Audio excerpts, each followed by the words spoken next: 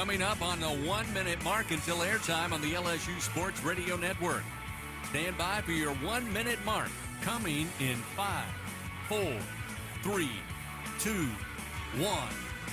Mark, 1 minute till airtime on the LSU Sports Radio Network.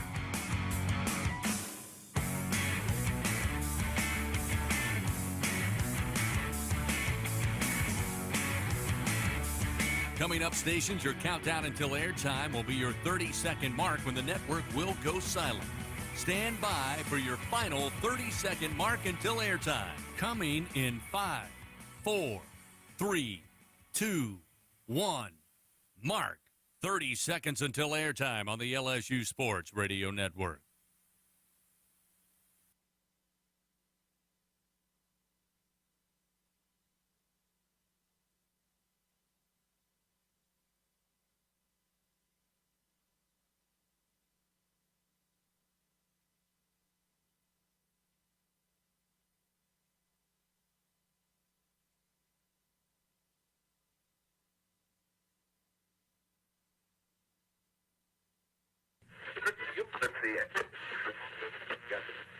The following is an exclusive presentation of the LSU Sports Radio Network.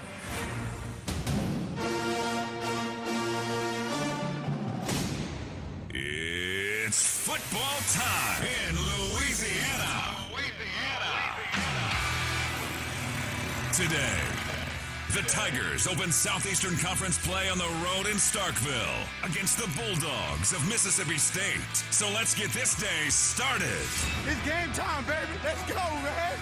This is LSU Game Day, presented by CST on the LSU Sports Radio Network. Give me the sign! Give me the sign! Touchdown, Tigers! Leading you up to kickoff for LSU Fighting Tiger football. Caught at the 32, down the middle of the field. He'll take it to the house.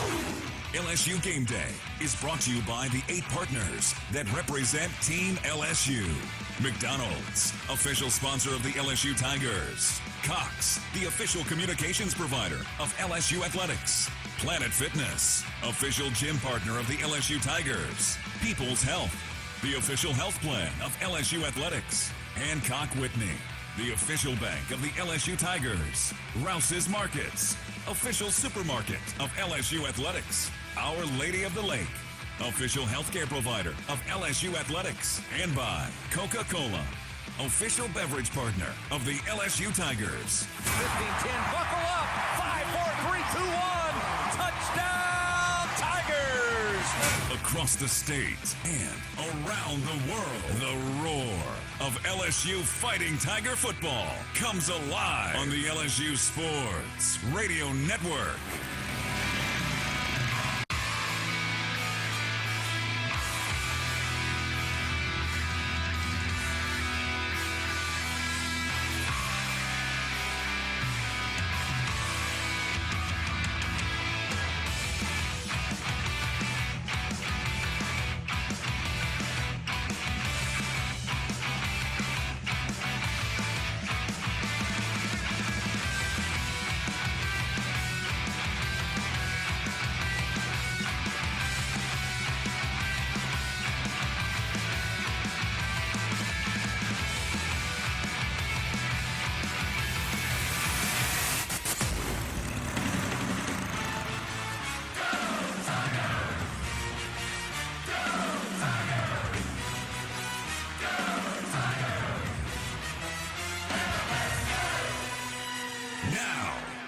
Cards and Culture, located at Perkins Row in Baton Rouge. Here are former Tigers, Garrett Brumfield and Marlon Favorite, along with your host, Hunt Palmer.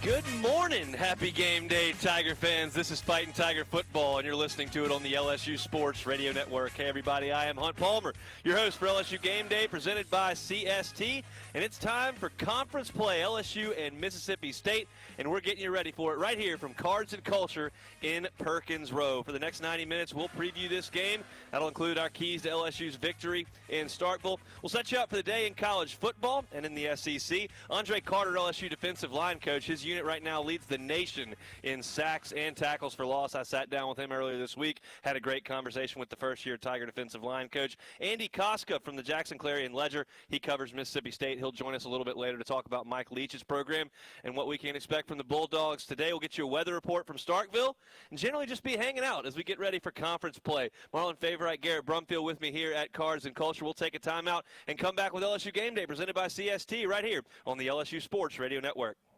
It's time we all get back. It's time we all get back to more. More one-of-a-kind Saturdays. More rockin' jam-packed stadiums. More of what makes the mighty Southeastern Conference so much more. Team up with the SEC and learn more about the COVID-19 vaccination by going to getvaccineanswers.org. The SEC backs the vax because it's time we all get back to more. Go to getvaccineanswers.org. The SEC. It just means more. He's got a seam. He's down the near side hash. Tiger fans, if you've ever wanted to listen to the LSU Sports Radio Network while watching your Fighting Tigers on TV, now you can, and it's easy to do. Just pause the TV. Use the LSU Sports mobile app to stream the audio on your smartphone or tablet. Connect to a smart speaker, then wait for the audio to catch up to the point your TV is paused. Push play, and you are all set. Watch the Tigers and listen with the LSU Sports Radio Network and the LSU Sports mobile app. 15, 10, 5, touchdown, Tigers!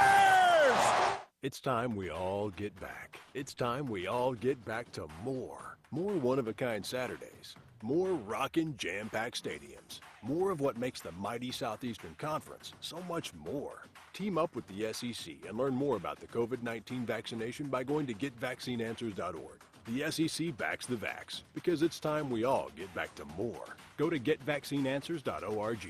The SEC. It just means more. LSU Tiger fans are gearing up with real Tigers apparel and merchandise from the official online store at lsushop.net. Get jerseys, sideline gear, polos, t-shirts, hats, official team merchandise from Nike, accessories, and much more. Over 3,600 products, all shipped right to your door. Head to the place real Tiger fans go for the selection only real Tiger fans get at lsushop.net. Corral, tight pocket, back pedal, steps at the 5, now launches, far side, deep ball, jump ball, and gonna be intercepted at the 41-yard line. The official tailgate show of LSU Fighting Tiger football. This is LSU Game Day, presented by CST on the LSU Sports Radio Network. A pair of 2-1 football teams opening conference play just after 11 o'clock from Starkville, Mississippi. LSU and Mississippi State, we're here to get you ready for it. I am Hunt Palmer, Garrett Brumfield, Marlon Favorite, my partners in crime here at Cards and Culture in Perkins Row. This is an awesome spot. Come on by here today. The weather's perfect to be walking around Perkins Row, and this has got some great stuff. Abe, what you got your eye on in here? I know you're a memorabilia dude. Well, let me cross my legs before I say this one. I see some really great pictures in here. I see, of course, we have Lil Tunchi over there. Shouts out 504 Lil Wayne. I'm feeling that. I'm definitely feeling the Frank Sinatra and Bob Marley, too, little Wiz Khalifa. This is my type of shop, Hunt. Growing up as a kid, man, I collected cards. So I was a little jealous of you guys week one when we out here, and I wasn't. Got a lot of cards all over the place you can browse around. Garrett Brumfield, what you got? You're a cultured guy. You got a lot of different interests. Yeah, man, it's pretty cool. I like the Sopranos joint they got over there going.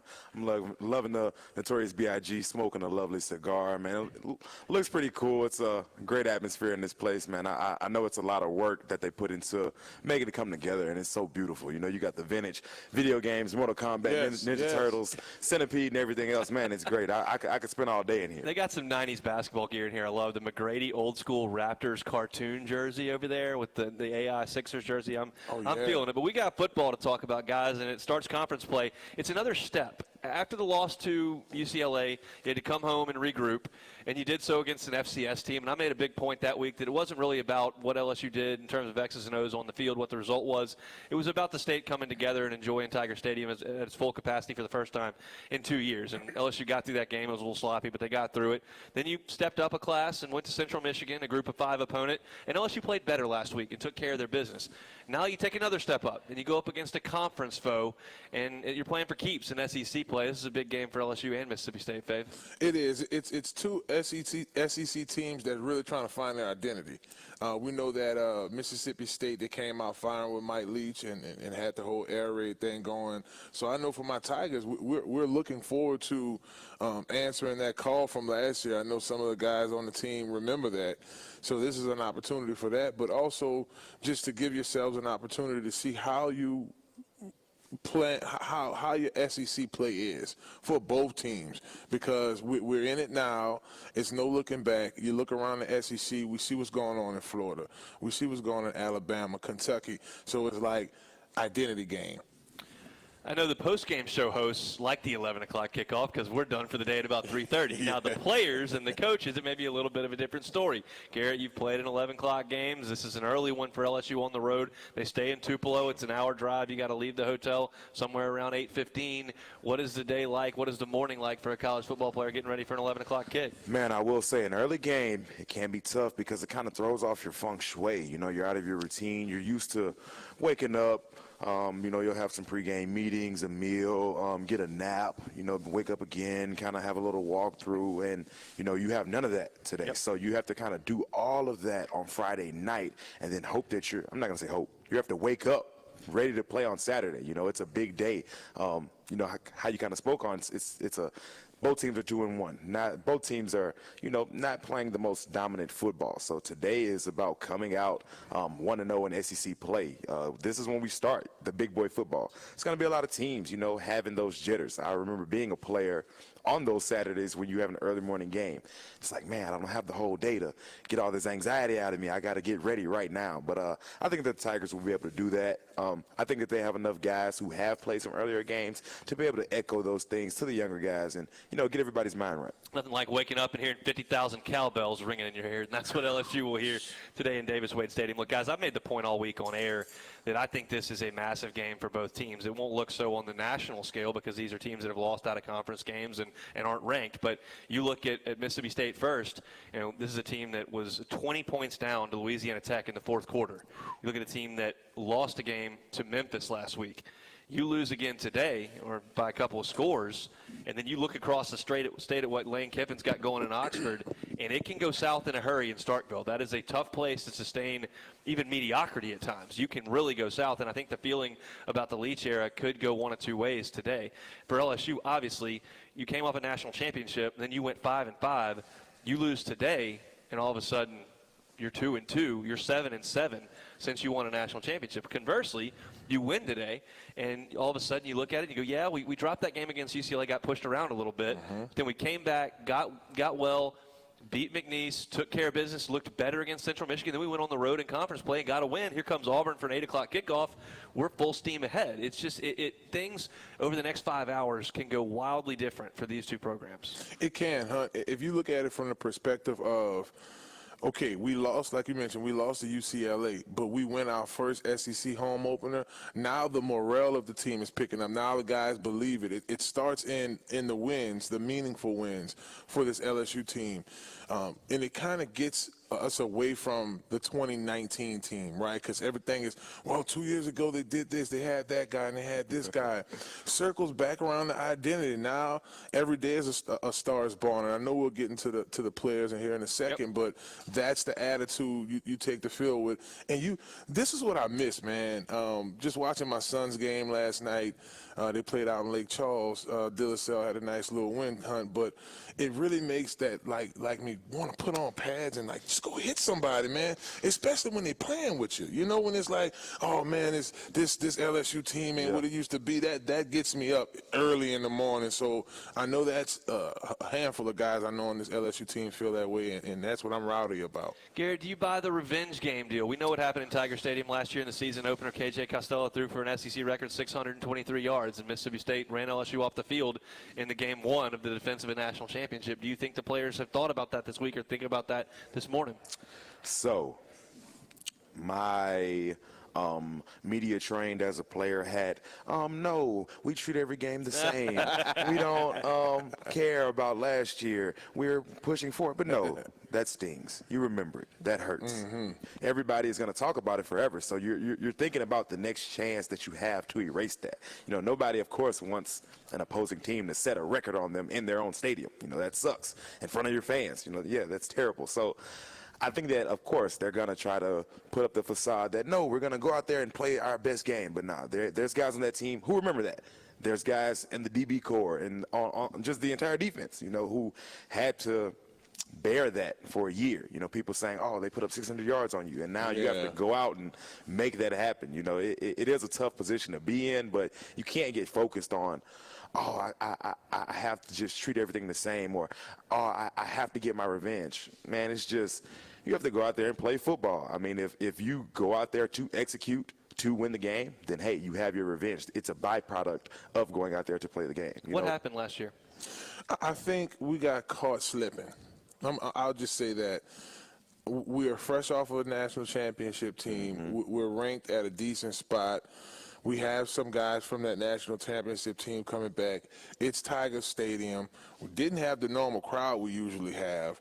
So, you know, that 12th man that we talk about all the time wasn't there in the crowd. And we came out flat. I think it was a combination of Coach Pelini. This was his first time back in Tiger Stadium, trying to reignite the defense that we had. I saw that. I saw a secondary that was a little discombobulated without a Kerry Vincent back there, and to have your star players opt out kind of affected the whole deal of that team as well. So it was a combination of all of that last year, and then getting down and going into halftime the way we did, and not being able to hold down that the secondary. I think in an area where we have a All-American player in Derek Stingley, and it's like, wait, what happened to the magic from last year? So that's what happened last year, Hunt. I think we just got, as I mentioned before, caught slipping. Tiger fans, with zero sugar and now even more delicious, is the new Coca-Cola Zero Sugar the best Coke ever?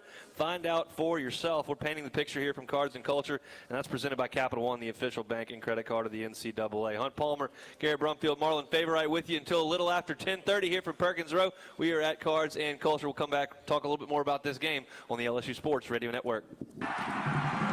Support your LSU Tigers with Hancock Whitney, the official bank of LSU Athletics. From game day to the offseason, Hancock Whitney LSU credit and debit cards are a big win for any Tiger fan. Want to get your paws on these cards? Well, apply online or visit HancockWhitney.com/LSU. Hancock Whitney Bank, member FDIC. All accounts subject to credit approval. Terms and conditions may apply.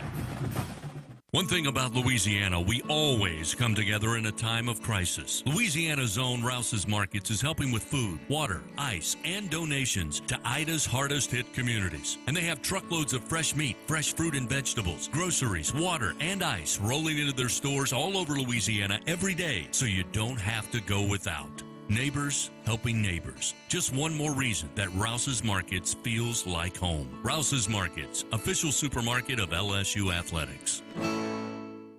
Your team is on a 3-game winning streak, and you're convinced it's because you've worn your lucky football jersey and haven't taken it off. Not for work, a wedding, or even bathing. With Cox, you can actually wear it all season long because we give you game day coverage and content 24/7. So join us and dress accordingly. Hey, Tiger fans, just say Fan Zone into your Contour voice remote and enhance your game day experience all week long. Play games, win prizes. Cox, we're LSU fans 24/7. Hey everybody, let's have some fun. The time is right, the party's just begun. Have a good time. 43 straight years. That's how long Ford F-Series has been the best-selling truck in America. How does Ford pull off that championship run? With rock-solid durability, up to the nanosecond technology, and jaw-dropping capability. Drive the Ford F-150 at your Southern Quality Ford dealer today. Proud partner of the national champion LSU Tigers. Based on sales 1977 through 2019. One thing about Louisiana, we always come together in a time of crisis. Louisiana's own Rouse's Markets is helping with food, water, ice, and donations to Ida's hardest hit communities. And they have truckloads of fresh meat, fresh fruit and vegetables, groceries, water, and ice rolling into their stores all over Louisiana every day, so you don't have to go without. Neighbors helping neighbors. Just one more reason that Rouse's Markets feels like home. Rouse's Markets, official supermarket of LSU Athletics.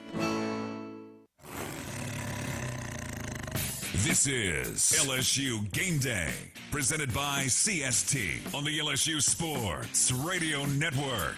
Two superstar athletes and one guy who talks about superstar athletes. Once again, here are former Tigers Garrett Brumfield, Marlon Favorite, and your host, Hunt Palmer.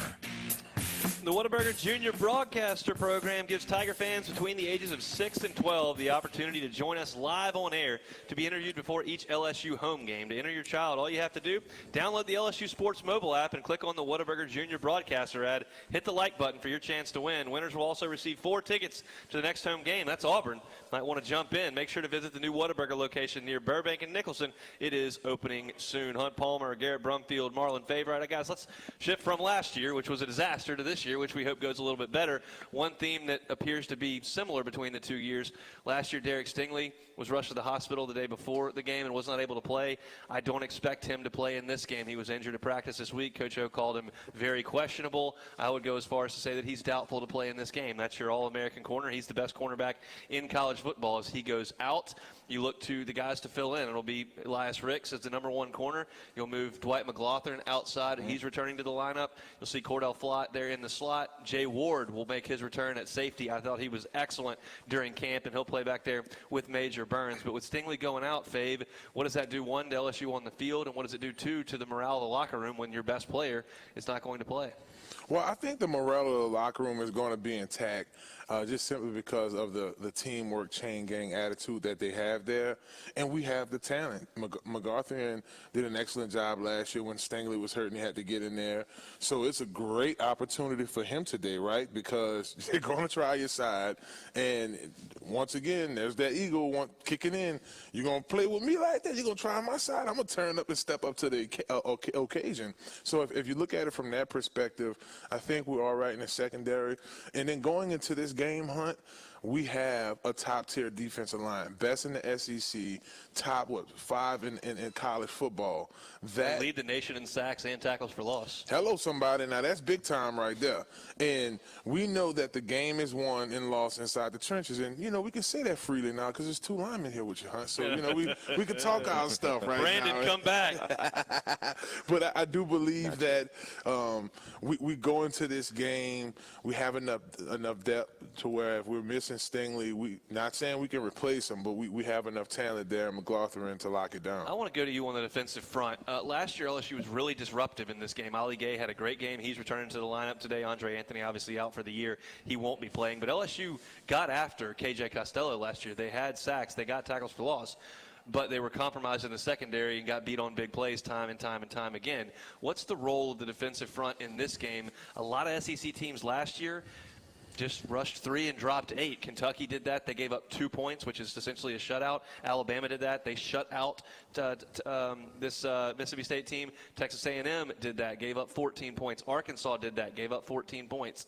Do you think that it's a game where you rush 3 and drop, or do you want to put some pressure and be disruptive up front? I would have it in the game plan. I would start off in my base package, 4-3, really just add pressure and trust the cover 1, cover 3 when we have to. But when we start getting into those zone blitzes and start going 3 down linemen and bringing in an extra dime back, a nickel back, or even an extra linebacker, yes, that puts more athletes on the field, but it also brings less rushers. So you want to be balanced with that today. So I do think a safe rush is to always have 4 going. And to your point, Hunt, we can get creative with it. We can go to a 3-man front, do some games and twists up front, send a linebacker through an unannounced gap, right, and try to be creative with the pressure that we add up front. We do that today.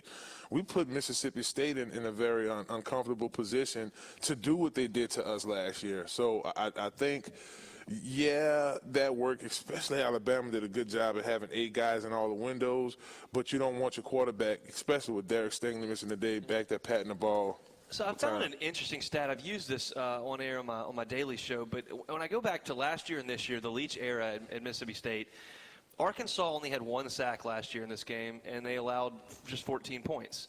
Kentucky, just 2 sacks. They shut them out. Alabama, just 2 sacks. They shut them out. This year, NC State, just 1 sack, and they allowed 17 points to the offense. Mississippi State ran a kickoff back, so they had 24 total, but just 17.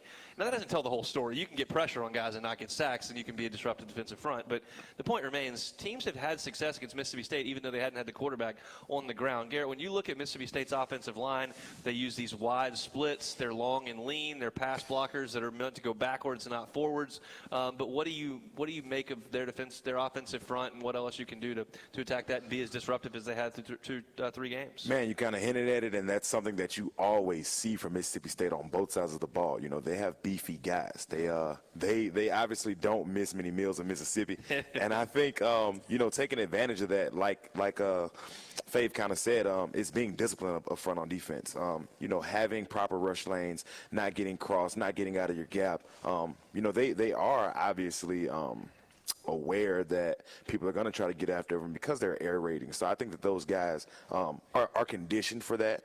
They obviously know that LSU's defensive front is tearing it up. I mean, so they of course aren't asleep. You know, they're going to be prepared for anything that's coming at them. And I don't see any reason, I guess you could say, that they would have trouble or problems adjusting. I think it's just going to take us, like I said, being disciplined and putting pressure on them, even if it isn't translating in just numbers.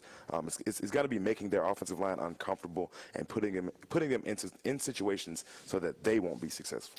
Acadian Ambulance would like to remind everyone to drive safely. Always wear your seatbelt. Never text and drive. Still a lot more to get to on LSU Game Day here, presented by CST from Cards and Culture. When we come back after this timeout, we will get you set up for the day in the SEC. But first, let's look back at LSU's win over Central Michigan. This is Tiger Rewind,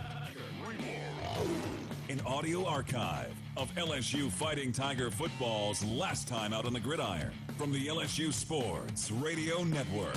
Another week and hopefully another step forward. The final non-conference tune-up before the gauntlet of the SEC begins next week on the road. Tonight in the first meeting ever, it's the Central Michigan Chippewas flying in today to take on your Fighting Tigers of LSU. First down and 10, Johnson. Going for the home run ball to the end zone. It's a jump ball over the top. Deion Smith has it. Touchdown, Fighting Tigers in the left corner. Smith with his first career touchdown as a Fighting Tiger, and LSU strikes first. 6-0 with 11:48 to go here in the first quarter. First down and 10 for the Chippewas, trailing 7-0 here. First quarter action. Snap back. Sermon again. Swing pass and blown up. Lost the football. Picked up by the Tigers far side. Going the other way. Taking it all the way in. Andre Anthony. Touchdown Tigers. Scoop and score. Stingley with the hit. Anthony with the scoop. And the Tigers lead 13-0. Here's Sermon in trouble, backpedaling, slings it, intercepted in midfield. Going down the far sideline, I believe, is Cordell Flott. Late flag down at the 29-yard line of the Chippewas. It was Major Burns, the safety, who stepped in, came up, intercepted the football down the sideline. He's out at the 24-yard line. First down and 10. Johnson lines him up. Here's the snap quickly. Looking deep downfield, lofts it up, and Smith has it at the 5. He'll roll on in.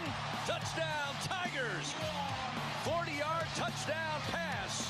His second touchdown reception of the game, and it's 20-0 Fighting Tigers of LSU. He's going to toss it to Butte. Butte got the angle. Butte trying to get to the pylon. He does. Touchdown, Tigers. 2-yard touchdown for Kayshon Butte, who lined up in the slot to the right side. Motion, got the pass from Max Johnson, able to beat the Chippewas to the front left corner of the end zone, and that'll make it 27-7 LSU. Two receivers left. They'll motion a receiver right to left. Sermon with a pump fake. Has all day in the pocket now. Late pressure comes. He couldn't unload it. Going to be dropped at midfield. B.J. Ogeron with his third sack of the season. Knocking on the door here with 2:25 clock moving second quarter. Two receivers right, two to the left. Johnson steps back, 3 steps, launches towards the end zone. Grab, held on to. Jack Besh has it. Touchdown, Fighting Tigers. 20-yard touchdown reception. The first for the freshman out of Lafayette. And the Tigers extend the lead, 34-7. Taylor in at tight end, two receivers right. Hand it off. Nope. Play action. Pulls. Give it to Lee at the 5. Lee right down the middle in the end zone. Touchdown, Tigers. 21-yard strike. Great play action that time. Johnson was trying to read the defense, put it in the belly of TDP, then pulled it out, had Lee slanting across the middle, put it right on the numbers, and Devontae into the end zone. That'll make it 41-7 LSU. Tigers go big, double tight set, spinning away. Kiner at the 5, finds his way into the right corner of the end zone. Touchdown, Tigers. 5-yard touchdown run.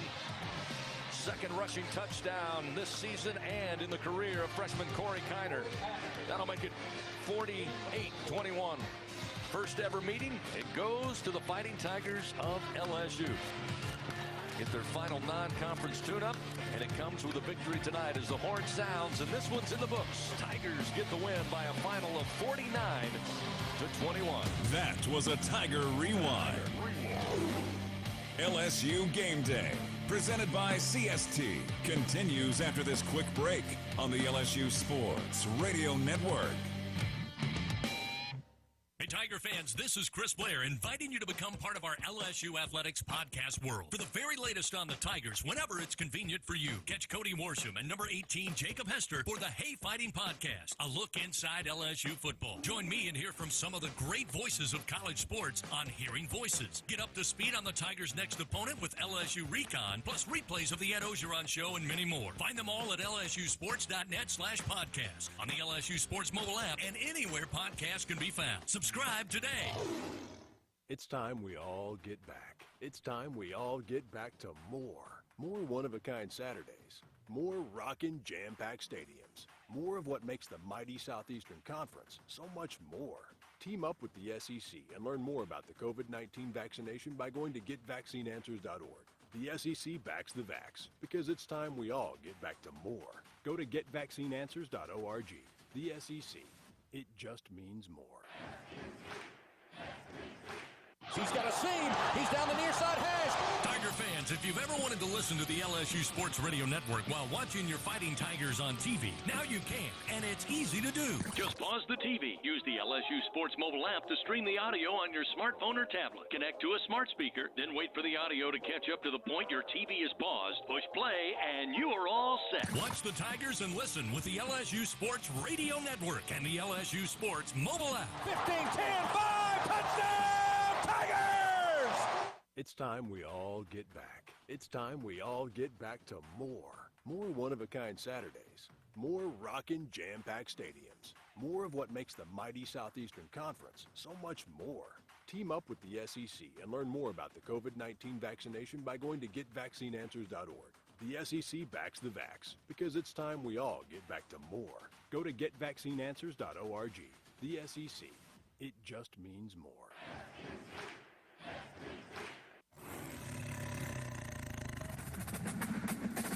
Back with more LSU Game Day, presented by CST. Time now to go around the SEC. The latest scores and standings in the Southeastern Conference on the LSU Sports Radio Network. Usually giving you scores. No scores at 9:30, so we'll set up your television watching portion of the day. Of course, Tigers and Bulldogs at 11 o'clock. Joining them in that 11 o'clock window, Georgia heads to Nashville, ranked 2 in the country. Georgia 3-0 on the season. Vanderbilt 1-2. 36-point spread on that one, as we expect Vanderbilt Stadium to be full of red and black this morning. Missouri heads to Boston College. Boston College 3-0. They're really untested this year. Missouri heading on the road up to Chestnut Hill.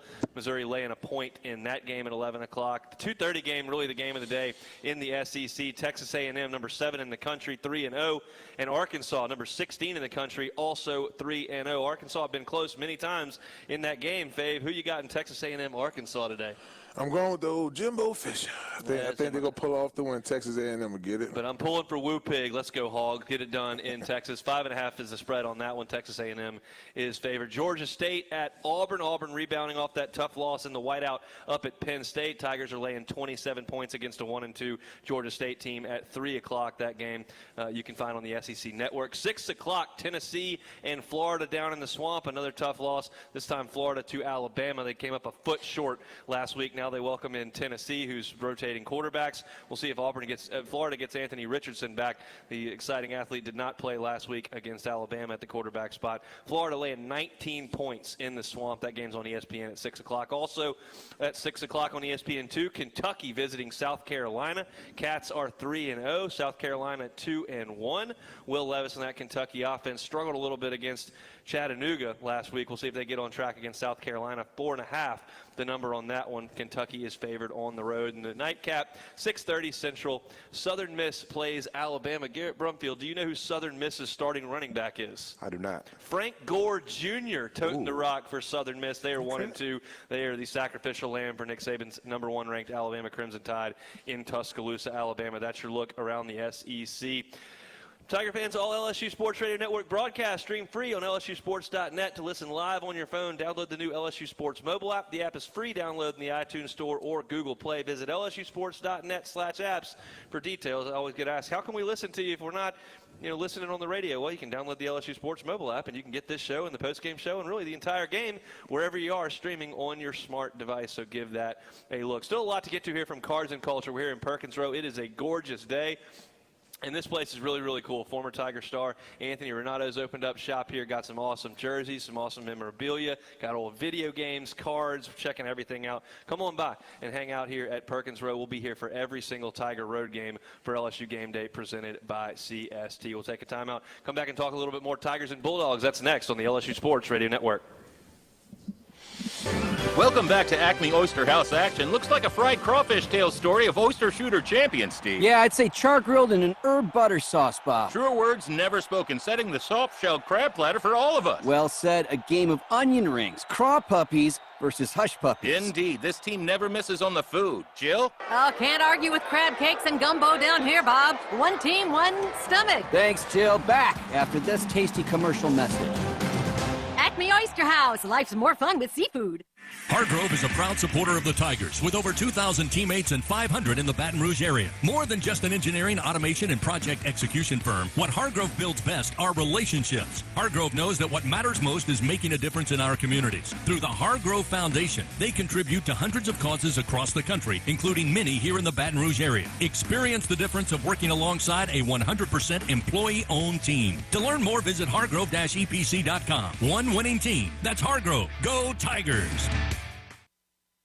Our Lady of the Lake, just like LSU, is anchored by deep roots put down almost a century ago. We share a singular vision to advance health, education, and research to serve the incredible people of Louisiana. Our partnership with LSU is inspired by our passions for knowledge and our commitments to our community and healthy Louisiana families. Together, there's nowhere we can't go. Our Lady of the Lake is proud to be the healthcare provider of LSU athletics. With Early Paycheck, you can get your direct deposit up to 2 days earlier. That's another reason banking with Capital One is the easiest decision ever. Even easier than deciding to open the biggest birthday gift first. Happy birthday to you. Which one are you going to open first? The pony. Yep, even easier than that. Plus, with no fees or minimums on checking and savings accounts, is banking with Capital One even a decision? That's banking reimagined. What's in your wallet? See CapitalOne.com/bank for details. No fees or minimums on new consumer accounts. Capital One and a member FDIC. Hollingsworth Richards Ford is a proud sponsor of the LSU Tigers. For over 30 years, we've been a member of LSU's transportation team. And when you buy your new Ford at Hollingsworth Richards Ford, you'll get peace of mind with our nationwide lifetime powertrain warranty. That's right, a nationwide powertrain warranty with every new Ford purchase. Only at Hollingsworth Richards Ford, located at 7787 Florida Boulevard. Or online 24/7 at HollingsworthRichardsFord.com. Go Tigers! See dealer for details. Previewing today's LSU matchup, updating scores, and giving out opinions like beads at Mardi Gras. This is LSU Game Day, presented by CST on the LSU Sports Radio Network.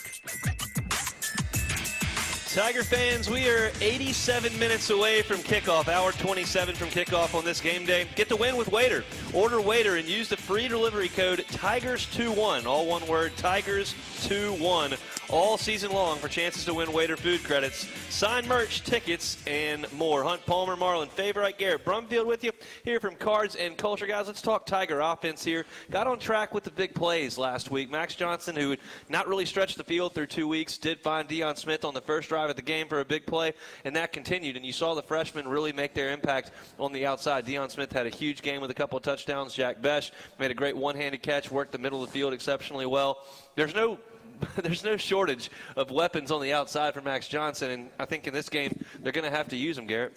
Yes, for sure. I mean, that was kind of my my thesis, I guess you say, of my rant last week of opening up the charcuterie board. I mean, I was kind of focusing on the run, but I mean everything, getting the balls to your playmakers, being versatile, giving yourself a chance to be successful. You don't want to just force it to one side of the field, to one player. You want to open it up and let everybody have a chance to catch the ball. I mean, that having multiple having multiple ball catchers who can actually be threats, is threatening to the defense. It makes them be honest. It makes them be true. It makes them spread the field so that then you can open up your run game, which is a hot topic of the LSU Tigers. We'll talk about the run game here in a second. I want to stick with the air here for a short time. Look, last week, Trey Palmer was not available. He was LSU's second leading receiver behind Keyshawn Boutte against UCLA. John Trey Kirkland was not around last week. And Jeray Jenkins had a drop a couple of weeks ago. The young guys are coming. There's no doubt about it. And Malik Neighbors, who was the star of the freshman class in camp, is now healthy. He had one catch last week and was a full go at practice this week. So my question to you, Fabe, as you look around, we know number one, Keyshawn Boutte is going to be the alpha. The guys around him, who would you like to see get involved in the pass game? Well, I'd like to see a little bit more of Coy Moore from Rummel. I think he has. I'm not saying he's Jamar Chase at all, but he is very shifty. He's a guy that you could throw a 2-yard pass to, and he could turn it into a 20-yard play quick. He's someone. Devontae Lee continue to hit him with the ball as well. The receiving core is just really phenomenal. I do think still to this date is the highlight of the team for us. Well, the D-line just recently, you know what I'm saying? We got to go inside. I was going to call you on that one. You did, but I am excited. And it's a result, Hunt, right? G, it's a result of 2018, 2019. The Joe Burrow effect. So now that we have those recruits here, those guys are fitting in the system.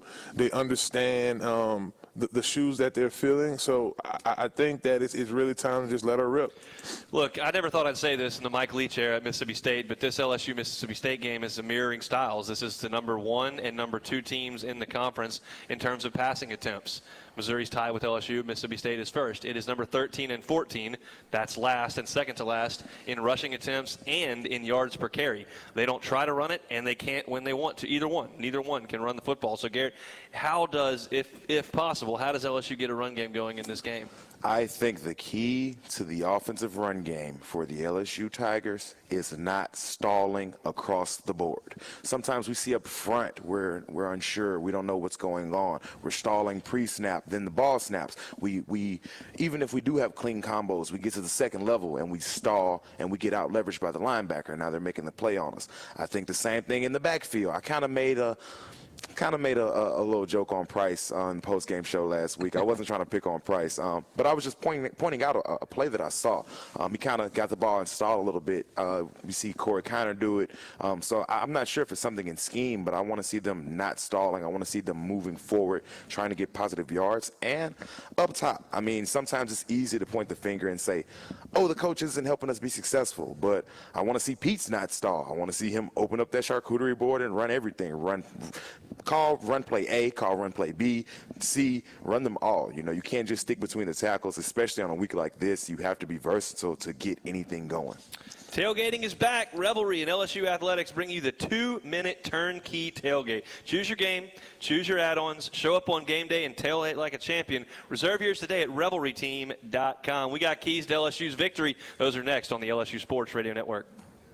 LSU Tiger fans are gearing up with real Tigers apparel and merchandise from the official online store at lsushop.net. Get jerseys, sideline gear, polos, t-shirts, hats, official team merchandise from Nike, accessories, and much more. Over 3,600 products, all shipped right to your door. Head to the place real Tiger fans go for the selection only real Tiger fans get at lsushop.net. It's time we all get back. It's time we all get back to more. More one-of-a-kind Saturdays. More rockin' jam-packed stadiums. More of what makes the mighty Southeastern Conference so much more. Team up with the SEC and learn more about the COVID-19 vaccination by going to getvaccineanswers.org. The SEC backs the vax because it's time we all get back to more. Go to getvaccineanswers.org. The SEC. It just means more.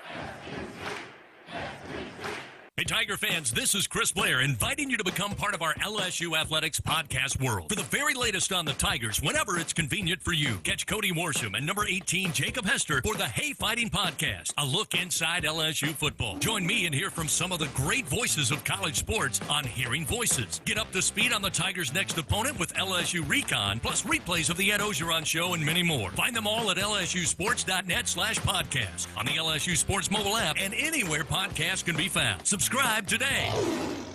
It's time we all get back. It's time we all get back to more. More one-of-a-kind Saturdays. More rockin' jam-packed stadiums. More of what makes the mighty Southeastern Conference so much more. Team up with the SEC and learn more about the COVID-19 vaccination by going to getvaccineanswers.org. The SEC backs the vax because it's time we all get back to more. Go to getvaccineanswers.org. The SEC. It just means more.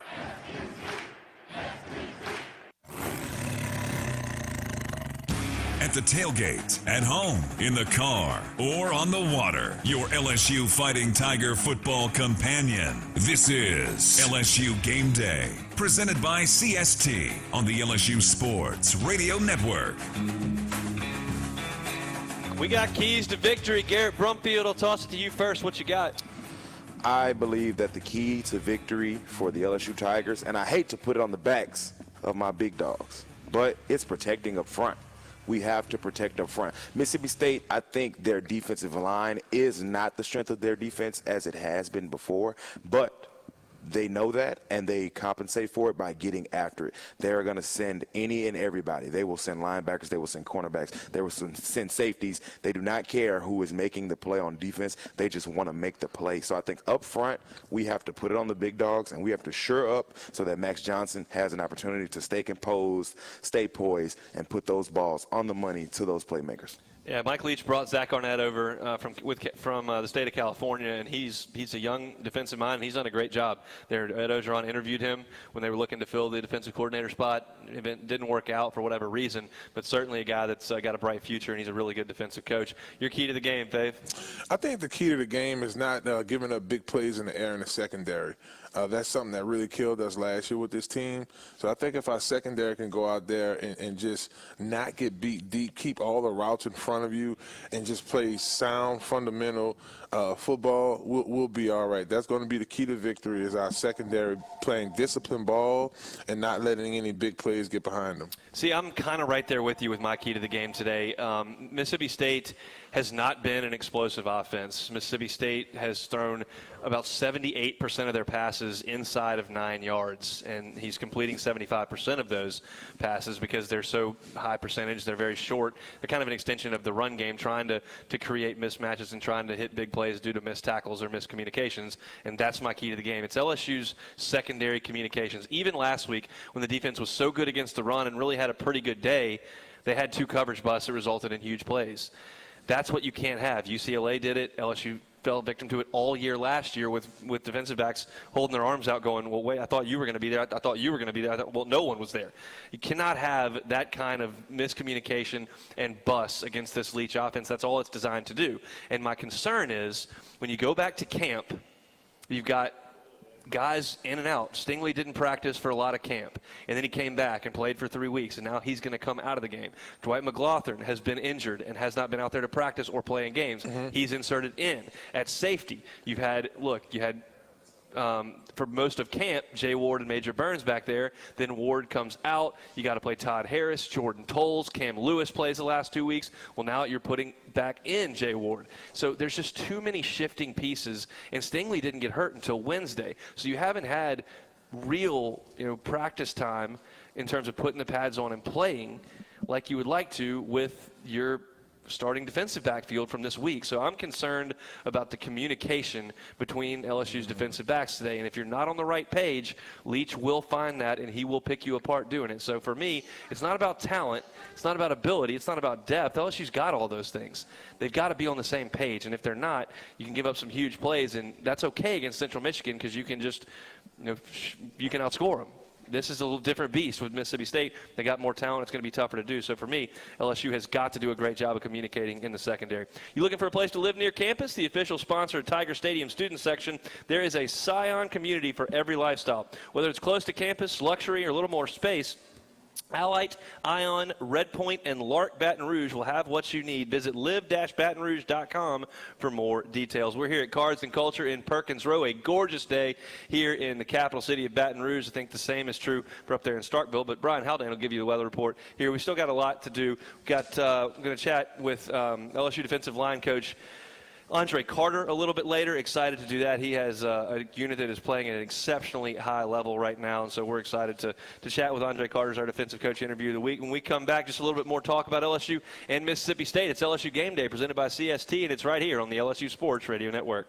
Hey LSU fans, did you know that Planet Fitness is the official gym of LSU Athletics? That's right, and as an LSU athletic fan, you can get a special offer of just $1 down at any of the 6 Baton Rouge area locations with offer code PFLSU. You'll get free fitness training, tons of cardio and strength equipment, and a totally friendly staff. Planet Fitness is a comfortable place to go at your own pace. You can find out more at planetfitness.club/LSU. And go Tigers! Keen Miller, serving the legal needs of business and industry across Louisiana and Texas. They are dedicated to providing quality, efficient, and cost-effective legal services from offices in Baton Rouge, New Orleans, Lafayette, Shreveport, Lake Charles, Houston, and the Woodlands. Learn more now at KeenMiller.com. That's KeenMiller.com. Linda Perez Clark, managing partner. Announcer is a non-lawyer spokesperson. Paragon Casino Resort is your place for pregame fun and postgame celebrations. Hit it big on Louisiana's favorite gaming floor. Swing by our award-winning golf course. Then step inside a sports lover's dream at the Draft Room. With over 80 beers, next-level dining, and wall-to-wall live sports, it's your new Game Day HQ. When it's all done, relax at our full-service spa, then rest up in the comfort of your hotel room or RV. This is how we play at Paragon Casino Resort, located in Marksville, Louisiana. Summer is here. Now's the perfect time to enjoy your amazing backyard. Unless you have a mosquito problem, contact the experts at J&J Exterminating. Whether you need a one-time treatment or a monthly control program, call us or go online for a free estimate from a fully certified technician. And take advantage of $50 off initial service. Make this summer the best ever with J&J Exterminating. J&J Exterminating. Yeah. Your team is on a 3-game winning streak, and you're convinced it's because you've worn your lucky football jersey and haven't taken it off. Not for work, a wedding, or even bathing. With Cox, you can actually wear it all season long because we give you game day coverage and content 24/7. So join us and dress accordingly. Hey, Tiger fans, just say Fan Zone into your Contour voice remote and enhance your game day experience all week long. Play games, win prizes. Cox, we're LSU fans 24/7. Boot meets ball, and we've got football in Louisiana on a Saturday night in Death Valley. Leading you up to LSU Fighting Tiger football. This is LSU Game Day, presented by CST on the LSU Sports Radio Network. Jacques Doucet from Channel 9 here in Baton Rouge, up in Starkville on the field at Davis-Wade Stadium. Got a little video earlier that he's posted on his Twitter of Derek Stingley Jr. in a brace on his left leg. He's got a uniform on, but obviously will not play in the game tonight. We certainly expected that, and we've talked about it in the first segment here, but Jacques confirming that from up in Starkville. Guys, I want to talk about running backs. Obviously, LSU has not gotten the ground game going whatsoever this year. Not against UCLA, not against McNeese, not against Central Michigan. It has been an absolute slog on the ground. Corey Kiner came into the game late last week and made a couple of plays and really did so on his own. Stiff arms, jukes, a spin move for a touchdown. In my estimation, LSU is going to struggle to get the downhill running game going with this offensive line. They're just not getting enough push. So the fit for this team, in my eyes, is a running back that can make some plays on his own and is a little bit more explosive. I think Ty Davis-Price is more a downhill guy, and Corey Kiner may give you a little more shiftiness. Armani Goodwin is expected to play in this game. He's an electric runner with the ball in his hands, especially on the edge. How would you handle the running back rotation, Garrett? I know it kind of sucks as an older guy. I'm sorry, I'm not just the running game. I know, but it does. I know it kind of sucks when you're an older guy and there's a guy younger than you, and he comes in and does well. I'm not going to say that there's any jealousy or anything, but if I'm the OC, Corey Kiner's my guy. Price is going to have to, I'm not going to say just suck it up, but he has to understand that, hey, this is the personnel that we have, this is what's being done, and this is how we can be successful. So if Corey Kiner's going to be my every down guy, so be it. You know, I'm perfectly fine with that. I think Price still does have a role to play, being that third downhill guy. I think it's kind of been rough for him finding those seams as far as being the every down back. But the Armani Goodwin situation is great to have because he's, like you said, a hellified runner. The guy's amazing. He's able to make plays. And just slightly, Hunt, slightly, no offense to you, but I want to clean up something that you did say. Yep.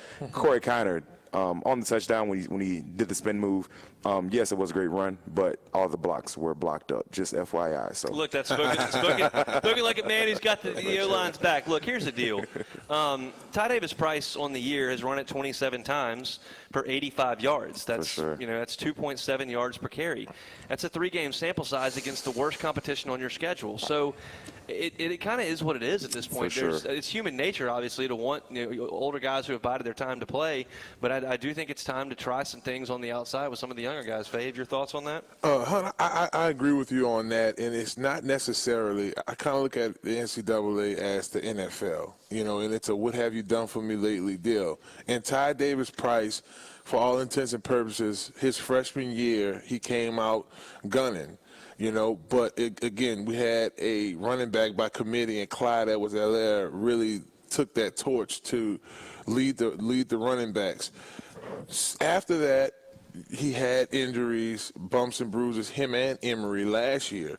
I think a little bit of that energy came into this year, and he's not an outside the tackle running back, and that's what we're missing, and that's what kind of provides for us and Goodwin.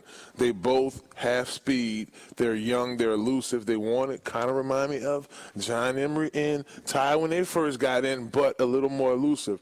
Now, Ty has relevance in this offense. He can. It's 2nd and 2, It's 2nd and 1. It's 3rd and 3. You know, let's go with the pound game in between the two guards, and that's when Ty comes in and does his thing. But we need to develop an outside run. All we put on film, you just said it, 27 touches for 85 yards. I didn't see Leonard do that in 2 rushes. So that's or one. So, and it's not any. I love Ty. We worked together earlier this winter during the youth camp. A good kid. It's not nothing personal. It's business. In business, we have to develop a running game, and kind of gives us the best option for that. All season long, keep an eye out for the members of the Bengal Brigade presented by Tabasco. The Bengal Brigade is loaded up and ready to give out LSU and Tabasco-branded giveaway items to Tiger fans at most LSU athletic events. Tabasco, the official hot sauce of the LSU Tigers. We'll come back, chat with Andy Koska. He covers Mississippi State for the Jackson, Clarion Ledger. That's next on LSU Game Day, presented by CST from Cars and Culture on the LSU Sports Radio Network. He's got a seam. He's down the near side hash. Tiger fans, if you've ever wanted to listen to the LSU Sports Radio Network while watching your Fighting Tigers on TV, now you can, and it's easy to do. Just pause the TV. Use the LSU Sports mobile app to stream the audio on your smartphone or tablet. Connect to a smart speaker, then wait for the audio to catch up to the point your TV is paused. Push play, and you are all set. Watch the Tigers and listen with the LSU Sports Radio Network and the LSU Sports mobile app. 15-10-5, touchdown! Tigers! It's time we all get back. It's time we all get back to more. More one-of-a-kind Saturdays. More rockin' jam-packed stadiums. More of what makes the mighty Southeastern Conference so much more. Team up with the SEC and learn more about the COVID-19 vaccination by going to getvaccineanswers.org. The SEC backs the vax because it's time we all get back to more. Go to getvaccineanswers.org. The SEC. It just means more. LSU Tiger fans are gearing up with real Tigers apparel and merchandise from the official online store at lsushop.net. Get jerseys, sideline gear, polos, t-shirts, hats, official team merchandise from Nike, accessories, and much more. Over 3,600 products, all shipped right to your door. Head to the place real Tiger fans go for the selection only real Tiger fans get at lsushop.net. It's time we all get back. It's time we all get back to more. More one-of-a-kind Saturdays. More rockin' jam-packed stadiums. More of what makes the mighty Southeastern Conference so much more. Team up with the SEC and learn more about the COVID-19 vaccination by going to getvaccineanswers.org. The SEC backs the vax because it's time we all get back to more. Go to getvaccineanswers.org. The SEC. It just means more. Hey, Tiger fans, this is Chris Blair inviting you to become part of our LSU Athletics podcast world. For the very latest on the Tigers, whenever it's convenient for you, catch Cody Worsham and number 18, Jacob Hester, for the Hey Fighting podcast, a look inside LSU football. Join me and hear from some of the great voices of college sports on Hearing Voices. Get up to speed on the Tigers' next opponent with LSU Recon, plus replays of the Ed Ogeron Show and many more. Find them all at lsusports.net/podcast, on the LSU Sports mobile app, and anywhere podcasts can be found. Subscribe today. Getting you ready for LSU Fighting Tiger football. Time now for Tiger Roundtable with a scouting report on the Tigers' opponent. This is LSU Game Day, presented by CST on the LSU Sports Radio Network. Let's go up to Starkville, Mississippi. That's where we'll find Andy Koska, covers Mississippi State for the Jackson, Clarion Ledger. Andy, appreciate the time. How are you this morning? Hey, thanks for having me. Doing pretty well. Well, give me the vibe in Starkville. Early morning kick, but I'm sure the junction is popping, and there's going to be a full house this morning. It looks pretty good so far. Obviously, I rolled out of bed this morning, but everyone else got up pretty early, and the tailgating is looking pretty good. Well, tell me about this Mississippi. Well, first let's start with Mike Leach. Obviously, last year was what it was for everybody. A hot start in Baton Rouge for Mike Leach, and then kind of an uneven season that finished with some offensive flurry. An off season, they've come out in 3 games. What is the sense in the Mississippi State fan base around the Mike Leach program? I think there's a little bit of concern, maybe just for like the consistency factor. I mean, we've seen these spurts where it's like, okay, this offense is looking like it's supposed to be working, and then there's other moments. We saw it in the second and third quarter, especially in the season opener against Louisiana Tech, where 4 turnovers on offense and just really couldn't move the ball. A little bit against Memphis too, where they came out of halftime. 5 straight possessions of 1 turnover on downs and then 4 punts, and that kind of let Memphis back in the game. So I think people are looking for a little bit more consistency here. The downfield passing game hasn't really been there, but that's kind of a symptom of a lot of teams playing drop 8. But that's kind of the way it goes against with teams against a Mike Leach team. I think in Baton Rouge, the discussion this week's been, all right, what is this LSU team? They had some spurts against UCLA, McNeese, they walk through, and then looked a little bit better on offense, especially against Central Michigan. Maybe you prove who you are or who you aren't today. Mississippi State has had a flurry in the fourth quarter against Louisiana Tech, but 3 pretty poor quarters before it. Really nice win over NC State, and then last week against Memphis was what it was. Is that kind of the sense in Starkville? Maybe we find out a little bit more about this team today? Exactly. I think this is going to be a little bit of a measuring stick for both teams.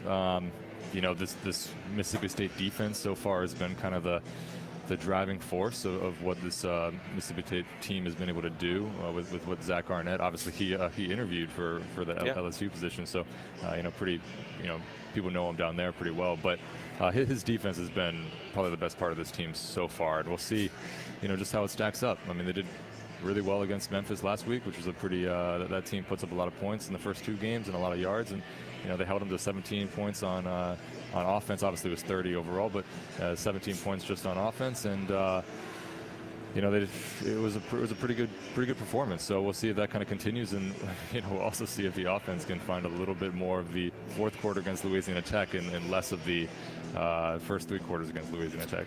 Andy Koska covers Mississippi State for the Jackson, Clarion Ledger. We'll take a timeout, come back, talk a little personnel with Andy. That's next on the LSU Sports Radio Network. Louisiana knows how to take care of its own. We carry one another when it's needed, and we need carrying now when our families and communities are suffering and our healthcare workers are tired. Let's put on a mask, protect our families, friends, neighbors, the way we do in any crisis. The good times are coming. We'll get another shot at a familiar life soon, but for now, let's wear a mask and carry on. Carry one another to the finish line. Finding the places in life that give you joy is what Toyota is all about. Like a RAV4 to take you to mountain biking trails if that's your place. Or a sporty Camry to take you to your favorite weekend spots. Yes, to the theater. Just don't fall asleep. What, me? So no matter where you find your joy, Toyota can take you there. Visit your local Toyota dealer for a great deal on the 2021 Toyota Highlander. It's perfect for Tiger fans and their go routes. Toyota, proud partner of LSU Athletics. Hey, Tiger fans, when shopping for your game day essentials at your local grocery store, don't forget to pick up your favorite variety of Lay's potato chips, Doritos, and Tostitos tortilla chips. Tostitos, Doritos, and Lay's are an essential part of the game day tradition. Whether you're at the stadium or hosting Tiger fans at home, make sure Lay's and Tostitos are part of your game day ritual. Lay's, Doritos, and Tostitos are proud supporters of LSU Athletics. Go Tigers!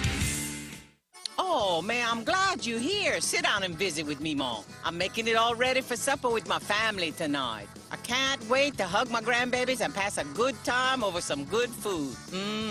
Ooh, I better start my rice. You know, it seems like all the best meals start by cooking some rice. Cajun country rice, of course. It's what you gotta have when you're cooking with love. I pick it up down the street at the grocery store, and I can even buy it online at CajunCountryRice.com. Y'all stay and eat. There's plenty, yeah.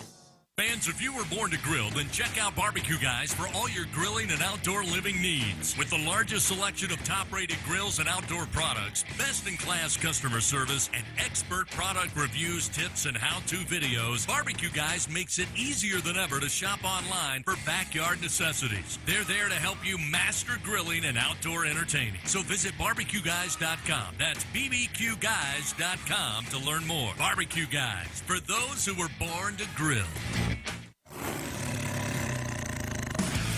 We continue with more Tiger Roundtable on LSU Game Day, presented by CST on the LSU Sports Radio Network.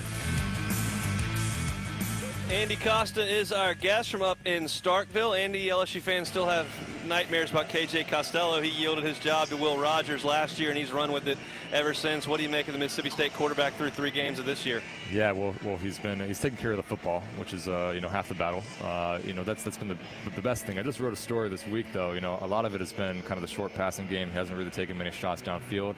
That's kind of the way it is sometimes with teams playing drop 8. So we'll see if they can make some inroads on that kind of deep passing game and make some chunk plays. But so far, he's taking care of the ball. His completion percentage is great. He's thrown for a lot of yards each game. So he's done pretty well as a sophomore. Does Mississippi State have playmakers on the outside capable of turning these 5-yard passes into 60-yard touchdowns? They do. They really do. You look at a guy like Lydiatric Griffin, who only had 7 snaps last week against Memphis, and that's something that Mike Leach said needs to change. They need to get him more involved in the offense. But he's a pretty electric player on the outside. A little bubble screen to him can go for 1 yard in the air and 15 yards pretty easily. You can see that happen. Same thing with you got guys like Jameer Calvin's made a lot of plays. Makai Polk's made a lot of plays. Jaden Wally's made a lot of plays. So yeah, there's playmakers on this team. Let's look at the defense. Zach Arnett, a name you mentioned in the last segment. LSU fans certainly familiar with him from the interview process this year. LSU has not been able to run the ball on anybody, and I know Mississippi State bottled up NC State's rushing attack pretty well. It's really on the outside where LSU's trying to butter its bread. What's that defensive backfield look like? Yeah, well, as you said, Mississippi State kind of has done phenomenally well against the run this year. They held Memphis, too, to very few rushing yards, very few yards overall. But this is a secondary group that looks pretty good. You have Martin Emerson and Emmanuel Forbes, two pretty lockdown corners. The safeties have been pretty good this year with Jalen Green, transfer from Texas. He's made a pretty big impact back there. You feel pretty good about the pass defense, about the defense overall. Tell me about special teams, specifically the kicking game. I like to ask this because obviously fans are generally not familiar with the other team's kicker until it tends to matter. If Mississippi State has a lineup for a 42-yarder to win this thing, how do they feel about the kicking game? Well, that's the interesting thing. They started the season with Brandon Ruiz is the starting kicker, and he was great last year, came back for his senior year. He left midway through the NC State game, missed all of the Memphis game. He just warmed up. I was watching just now. He was warming up on the field, but now it's Nolan McCord, who's a redshirt freshman. He's now taking the kick, so it looks like McCord's probably kicking today. He's made all the kicks he's needed to. Of course, it's only been like 30-yarders and in. So we'll see, when the game's kind of on the line. If Nolan McCord is kind of called on to make those big kicks, we'll see how it goes. But we'll see live because we haven't really seen it very much. Andy Koska covers Mississippi State for the Jackson at Clarion Ledger. We really appreciate some time. Enjoy the ball game. Yeah, I appreciate it. That is Andy Costa. Still a lot to get to here on LSU Game Day, presented by CST. When we come back, Brian Halliday will get you the forecast from up there in Starkville. We'll go inside the mind of the Tigers. Still got to get you set for the day in college football. And Andre Carter, LSU defensive line coach, our LSU assistant coach interview of the week. We're here at Cards and Culture in Perkins Row. Come on by. We're getting you ready for LSU and Mississippi State right here on the LSU Sports Radio Network. He's got a seam. He's down the near side hash. Tiger fans, if you've ever wanted to listen to the LSU Sports Radio Network while watching your Fighting Tigers on TV, now you can, and it's easy to do. Just pause the TV. Use the LSU Sports mobile app to stream the audio on your smartphone or tablet. Connect to a smart speaker, then wait for the audio to catch up to the point your TV is paused. Push play, and you are all set. Watch the Tigers and listen with the LSU Sports Radio Network and the LSU Sports mobile app. 15-10-5, touchdown! Tigers! It's time we all get back. It's time we all get back to more. More one-of-a-kind Saturdays. More rockin' jam-packed stadiums. More of what makes the mighty Southeastern Conference so much more. Team up with the SEC and learn more about the COVID-19 vaccination by going to GetVaccineAnswers.org. The SEC backs the vax because it's time we all get back to more. Go to GetVaccineAnswers.org. The SEC. It just means more. LSU Tiger fans are gearing up with real Tigers apparel and merchandise from the official online store at lsushop.net. Get jerseys, sideline gear, polos, t-shirts, hats, official team merchandise from Nike, accessories, and much more. Over 3,600 products, all shipped right to your door. Head to the place real Tiger fans go for the selection only real Tiger fans get at lsushop.net.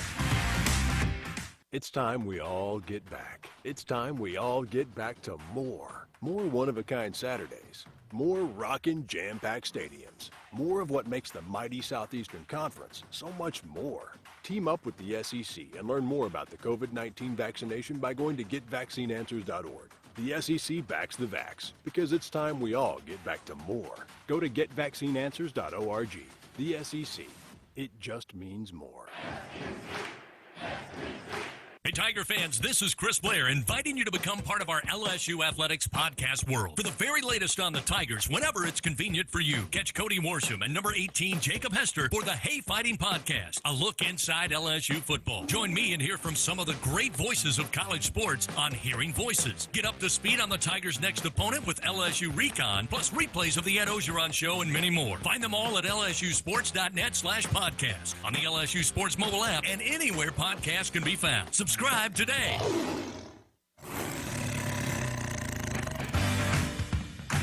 As we continue on LSU Game Day, time now for your Game Day forecast. Now here's the weather. From inside the Capital One studio, here is Brian Haldane on the LSU Sports Radio Network. Checking in on that game day forecast from inside the Capital One studios. Let's go ahead and get it for you here. Starting off with the forecast up in Starkville, Mississippi, before we bring it back home to Baton Rouge. Starkville, Mississippi, looking at 69 degrees today with a high of 82, and it's going to be glorious all day long. Yeah, 82 degrees is your high, only a 1% chance of rain. Overnight low tonight, getting down to 56, although we'll be clear of the game before we get to that. All right. We're looking at 75 degrees by kickoff, going to get up to about 79 by the time the game is over with. By 3 p.m. this afternoon, which I can't imagine we'd still be playing by then, is when it tops out at 80. So that's what we're looking at Starkville. Like we said, clear skies, low humidity. Right now they're at 69. Shouldn't be too much higher over the course of the next hour. Bringing it back home to Baton Rouge, though, relatively similar forecast right here, just a few degrees warmer. If you're throwing the game day watch party outside, we're looking at 75 degrees to start things off, on our way to 82 degrees. Also low humidity here in Baton Rouge as well. As let me reopen this screen. We're at just under 50% humidity, 48% humidity right now is what we're looking at in Baton Rouge. So just glorious days on both ends, whether you're in Starkville or here in Baton Rouge. We are going to check scores in just a little bit. We're going to get Hunt caught up with Coach Andre Carter as well. That's all coming your way shortly, right after we take a break. But before we take that break, though, we are late to catch a station identification. So let's pause 10 seconds for station identification on the LSU Sports Radio Network. This is live coverage of Fighting Tiger football on the LSU Sports Radio Network. Quick break, then when we come back, we're going to check scores around the top 25 and all of our in-state schools as well. We're counting you down to kickoff for LSU and Mississippi State on the LSU Sports Radio Network. Oh, wait, I almost forgot. We got to get inside the mind of the Tigers right here. Time to go inside the mind of the Tigers. Presented by Planet Fitness, home of the judgment-free zone. Visit planetfitness.com to find a location near you. Defensive end, E.J. Oshalari. We love the competition. We know it's going to be a rowdy environment, so any big plays, big stop that we can make to just calm the crowd is going to be a big influence in the game. I definitely think about it. Think about last year. We're just going to come out this week and just focus on getting the win on Saturday. Quarterback, Max Johnson. Yeah, we're looking forward to that. I think it's just Mississippi State is known for their cowbells and the loud noises, and I think we're just going to implement that in some of our practice, units of practice, and focus on, getting the protection calls right and the plays, and I'm just looking forward to working through that. We take it as a challenge, and we're looking forward to playing this Saturday, competing, and it's going to be fun. Offensive lineman, Austin Deculis. With the cowbells is for every away game that people might not know is that we bring out these big speakers, bigger than I am, more than like 2, 3, maybe sometimes 4, and they just blare it, and they bring so if it's Mississippi State, we'll be hearing nothing but cowbells every team period, and it's ridiculous. It's you're hearing it in your ears, and they're doing a great job of just getting us ready for that, being able to go into that game environment, because really we haven't been in an environment like that since 2 years ago, pre-COVID. So I think we're going to be perfectly fine with it. The Mind of the Tigers, presented by Planet Fitness. The guys will be back with more right after this quick break on LSU Game Day, presented by CST on the LSU Sports Radio Network. Tiger fans, save your Saturdays for football, not chores. At Sunshine, our John Deere tractor packages come in a variety of horsepower and attachment configurations to tackle any job, with packages starting as low as $199 a month. Our deals are undefeated. For more information, visit us in store or online at sunequip.com. Some restrictions apply. See Sunshine for details. Offer ends October 31st, 2021. Hey everybody, let's have some fun. The time is right, the party's just begun. Have a good time. 43 straight years. That's how long Ford F-Series has been the best-selling truck in America. How does Ford pull off that championship run? With rock-solid durability, up to the nanosecond technology, and jaw-dropping capability. Drive the Ford F-150 at your Southern Quality Ford dealer today. Proud partner of the national champion LSU Tigers. Based on sales 1977 through 2019. Do you have Medicare and make less than $1,615 per month? Or do you have Medicare and Medicaid? You may be eligible for extra benefits you're not getting now, and you may be able to enroll in a Medicare Advantage plan from People's Health. Don't wait. If you enroll in a Medicare Advantage plan from People's Health today, your benefits may begin the first day of next month. Call 1-855-410-7761. That's 1-855-410-7761. People's Health, your Medicare health team. When it comes to investing in your home's comfort, it's never just one thing. You want to make sure you get an air-conditioned system that's reliable, affordable, energy efficient, backed by a strong warranty, and is installed by a dealer you can trust. That's why people who insist on the best choose Trane. Plus, right now, Trane is offering special financing. So what's not to love? Visit Trane.com to find a local Trane dealer today. It's hard to stop a Trane. Subject to credit approval. Ask for details. Looking to up your grocery game? Skip the lines, not the service, with Super One Foods Curbside. Shop SuperOneFoods.com for the lowest prices on all of your favorite brands. Select your pickup time. Our expert shoppers will do the shopping for you and load your groceries right into your car. They even offer same-day pickup when you order before 6 p.m. Score super savings and enjoy the convenience of curbside service at Super One Foods. Super low prices.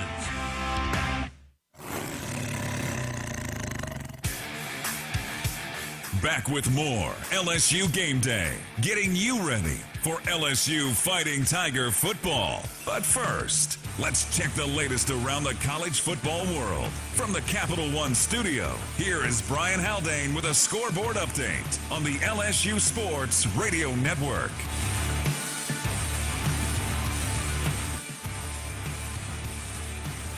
Well, that's one of the downsides of having the 11 a.m. kickoff. There's no scores to run down before 11 a.m., so let's set the table for what we're looking at. We'll do this chronologically throughout the top 25. Normally we do it by the top 25, but break this down by kickoff times. Also kicking off at 11 o'clock, Georgia will be at Vanderbilt. Number 2, Georgia will be at Vanderbilt. Also kicking off at 11, Villanova will be at number 6, Penn State. Number 12, Notre Dame is at number 18, Wisconsin. We move ahead by an hour to noon, where Coastal Carolina, number 17, Coastal Carolina, will be hosting UMass. For your 2:30 games today, 5th-ranked Iowa is bringing in Colorado State at 2:30. 7th-ranked Texas A&M is at number 16, Arkansas. It's a game that a lot of eyes are going to be on in the SEC. That kicks off at 2:30 as well. Number 9, Clemson hits the road. They're at NC State at 2:30 this afternoon. Number 14, Iowa State's going to be at Baylor. Rutgers is at number 19, Michigan. Moving ahead to 3 o'clock, Georgia State will be at number 23, Auburn. Moving ahead to 5 p.m., UCLA, number 24 ranked UCLA is going to be at Stanford. 6 p.m., Tennessee is at number 11, Florida. Also at 6 p.m., Nebraska goes to number 20, Michigan State. 25th ranked Kansas State is at Oklahoma State. Moving ahead to 6:30, Alabama, number 1 ranked Alabama, hosting Southern Miss. West Virginia visits number 4, Oklahoma. 10th-ranked Ohio State hosting Akron. 21st-ranked North Carolina will be at Georgia Tech. Moving ahead to some of the later games at 9:15 tonight, BYU, number 15 in the nation. They'll bring in South Florida. 9:30 tonight, third-ranked Oregon will host Arizona. Your one final score from last night in the top 25, 22nd ranked Fresno State topped UNLV 38-30. Looking around the in-state schools, also playing today, Tulane is hosting UAB at 7 o'clock tonight. We got in Conference USA, La Tech is welcoming in North Texas. That game is at 6 o'clock tonight. From the Sun Belt Conference, we've got ULL on the road at Georgia Southern. That's at 5 p.m. Then at 7 p.m., Troy will be at UL Monroe. In the SWAC, Grambling is on the road at Prairie View A&M. And rounding things out with the in-state schools in the Southland Conference. Only 2 games in the Southland Conference this week. McNeese kicks off same time as us, 11 o'clock. They are at Incarnate Word. And then at 3 p.m., North Alabama will be at Nichols. That is a look at your scores from around the state and around the top 25. Quick break. When we come back, Hunt Palmer caught up with Coach Andre Carter. We will have that next for you on the LSU Sports Radio Network. He's got a seam. He's down the near side hash. Tiger fans, if you've ever wanted to listen to the LSU Sports Radio Network while watching your Fighting Tigers on TV, now you can, and it's easy to do. Just pause the TV. Use the LSU Sports mobile app to stream the audio on your smartphone or tablet. Connect to a smart speaker, then wait for the audio to catch up to the point your TV is paused. Push play, and you are all set. Watch the Tigers and listen with the LSU Sports Radio Network and the LSU Sports mobile app. 15-10, 5, touchdown! Tigers! It's time we all get back. It's time we all get back to more. More one-of-a-kind Saturdays. More rockin' jam-packed stadiums. More of what makes the mighty Southeastern Conference so much more. Team up with the SEC and learn more about the COVID-19 vaccination by going to GetVaccineAnswers.org. The SEC backs the vax because it's time we all get back to more. Go to GetVaccineAnswers.org.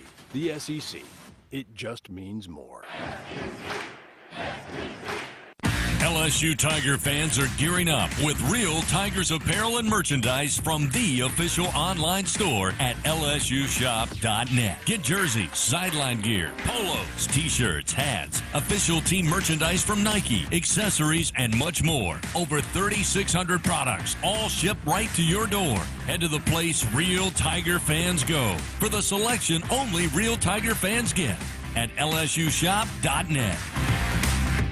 It's time we all get back. It's time we all get back to more. More one-of-a-kind Saturdays. More rockin' jam-packed stadiums. More of what makes the mighty Southeastern Conference so much more. Team up with the SEC and learn more about the COVID-19 vaccination by going to GetVaccineAnswers.org. The SEC backs the vax because it's time we all get back to more. Go to GetVaccineAnswers.org. The SEC. It just means more.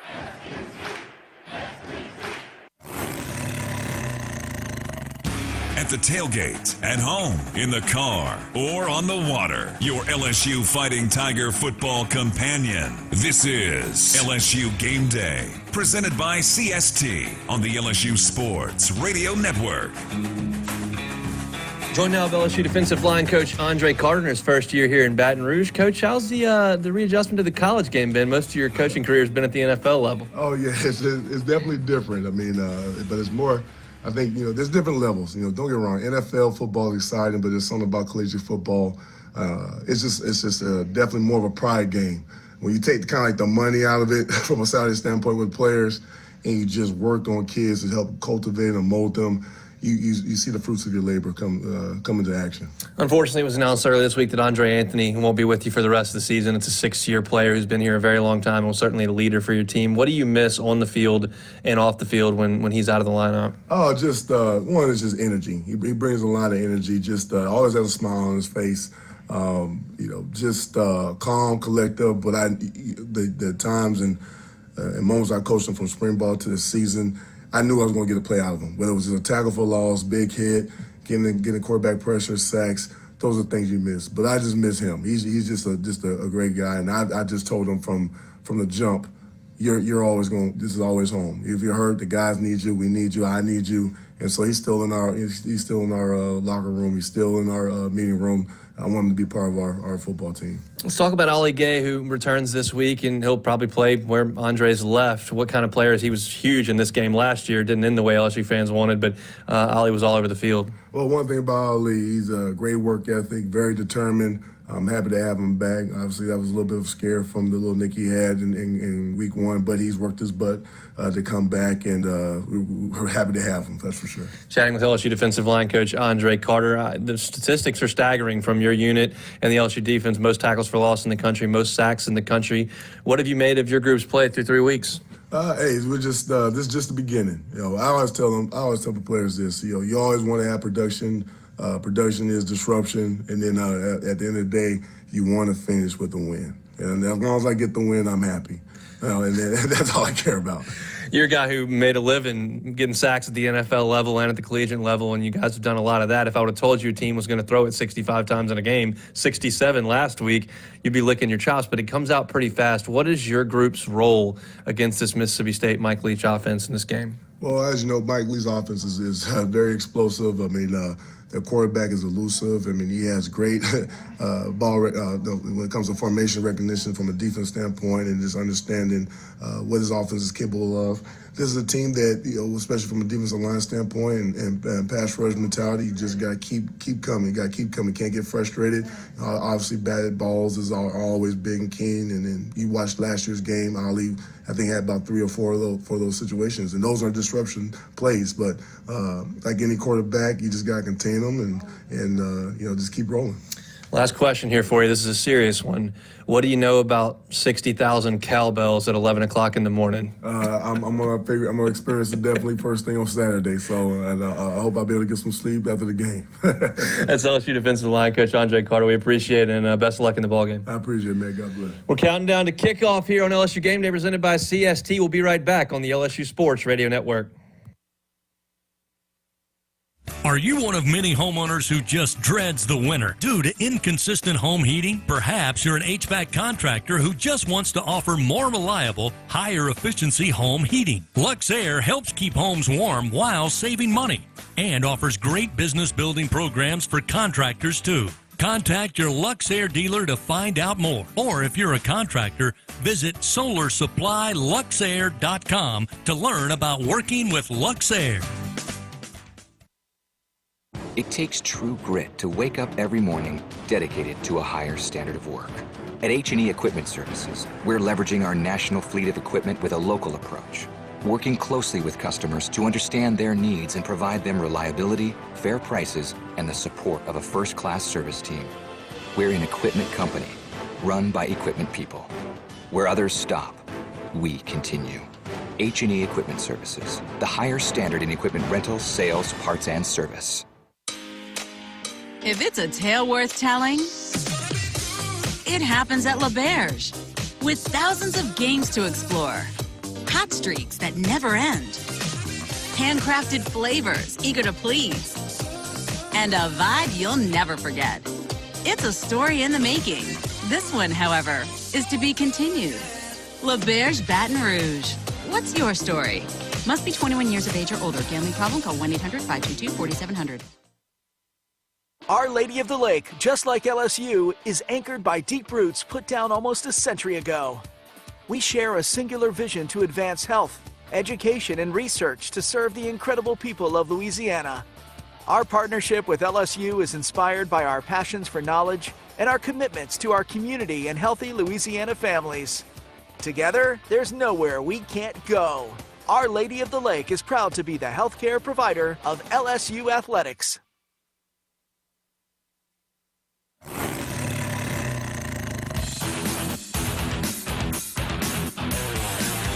Kickoff for the LSU Fighting Tigers is coming up. Welcome in, Tiger fans. We're about a minute away from kickoff. Here's the last word from the guys on LSU Game Day, presented by CST on the LSU Sports Radio Network. Back here from Cards and Culture in Perkins Row, an awesome spot. Former Tiger Anthony Renato has opened up shop here, and Got some really, really cool stuff. Abe, you've been able to walk around a little bit more. Is anything else catch your eye? Yeah, I've been checking out the jerseys. I can't fit right because I don't have my size, so I'm a little jealous about those. But I'm feeling the kicks, though, man. I checked out the room with the kicks in there. You know, I can fit the kicks, though. You know what I'm saying? I like that. I like the Chris Bryant shoes. Unfortunately, he's wearing black and orange shoes now, not red and blue shoes. But I'll get over it. This will be our spot every single road game as LSU travels to Kentucky in a couple of weeks. We will be here. Make it a part of your weekend here in Perkins Row at Cards and Culture. Time now to look at tonight's Built Ford Tough Series history, brought to you by your local Southern Quality Ford dealer. Let the good times roll. LSU has owned this series versus Mississippi State. They lead it 75-36. There have been 3 ties. LSU won 21 of 22 in this series from 1986 to 2013. Since then, just 4-3, as Mississippi State has come to Tiger Stadium, won a couple of games, and obviously thumped LSU back in 2016, or 2017, I should say. Fabe, all right, what are you looking for in this game today? Well, I'm looking for a team to come out there and communicate well, get information out to each other, point out things, and even the little things like when you come off the field, go to the coaches and point out what you see. Something that you see that the team's done where we may have a slight advantage. Rally around the ball, stay alert, and finish. Most importantly, finish today. These teams are kind of mirror images, Garrett. So do you expect a shootout in this one like we saw last year, or do you expect it to be closer to 20 points? Oh, man, I definitely want to see my Tigers run up the score, win by as much as possible. But definitely, you know, I obviously am aware of the mechanics of the LSU football team. And guys like this, you know, kind of how you said earlier, they are going to be excited to score a bunch of points to get that revenge. But, you know, I don't think it will be easy. I think our defense, of course, is going to, you know, make plays and make stops, but they're going to score some points. They're gonna gain some yards. So, yeah, it definitely could turn into an Old West Saloon style, draw a real quick shootout. Left tackle's been a bit of an issue for LSU. Ed Ogeron has identified that. I don't expect to see Cam Wire play in this game. Garrett Dellinger, the freshman, has gotten some looks. We've also seen Anthony Bradford, big 340-pound guy who I think is maybe better suited for guard, go out there and try to play a little tackle as well. Xavier Hill has gotten a few starts, hasn't played very well in those spots. What do you see at left tackle, and how important is that with the left-handed quarterbacks who can actually look down that way? It's definitely a question mark. I'm not sure if y'all are aware. There was stories going around about Coach O going into the O-line room and saying, who's our left tackle? Yeah. And, of course, you know, that can be troubling going into SEC play without a line that has cohesion and has gelled. Normally, by this point of the season is where we start to see that. So, you know, it does kind of sucks that they don't have that guy. But it is good to know that there's a lot of competition. So whoever we see out there today is going to be our best bet. That's going to be the guy who's going to have to get the job done. You know, it is tough having a left-handed quarterback. You know, everything's flipped. All the mechanics are now opposite, but I think it does help in the sense that I guess you could, I don't want to say the weak spot of the offensive line. I guess you could say the left tackle position isn't playing up to the best of its ability, but I think it does help having a left-handed quarterback so that he can see these things in his face, get rid of the ball, make a move, do what he needs to do. Dave, how does this one go today? I think we pull off a win on the road. Let's say, be careful, 38-31 LSU. I like to hear it. That will be very, very good, and that'll set the stage for Auburn coming to town for an 8 o'clock kickoff next week. All right, we're done here from Cards and Culture here in Perkins Row. You got the afternoon off, which is rare for an LSU game. After the Tigers pull off a win and you listen to us in the postgame show, go on by Cards and Culture. They're our home every single time the Tigers are on the road. Appreciate our guests for jumping aboard today. Appreciate Angie Koska as well as Andre Carter. Thanks to Brian Haldane back in the studio. We'll be with you 30 minutes after this goes final on the postgame report, taking your interaction via Twitter at LSU Radio, at Hunt Palmer 88, trying to get a win. We'll be reacting to whatever does happen and watching some SEC football on the post-game report. Let's throw it to Starkville, Mississippi. Davis Wade Stadium, that's where you'll find the broadcast team. You know them, Gordy Rush, Doug Morrow, and the voice of the Tigers, Chris Blair. It's LSU in Mississippi State from Davis Wade Stadium. Here come the Tigers. This has been LSU Game Day. This is our time. This is our game. The time for talk is over. Coming up, it's LSU Fighting Tiger Football on the LSU Sports Radio Network.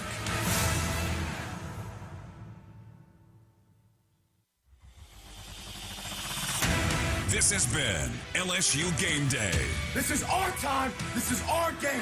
The time for talk is over. Coming up, it's LSU Fighting Tiger football on the LSU Sports Radio Network.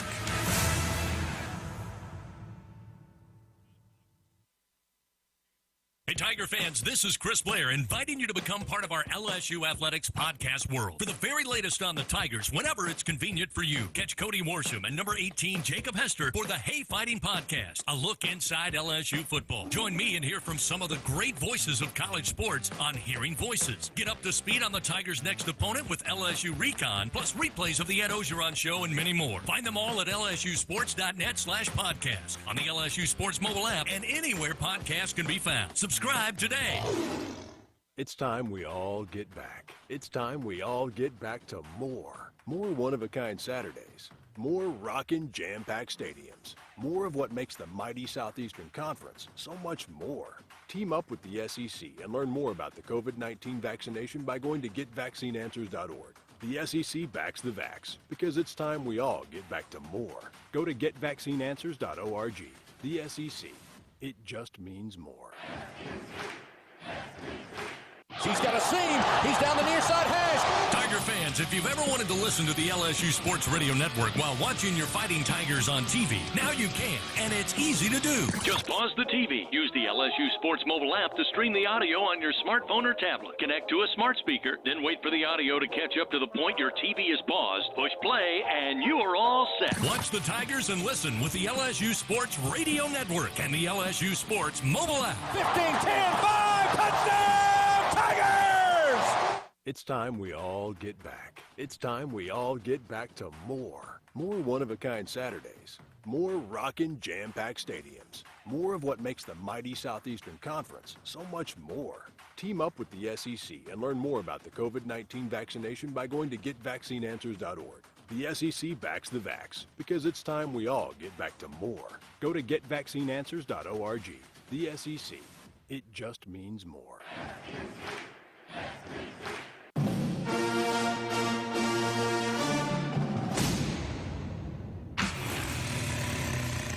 This is LSU Fighting Tiger football. It's a jump ball over the top. Deion Smith has it. Touchdown, Fighting Tigers. Mississippi State is going to be a big challenge. Obviously, the SEC team playing in a hostile crowd.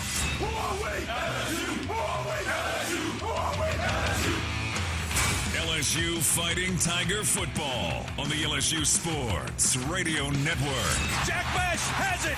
Touchdown, Fighting Tigers.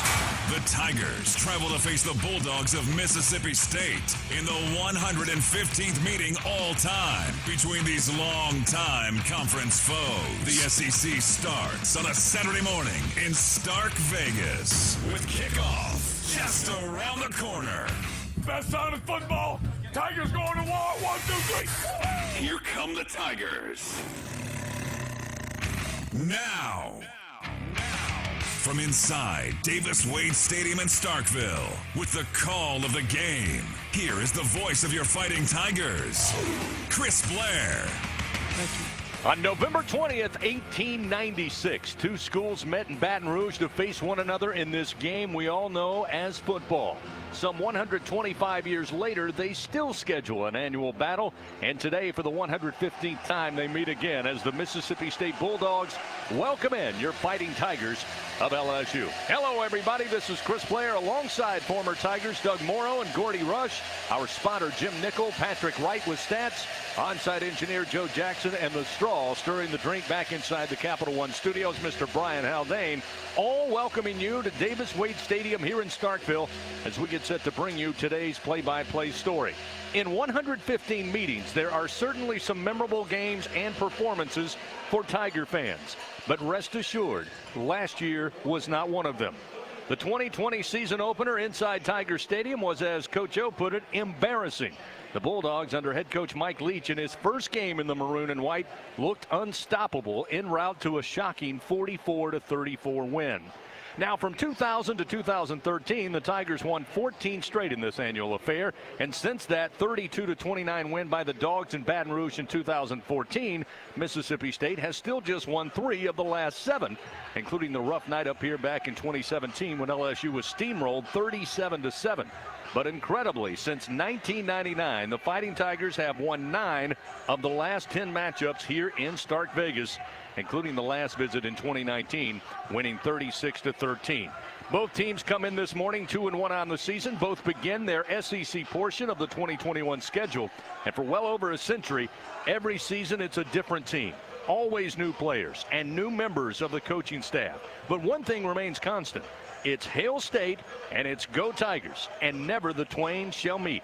So find your favorite chair, grab your favorite beverage, a classic SEC matchup between 2 old bitter foes that were founding members of the SEC. It's Mississippi State, it's LSU, and it's coming up next on the LSU Sports Radio Network. Support your LSU Tigers with Hancock Whitney, the official bank of LSU athletics. From game day to the offseason, Hancock Whitney LSU credit and debit cards are a big win for any Tiger fan. Want to get your paws on these cards? Well, apply online or visit HancockWhitney.com/LSU. Hancock Whitney Bank, member FDIC. All accounts subject to credit approval. Terms and conditions may apply. Hey LSU fans, we're just talking about what makes the Tiger Nation so different. For starters, no one else gets as loud and wild as we do. No one else loves the teams and the players like we do. And no one else has a mascot as cool as Mike the Tiger. Whatever it is, we love it. Because at Dudley DeBosier, we believe different is good. If you've been injured, experience it for yourself. The Dudley DeBosier difference. Demand Dudley DeBosier, official partner of LSU Athletics. Baton Rouge, responsible attorney Chad Dudley. Hi, I'm Kristen, an employee at BASF in Louisiana.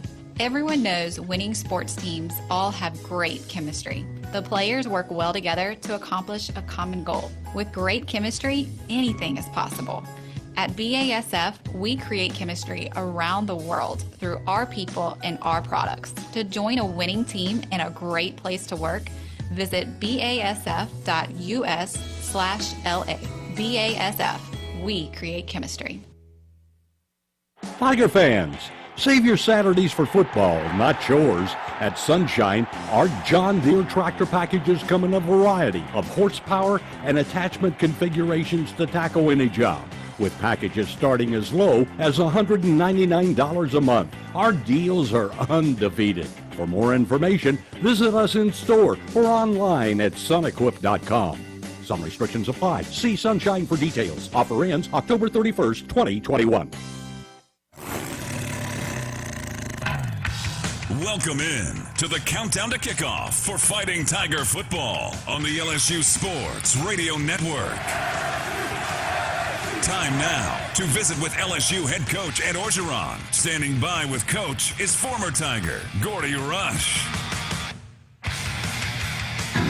Good morning down on the field here at Starkville, Mississippi, as we got some morning football here, SEC style, Coach. We're very proud of our football team. We stayed in Tupelo about an hour away. Everybody got up early. They were ready for meetings this morning. Our team's ready to go. Coach, what an outstanding performance last week against Central Michigan. Created a lot of momentum for your football team. How'd they take that to practice this week? You know, I think we got to take the next step. We still got a lot of things that we can get better at. We got to increase our warp tempo. We got to protect the quarterback. Very challenging for our defense tonight. Our eyes need to be in the right spot. We need to eliminate explosive plays. Yeah, let's talk about defensively. When you look back at some of the film, just some breakdowns, individual or maybe a coverage bust or something like that. You don't want to give somebody like Mike Leach any free ones. Just a matter of doing your job. You know, if you have any options, stay deep. You know this. You play DB. Right. Stay deep. Make him throw the ball in front of you and tackle. On the offensive side of the football, incredible in the pass game. I know you want to run the ball better, but Corey Kiner had a really nice second half. What are we going to see in the run game today? Yeah, you know, we have to continue to run the ball. Hope Ty Davis has a tremendous day. You're going to see Corey Kiner. You're going to see Amani Goodwin. I think we should have an excellent run game today. Go along with the pass game. I hope we can be 50-50. All right, Coach, let's talk about availability. Who's playing today? You get some people back. Who's not here? You know, obviously Derek's not going to be here, but we have our offensive line back. We don't know if our left tackle is going to come back. He's very doubtful. We're going to start the freshman from Michigan. I think that he's going to do a great job for us. Okay, Coach, last thing for you. Mississippi State, unique. You get cowbells. This is one of the louder stadiums to play in the league. How did you prepare your team for this? Yeah, we listened to who let the dogs out about 20 times, man. You know, Doug does a great job. We pipe in the music, and our team is ready. Best of luck here in Starkville today, Coach. Go Tigers. All right, we'll take a timeout. We'll be back with more on the LSU Sports Radio Network. Hey, LSU fans, did you know that Planet Fitness is the official gym of LSU Athletics? That's right, and as an LSU Athletic fan, you can get a special offer of just $1 down at any of the 6 Baton Rouge area locations with offer code PFLSU. You'll get free fitness training, tons of cardio and strength equipment, and a totally friendly staff. Planet Fitness is a comfortable place to go at your own pace. You can find out more at planetfitness.club/LSU. And go Tigers! Hollingsworth Richards Ford is a proud sponsor of the LSU Tigers. For over 30 years, we've been a member of LSU's transportation team. And when you buy your new Ford at Hollingsworth Richards Ford, you'll get peace of mind with our nationwide lifetime powertrain warranty. That's right, a nationwide powertrain warranty with every new Ford purchase. Only at Hollingsworth Richards Ford, located at 7787 Florida Boulevard. Or online 24/7 at hollingsworthrichardsford.com. Go Tigers! See dealer for details. With Early Paycheck, you can get your direct deposit up to 2 days earlier. That's another reason banking with Capital One is the easiest decision ever. Even easier than deciding to open the biggest birthday gift first. Happy birthday to you. Which one are you going to open first? The pony. Yep, even easier than that. Plus, with no fees or minimums on checking and savings accounts, is banking with Capital One even a decision? That's banking reimagined. What's in your wallet? See CapitalOne.com/bank for details. No fees or minimums on new consumer accounts. Capital One and a member FDIC. Hey y'all, I'm Amanda Shaw. We all know Louisiana is as fun as all get out. So get out, take a road trip, and explore our state. Fill her up, then try a new restaurant that's as fun-loving as it is food-loving. Grab the family and take off for monumental adventures at our 21 state parks. Or take a magical minivan tour along our 19 scenic trails and byways. Louisiana's a trip. Take one today. This is Lieutenant Governor Billy Nungesser. Plan your road trip at LouisianaIsATrip.com. The action of LSU Fighting Tiger football is coming up. This is the countdown to kickoff. As we continue, time now to take a look at the starting lineups on the LSU Sports Radio Network. Welcome back to Starkville, Mississippi. Doug Morrow along with Chris Blair and Gordy Rush, LSU and Mississippi State, ready to tee it up in 11 o'clock in the morning Saturday game. And let me tell you, it is such a beautiful day here in Starkville, Mississippi. And for somebody to say it's a beautiful day in Starkville, Mississippi, I will tell you it's a beautiful day in Starkville, Mississippi. Clear skies, perfect weather. Hopefully it will stay this way for the remainder of this morning. Tiger fans, don't forget Great American RV offers a lifetime warranty with your RV purchase and is a proud member of the Priority RV Network. GreatAmericanRV.com. And let me give you the starting lineups for today's game. They are brought to you by Visit Baton Rouge. I'm going to give you Mississippi State offensively first, and remember the name that is first on their list because you'll hear it a lot. Number 2 at quarterback, Will Rogers, 6'2", 210 pounds. He's a sophomore. At running back, Woody Marks, number 7, 5'10", 205. He's a sophomore. The wide receivers, and listen to these guys as I go through the wide receivers. Number 4, Malik Heath, 6'3", 220, a sophomore. Jameer Calvin, number 6, 5'10", 160. He's a grad student, and he'll be the slot receiver. The wide receiver, other 2 wide receivers, number 85, Austin Williams, 6'3", 200, a senior, and number 10, Makai Polk, 6'3", 200, a junior. Let me give you those heights and weights for 3 of those guys, 6'3", 220, 6'3", 200, 6'3", 200. Big wide receivers who are great targets for Will Rogers, and you'll hear their name a lot. because they can wear out the LSU secondary as good as it is, because it's going to be missing one of its stars. At left tackle, number 67, Charles Cross, 6'5", 310, a sophomore and an NFL prospect. At left guard, Cameron Jones, number 58, 6'5", 305, a junior. At center, LaQuinston Sharp, 6'3", 300, a senior, number 63. The right guard, Quatrivis Johnson, 6'7", 320, a junior. And at right tackle, Scott Lashley, 6'7", 315. He is a senior. LSU offensively starts Mac Johnson, number 14, 6'5", 219 at sophomore, the quarterback. The running back, Ty Davis Price, number 3, 6'1", 223, a junior. The wide receivers, number 1, Keishon Butte, 6 feet, 190, a sophomore. Trey Palmer, number 33, 6'1", 187, a junior. And Jeray Jenkins, number 10, 6'3", 198, a junior. We expect that you will hear an awful lot about Deion Smith, number 6. He is in a backup role as a starter, but he became a star last week in the first quarter of LSU's last game. At left tackle, Garrett Dellinger, number 72, 6'5", 303, a freshman. The left guard, Ed Ingram, number 70, 6'4", 320, a senior. The center, Liam Shanahan, number 56, 6'5", 300, a senior. Chasen Hines is the right tackle, number 57, 6'3", 350, a senior. The right tackle, Austin Deculus, number 76, 6'7", 325, a senior. And at tight end, Jack Bash, number 80, 6'2", 207, a freshman. Defensively, Mississippi State starts across the front. Number 5, Cameron Shelton at one defensive end, 6'3", 265, a junior. The nose guard, number 93, Cameron Young, 6'3", 310, a junior.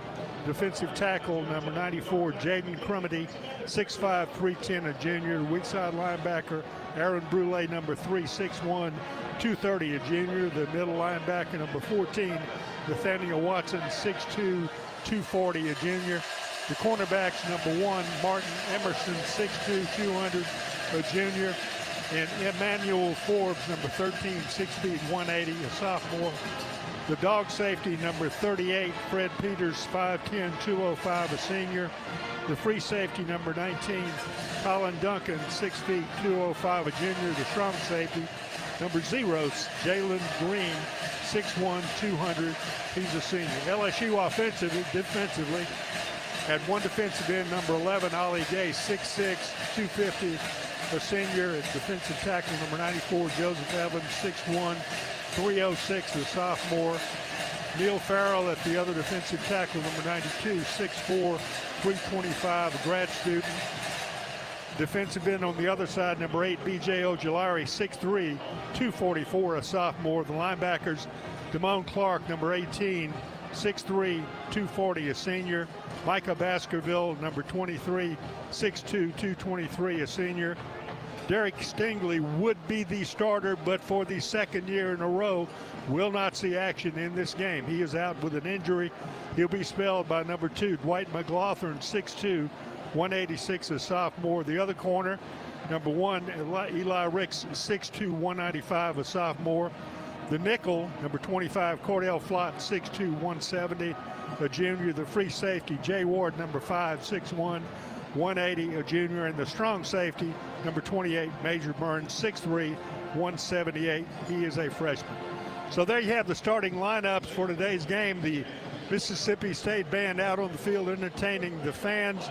They'll play the national anthem at some point in the near future. But meanwhile, we will take this break and then come back with the formula for success here on the LSU Sports Radio Network. It takes true grit to wake up every morning dedicated to a higher standard of work. At H&E Equipment Services, we're leveraging our national fleet of equipment with a local approach, working closely with customers to understand their needs and provide them reliability, fair prices, and the support of a first-class service team. We're an equipment company, run by equipment people. Where others stop, we continue. H&E Equipment Services, the higher standard in equipment rentals, sales, parts, and service. Your team is on a 3-game winning streak, and you're convinced it's because you've worn your lucky football jersey and haven't taken it off. Not for work, a wedding, or even bathing. With Cox, you can actually wear it all season long because we give you game day coverage and content 24/7. So join us and dress accordingly. Hey, Tiger fans, just say Fan Zone into your Contour voice remote and enhance your game day experience all week long. Play games, win prizes. Cox, we're LSU fans 24/7. Hey, Tiger fans, when shopping for your game day essentials at your local grocery store, don't forget to pick up your favorite variety of Lay's potato chips, Doritos, and Tostitos tortilla chips. Tostitos, Doritos, and Lay's are an essential part of the game day tradition. Whether you're at the stadium or hosting Tiger fans at home, make sure Lay's and Tostitos are part of your game day ritual. Lay's, Doritos, and Tostitos are proud supporters of LSU athletics. Go Tigers! Louisiana knows how to take care of its own. We carry one another when it's needed, and we need carrying now when our families and communities are suffering and our healthcare workers are tired. Let's put on a mask, protect our families, friends, neighbors, the way we do in any crisis. The good times are coming. We'll get another shot at a familiar life soon, but for now, let's wear a mask and carry on. Carry one another to the finish line. We are moments away from the excitement of LSU Fighting Tiger football. Game time, baby. It's game time, baby. Let's go, man. Time to get the BASF formula for success here on the LSU Sports Radio Network. Before we take a look at the formula for success, let's take 10 seconds for station identification. This is the LSU Sports Radio Network. This is live coverage of Fighting Tiger football on the LSU Sports Radio Network. Still a beautiful day in Starkville, and let me give you the formula for success presented by BASF. BASF, we create chemistry. It's going to be an interesting matchup. Should be. Remember last year, LSU could not stop Mississippi State's passing attack. Different quarterback now for Mississippi State, and that's unfortunate maybe for LSU. Will Rogers, let's take a look at his performance in the last first 3 games of this year. Will Rogers, 39 of 47 against Louisiana Tech. That's game 1. Game 2, North Carolina State. Will Rogers, 33 of 49.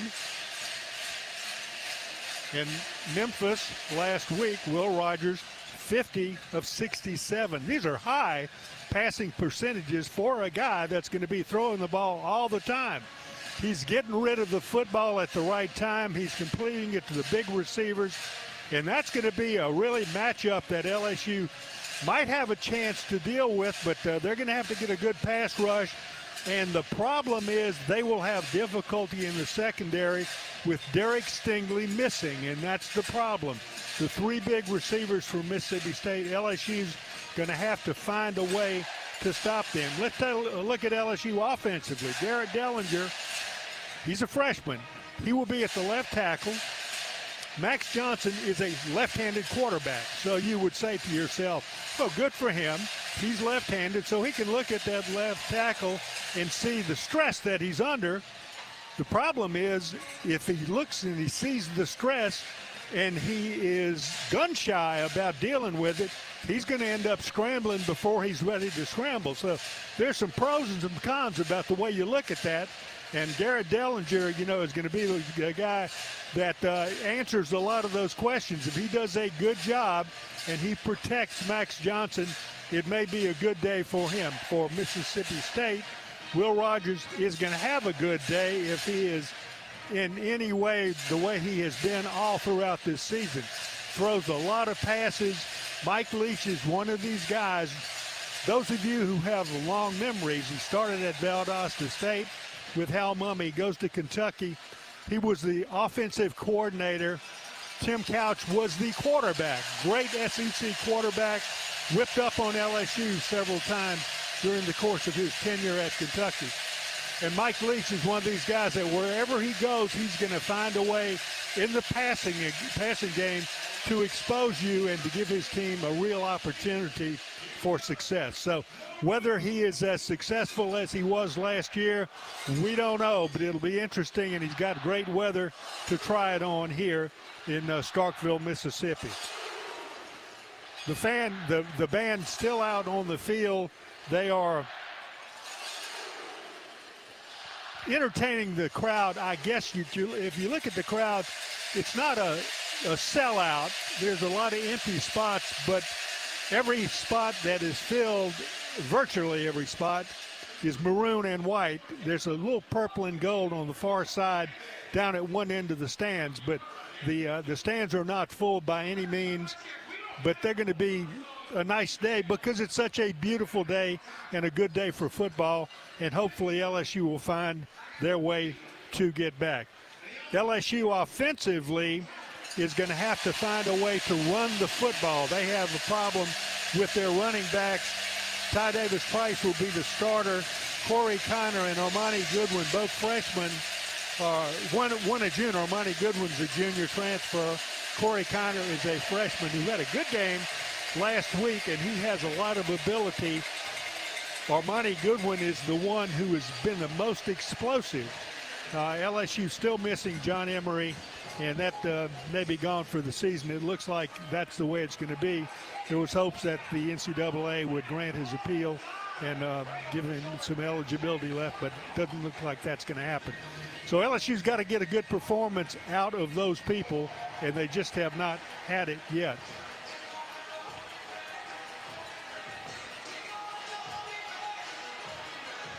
You hear the singing in the background. We're about 5 minutes or so away from kickoff. The captains are going to be coming out on the field in a moment. The LSU captains on the far side, walking about the 20-yard line now towards midfield. Mississippi State's captains coming out on the field on the near side.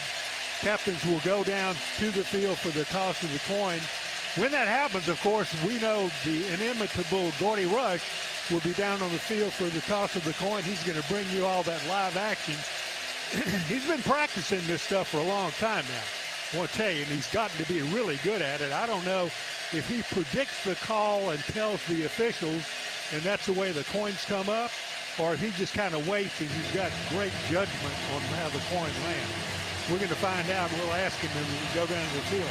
LSU's captains for today's game: number 1, Kayshawn Boutte; number 5, Jay Ward; number 8, B.J. Aguilera; number 14, Max Johnson; and number 19, Max Jones. As the crowd roars, you see as the Mississippi State team comes out on the field, the officials on the near side are there with one captain for Mississippi State. LSU's got those 4 of those 5 that I mentioned to you on the far side. So as soon as the Mississippi State team completes their run out onto the field, LSU's captains from the far side will trek towards midfield for the toss of the coin.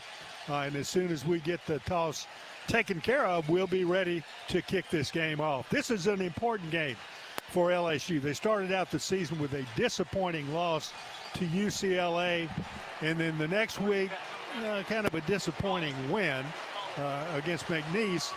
Last week against Central Michigan, looked much better, but still gave up 2 huge plays in the passing defense game, and they just can't afford to let that happen, particularly against a team like this, like Mississippi State, that has a prolific passing attack and one that can slice and dice you up if you give them any sort of an opportunity. Waiting for the band to clear the field. LSU's team on the far side coming out onto the field. Mississippi State, you heard the crowd roar as their team came out onto the field. Gordy Rush is going to be down there for the toss of the coin as the officials now heading towards midfield. And Gordy sprinting, using that sprinter speed to get out to midfield in front of the officials. He's going to be the guy bringing us all the play-by-play. Gordy, how you doing down there?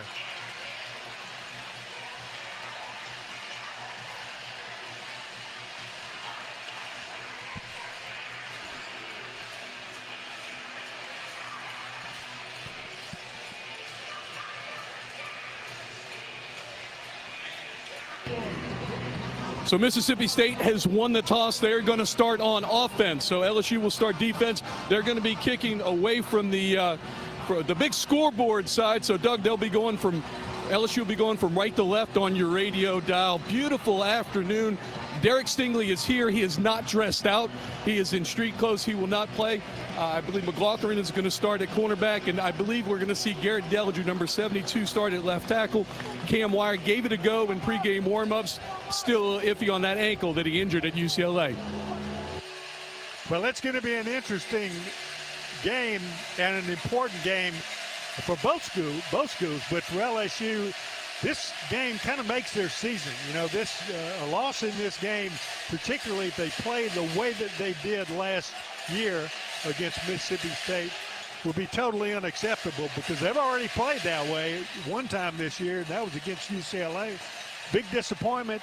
They cannot repeat that, and it looks like they got some of it back last week in the game against Central Michigan. They started out like a house of fire.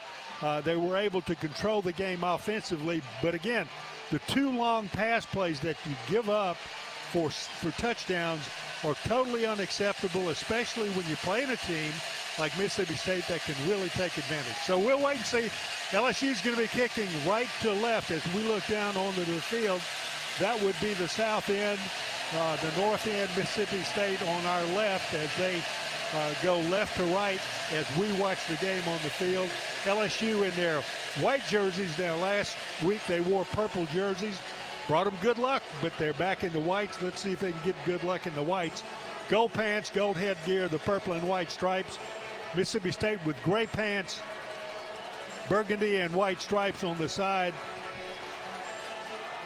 The maroon jerseys and the maroon helmets with their usual logo. So Mississippi State lined up, ready to receive the kickoff. LSU lined up, ready to kick it off.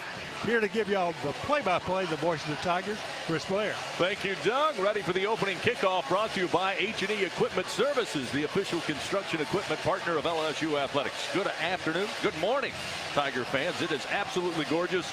As Gordy and Doug told you, 73 degrees here at kickoff. Blue skies and both teams ready to go. Here's the approach by Atkins. Boot meets ball, and we've got football here in Stark Vegas.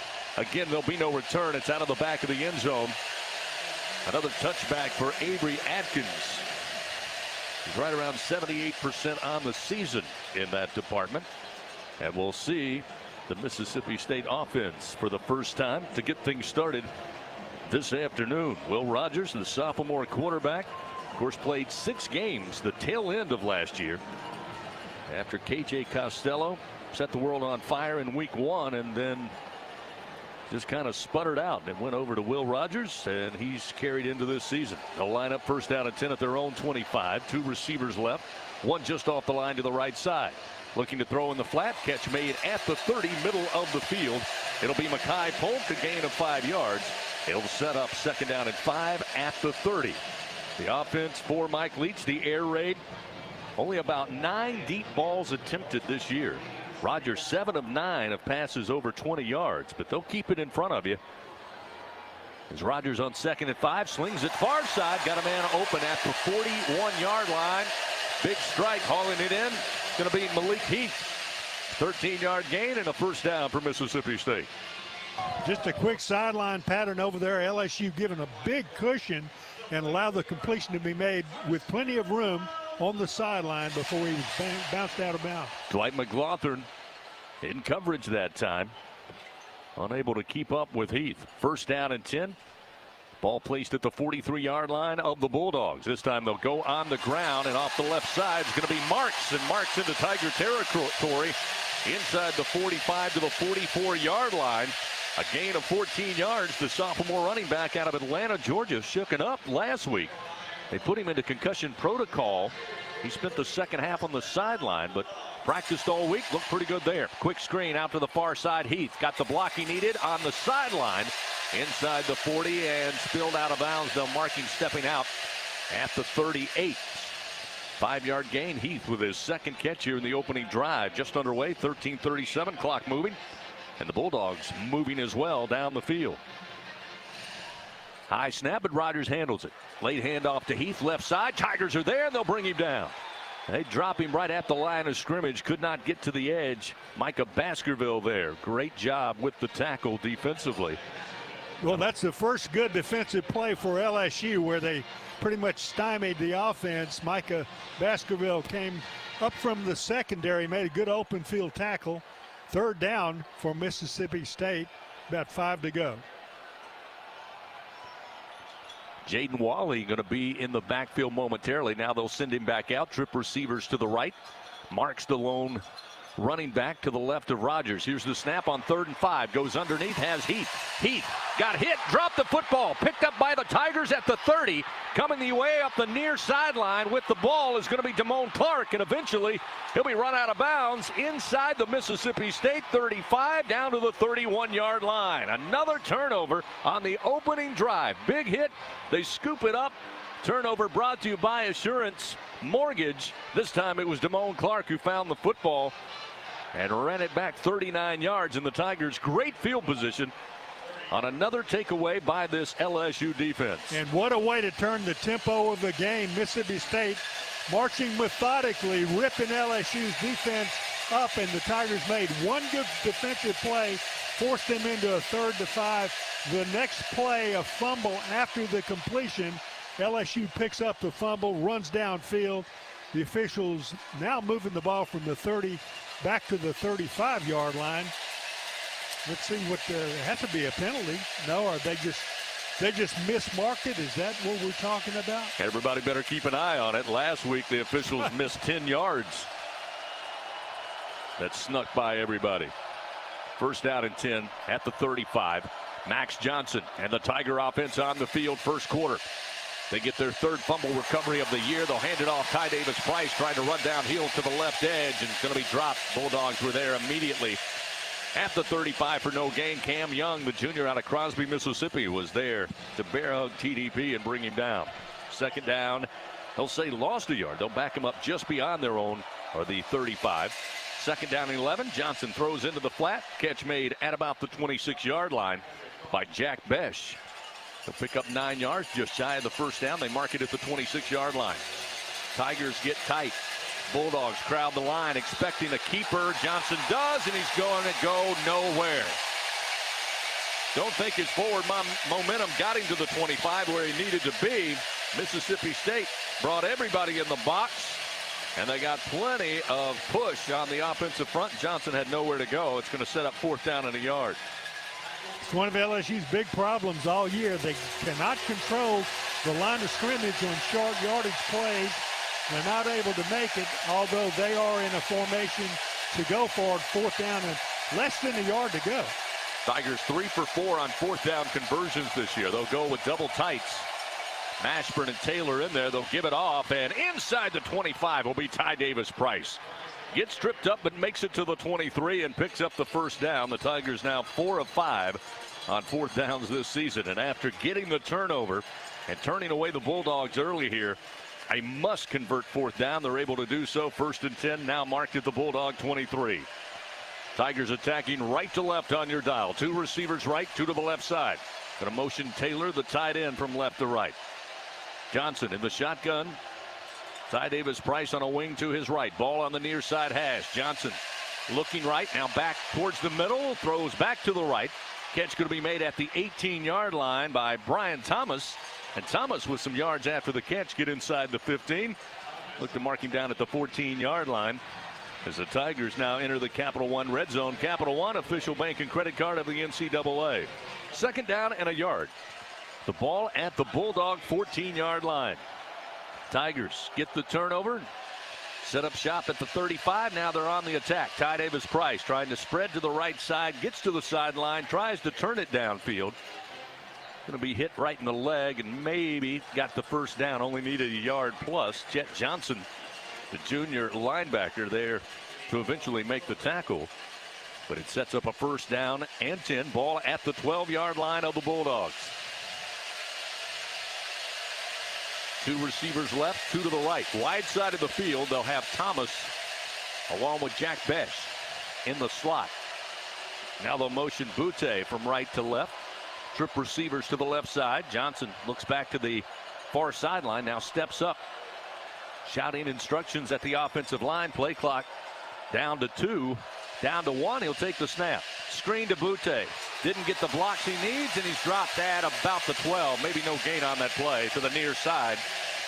Going to give him 1 yard. Emmanuel Forbes, the sophomore out of Grenada, Mississippi, was there to bring him down quickly as they tried to set up the screen. And again, Mississippi State collapsing on the potential blockers. 2nd down and 9. Ball at the 11-yard line. Johnson eyes the end zone. Hit as he throws, and it's going to be short down around the 4-yard line. He saw where he wanted to go with the football, but a late hit from the backside.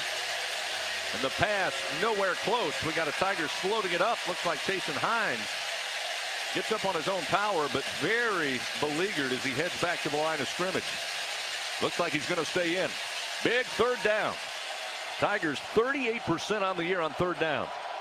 Great opportunity here inside the 15 of Mississippi State in their opening possession. 9:11 to go, first quarter. Trip receivers to the right side, one lone receiver to the left. Johnson, a lot of pressure. They bring the blitz. He gets away, throws front of the end zone, and catch is made. Touchdown, Tigers. Keyshawn Butte going for the slide and the grab. And the Tigers are on the board with an 11-yard touchdown strike. 6-0 Fighting Tigers. 9:04 remaining first quarter. Max Johnson with pressure as he dropped back in the pocket. Looked downfield. He felt the pressure come up to his left side. Stepped up in the pocket. Looked like he might be able to run it, but then saw the receiver in the end zone open enough to receive a well-thrown pass. And it was a well-thrown pass for the touchdown. Excellent job extending the play, avoiding the blitz by Max Johnson and Keyshawn Butte. Now 6 straight games he's hauled in a touchdown pass. His 7th touchdown of the year. Cade York on trying to add one more.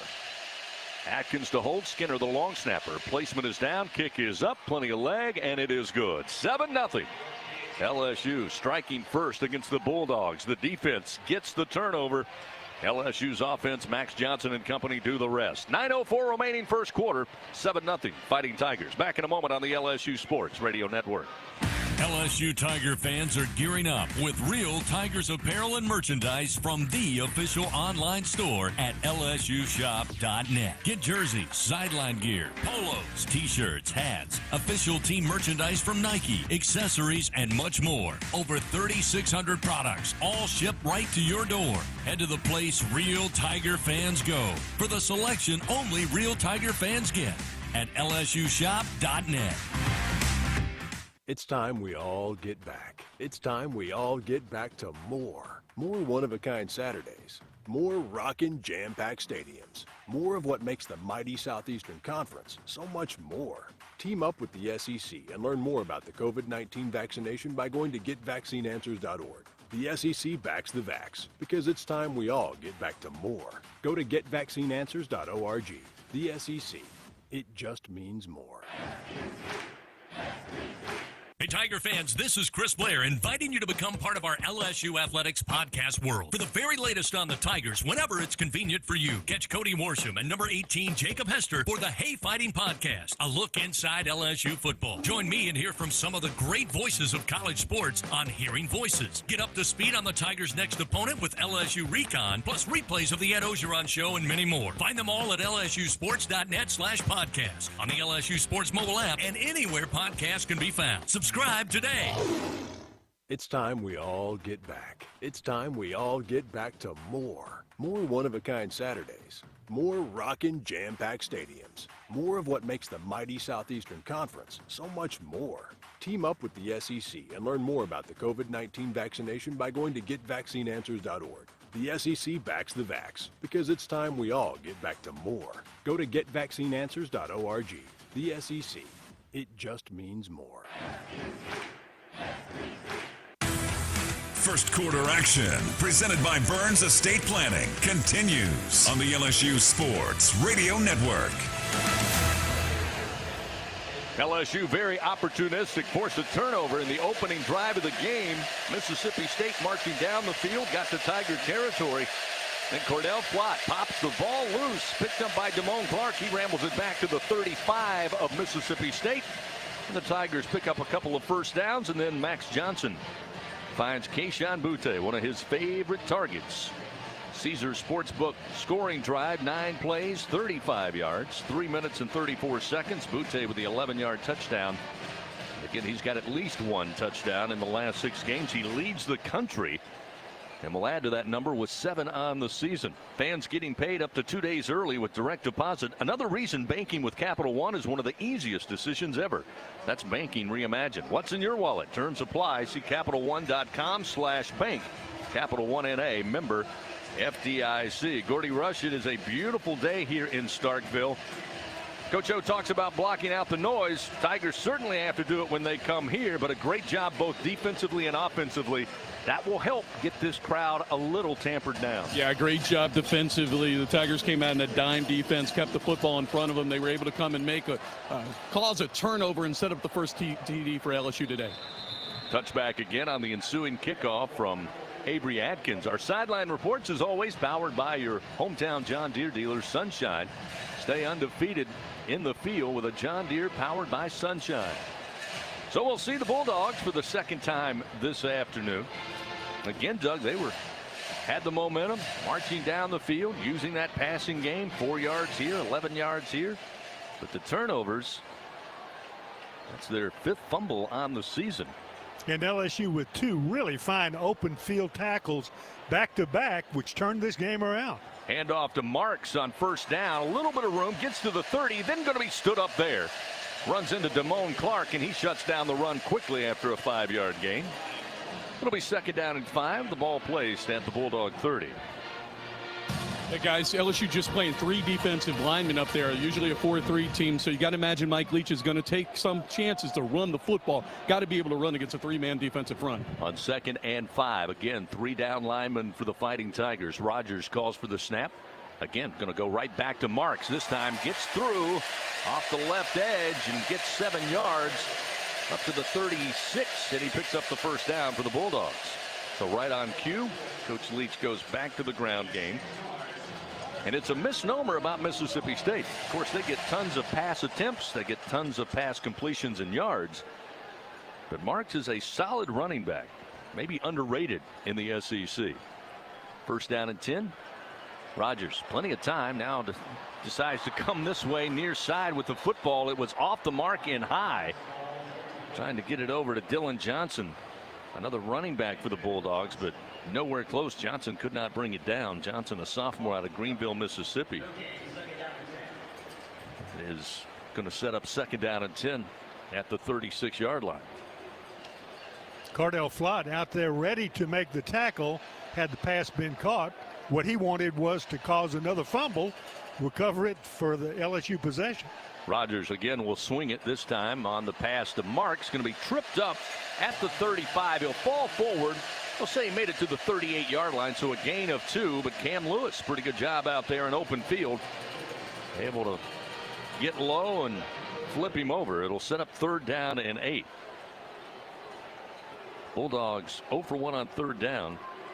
They're 36% on the season. They'll go with both running backs here, Marks and Johnson. You can expect that in 3rd and long situations. Both running backs to help protect. Now they'll release out as Rogers.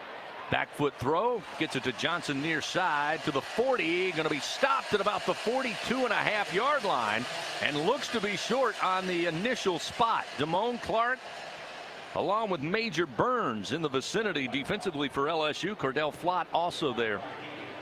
It's going to be a 5-yard gain. They're going to be short by about 3 yards, and they'll decide to bring on the punt unit and give it back to the Tigers. So a great job defensively for LSU.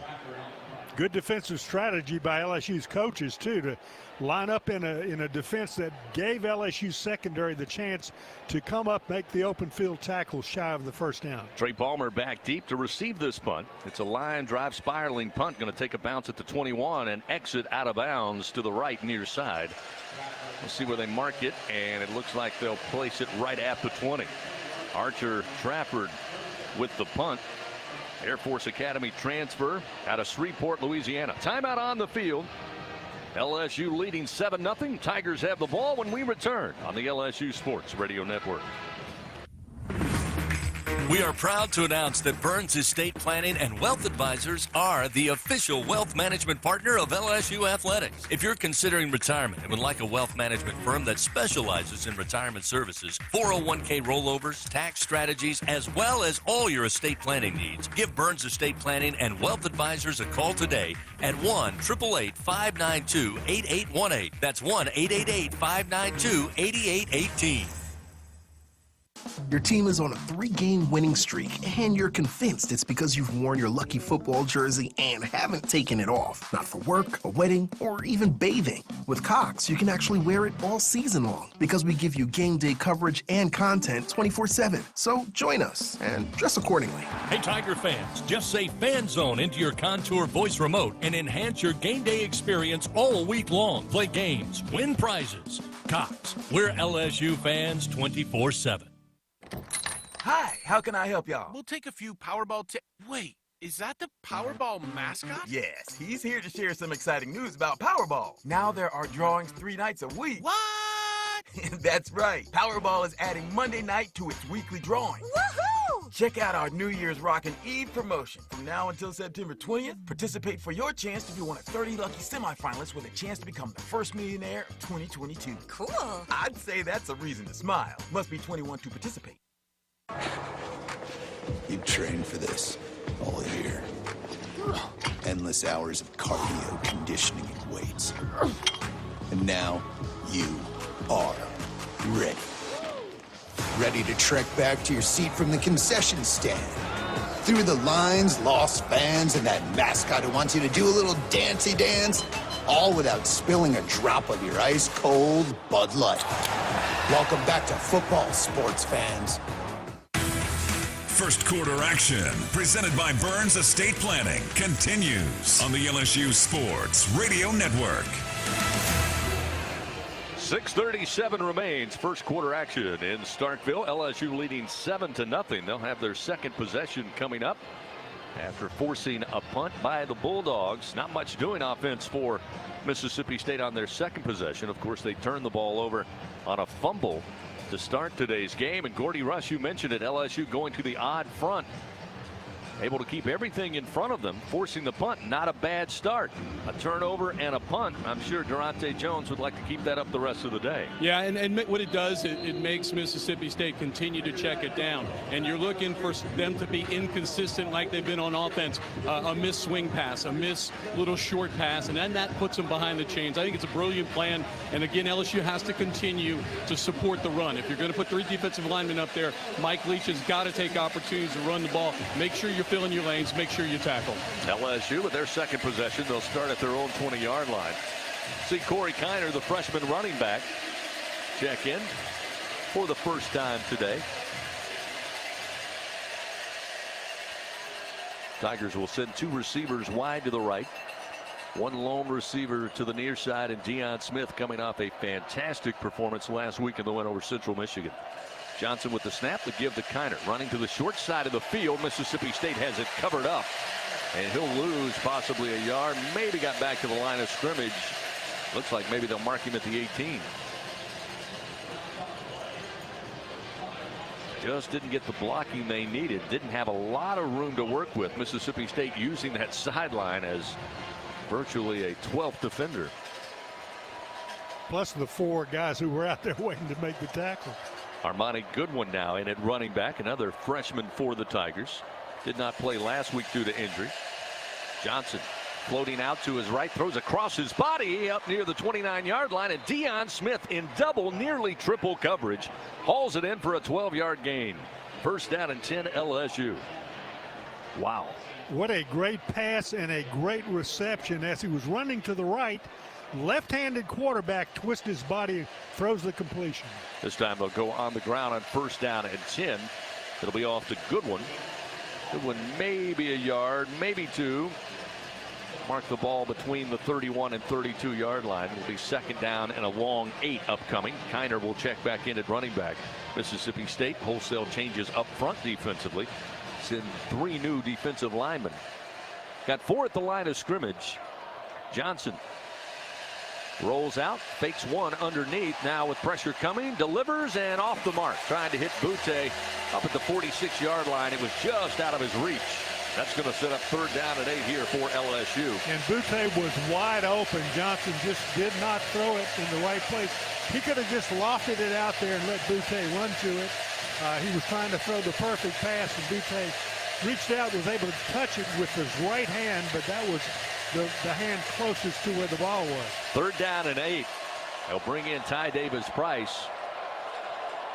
Pretty obvious passing down here to keep this drive alive. TDP more trusted in pass protection. 2 receivers right, 2 to the left side. Johnson calling for the snap. He now has it. Has some time in the pocket. Now flushed out, rolling to his left, throws, and it's incomplete. Trying to get it to Smith. It was in and out of his hands at the 40-yard line, and that will bring up 4th down and 8, and the Tigers will have to punt it away. Again, good coverage. The late throw allowed Mississippi State to get there in time, and again, Smith had to kind of drop down to a knee and maybe heard footsteps, didn't watch it all the way in. And wasn't going to be a 1st down anyway, so just as well a series of downs that was not very productive. So we'll see Avery Atkins, this time a rugby-style punt, running to his right, gets plenty of air underneath it, doesn't go very far, lands out of bounds. And Mississippi State going to have pretty good field position here as they decide to mark it at the 30-yard line. So a 38-yard punt and a timeout on the field. 4:53 remaining. Tigers leading 7-0. Bulldogs have the football when we come back on the LSU Sports Radio Network. He's got a seam. He's down the near side hash. Tiger fans, if you've ever wanted to listen to the LSU Sports Radio Network while watching your Fighting Tigers on TV, now you can, and it's easy to do. Just pause the TV. Use the LSU Sports mobile app to stream the audio on your smartphone or tablet. Connect to a smart speaker, then wait for the audio to catch up to the point your TV is paused. Push play, and you are all set. Watch the Tigers and listen with the LSU Sports Radio Network and the LSU Sports mobile app. 15-10-5, touchdown, Tigers! It's time we all get back. It's time we all get back to more. More one-of-a-kind Saturdays. More rockin' jam-packed stadiums. More of what makes the mighty Southeastern Conference so much more. Team up with the SEC and learn more about the COVID-19 vaccination by going to getvaccineanswers.org. The SEC backs the vax because it's time we all get back to more. Go to getvaccineanswers.org. The SEC. It just means more. LSU Tiger fans are gearing up with real Tigers apparel and merchandise from the official online store at lsushop.net. Get jerseys, sideline gear, polos, t-shirts, hats, official team merchandise from Nike, accessories, and much more. Over 3,600 products, all shipped right to your door. Head to the place real Tiger fans go for the selection only real Tiger fans get at lsushop.net. It's time we all get back. It's time we all get back to more. More one-of-a-kind Saturdays. More rockin' jam-packed stadiums. More of what makes the mighty Southeastern Conference so much more. Team up with the SEC and learn more about the COVID-19 vaccination by going to getvaccineanswers.org. The SEC backs the vax because it's time we all get back to more. Go to getvaccineanswers.org. The SEC. It just means more. First quarter action, presented by Burns Estate Planning, continues on the LSU Sports Radio Network. 7-0. LSU leads Mississippi State. First quarter, 4:53 remaining. Fans Powerball coming to Mondays. So now there are 3 nights of chances to win Powerball. Wednesday, Saturday, and Monday. Details at LouisianaLottery.com. Must be 21 to participate. Initially, they said the punt went out of bounds off the foot of Avery Atkins at the 30-yard line of Mississippi State. Watching it here from the booth, it did not appear it went to the 30. They eventually, during the timeout, come out there and move the football to the 37-yard line. That's where Mississippi State will begin. Second time today we've had some trouble finding where the football should be. Our SEC crew, Alex Moore, the referee, Tom Quick, the umpire, Brian Davis, Gary Giroux, our judges, and Mickey Haddock in the booth down the way to our right here. That's a lot of people to all make the same mistake, isn't it? So Mississippi State will have very good field position to get their third possession of the game underway.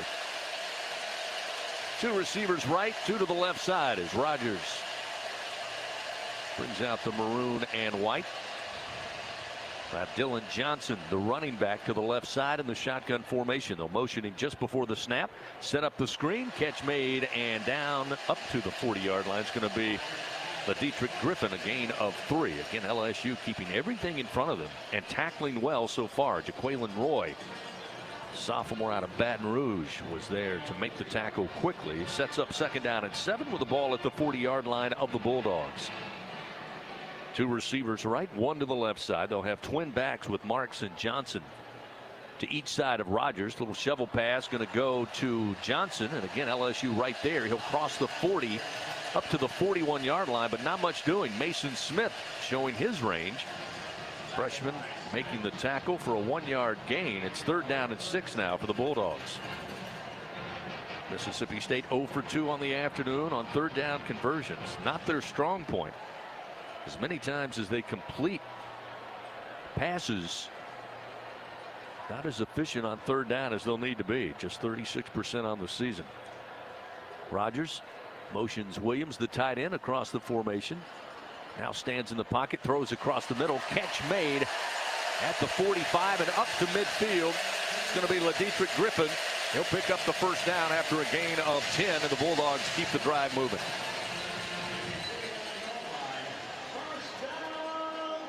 Two receivers right, two to the left side.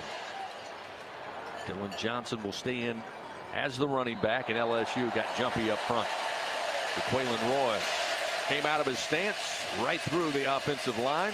That'll make it a little easier for the Bulldogs. Offside, defense number 99 with contact.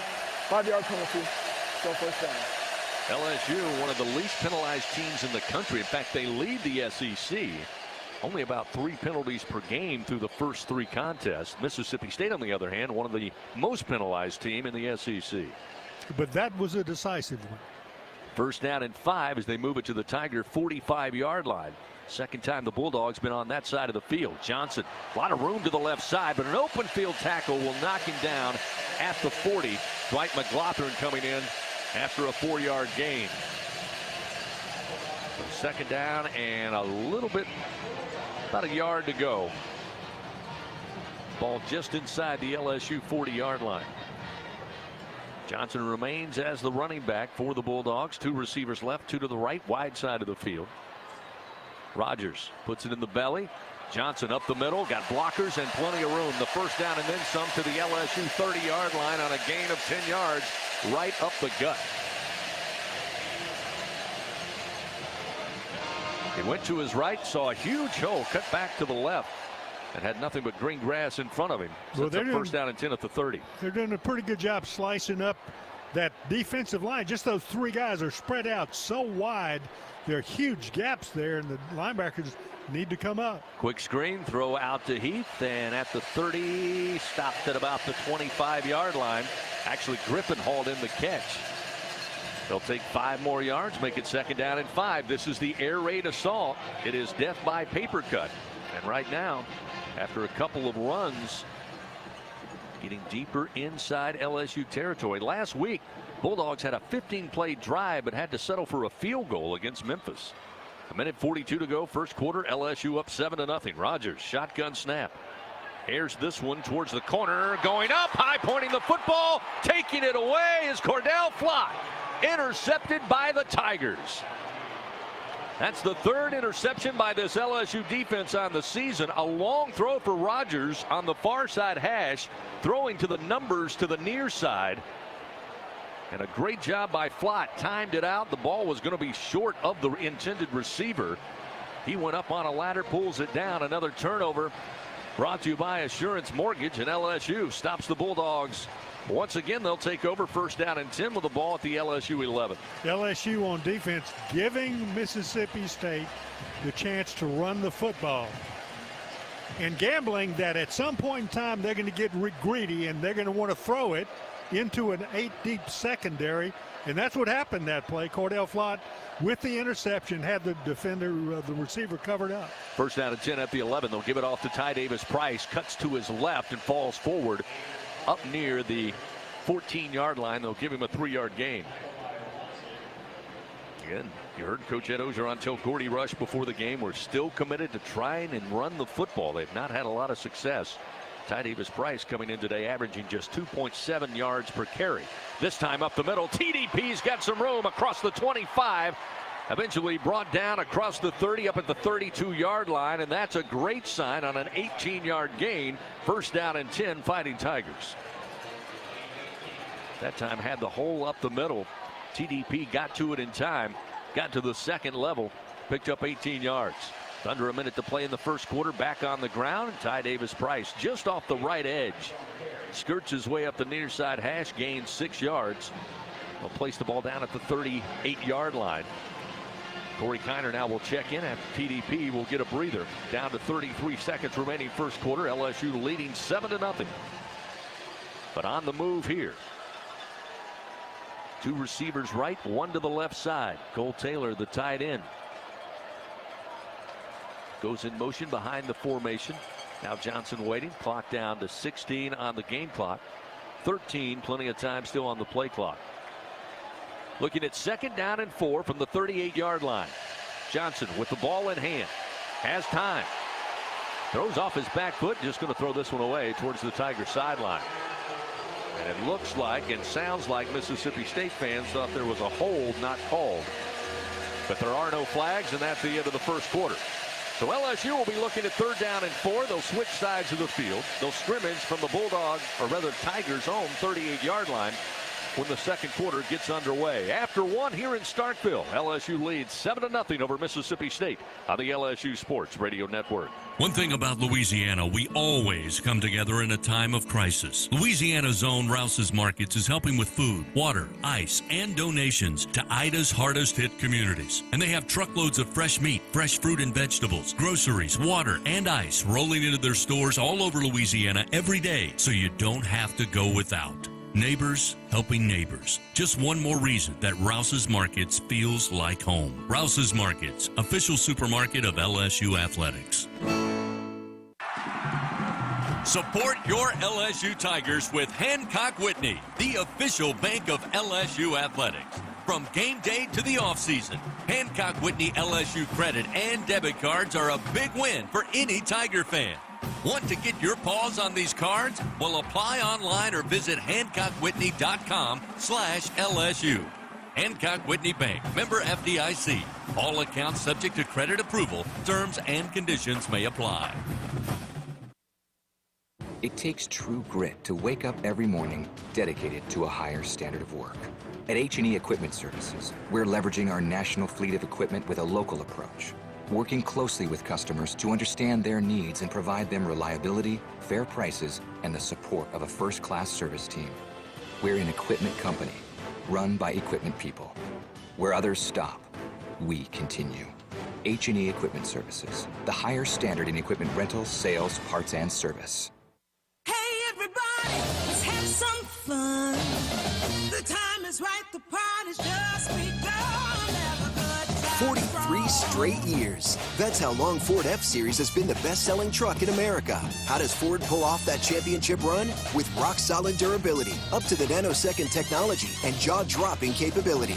Drive the Ford F-150 at your Southern Quality Ford dealer today. Proud partner of the national champion LSU Tigers. Based on sales 1977 through 2019. Second quarter action, presented by Dudley DeBosier, continues on the LSU Sports Radio Network. Start of the second quarter here in Starkville. LSU leading 7-0 over Mississippi State. Fans, every time you use your Walk-Ons app to check in at the restaurant or order online at any Louisiana location, you'll be entered to win the Walk to Death Valley VIP experience for the Florida game coming up October 16th. Exclusive pregame hospitality access, tickets to the game, and postgame hospitality right there at Walk-Ons. So download the Walk-Ons mobile app from your favorite app store and visit your local Walk-Ons to enter Walk-Ons, the official sports restaurant of LSU Athletics. Gordy Rush, what a difference a year makes.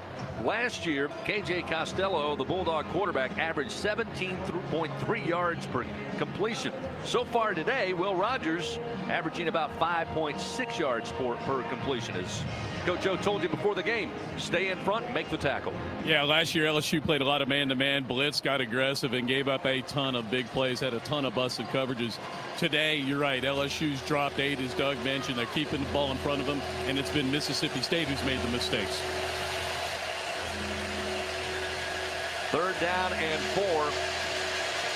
Tigers trying to convert. Now attacking left to right on your dial. So far 1 for 3 on 3rd downs this morning. Still not afternoon with an 11 o'clock kickoff here. 2 receivers left, 2 to the right side. Ty Davis-Price will be the featured back on 3rd and 4 from the Tigers' very own 38-yard line. Here comes the blitz. Johnson throws downfield. One-on-one ball going to be broken up. Looking for Butte down the far sideline at the 40. Emmanuel Forbes, one of the best corners, not only in the SEC, but in the country, right there with him. Able to slap it away. And it'll bring up 4th and 4, and the Tigers expected to punt it away. That was an interesting call. To not have any receivers short as secondary receivers, because there are 2 people on your primary receiver.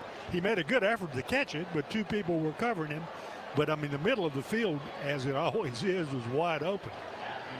Jaden Wally will be back deep for the Bulldogs. He stands at his own 21. Avery Atkins waiting for the snap. He'll let this one go. Rugby style, lets it fly from the 26-yard line of the Tigers. Takes a bounce at the 21. Cuts back towards the middle of the field. Going to be scooped up by Wally at the 10. Tigers are in the vicinity, and they'll bring him down at about the 14-yard line. So a 52-yard punt. And the Tigers covering downfield. Wally decides to pick it up on the bounce, go far side with it, and had nowhere to go. Looked like Keyshawn Butte, possibly. Gordy, was that Butte down there? I could not tell. I was on the other. He was wearing his jersey. I'll bet you that. That was him. Unless there's somebody else wearing number 1. Could have been Eli Ricks. Could have been Eli Ricks, yeah. But nonetheless, great special teams sequence there for LSU. It'll be 1st down and 10. They actually marked the ball just inside the 15. They'll say that's when play was halted. So we'll see the Bulldogs back out. Rogers in the shotgun. Marks the running back. They'll toss it to Marks running downhill, and again LSU gets to him, but not before he reaches beyond the 19 on a gain of 4. 2nd down and 6 upcoming.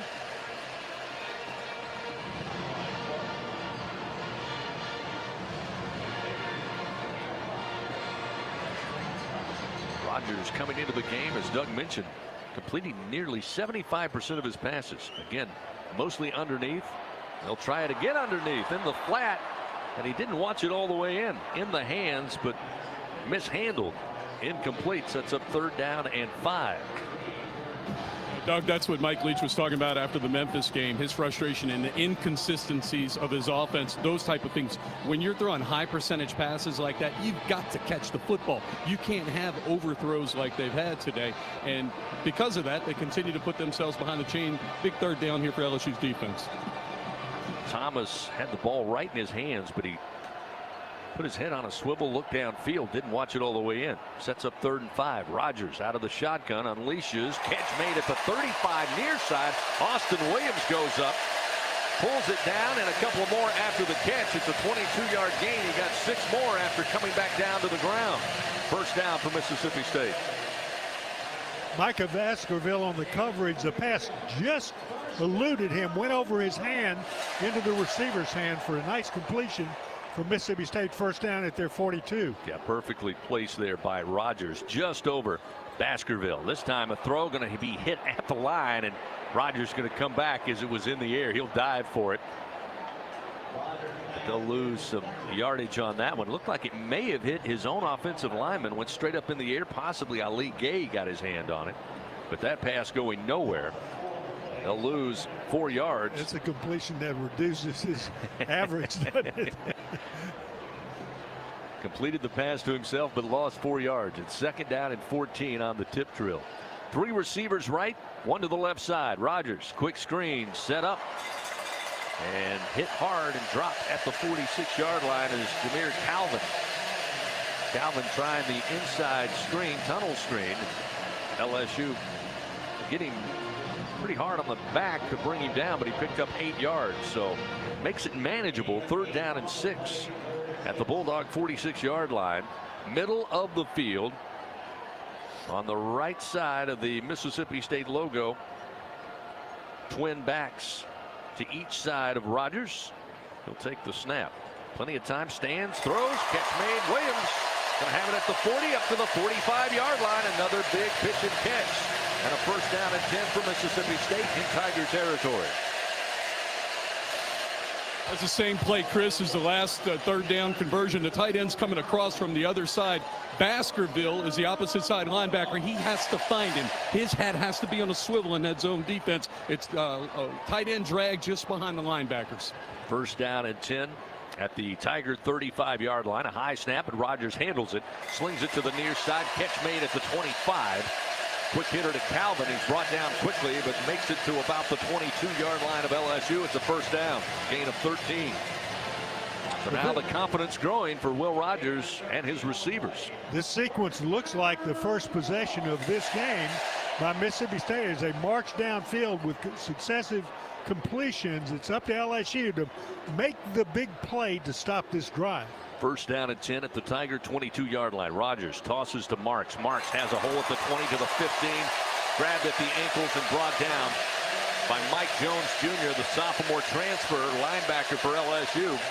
Picks up 9 yards on the ground. It'll be 2nd and 1 now at the Tiger 13, and looks like we're going to have a timeout taken by LSU. So the Tigers want to talk it over.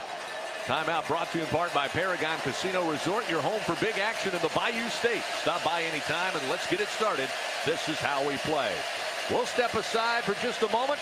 7-0 LSU leads. Bulldogs barking. 11:16 remaining. 2nd quarter. Back in a moment on the LSU Sports Radio Network.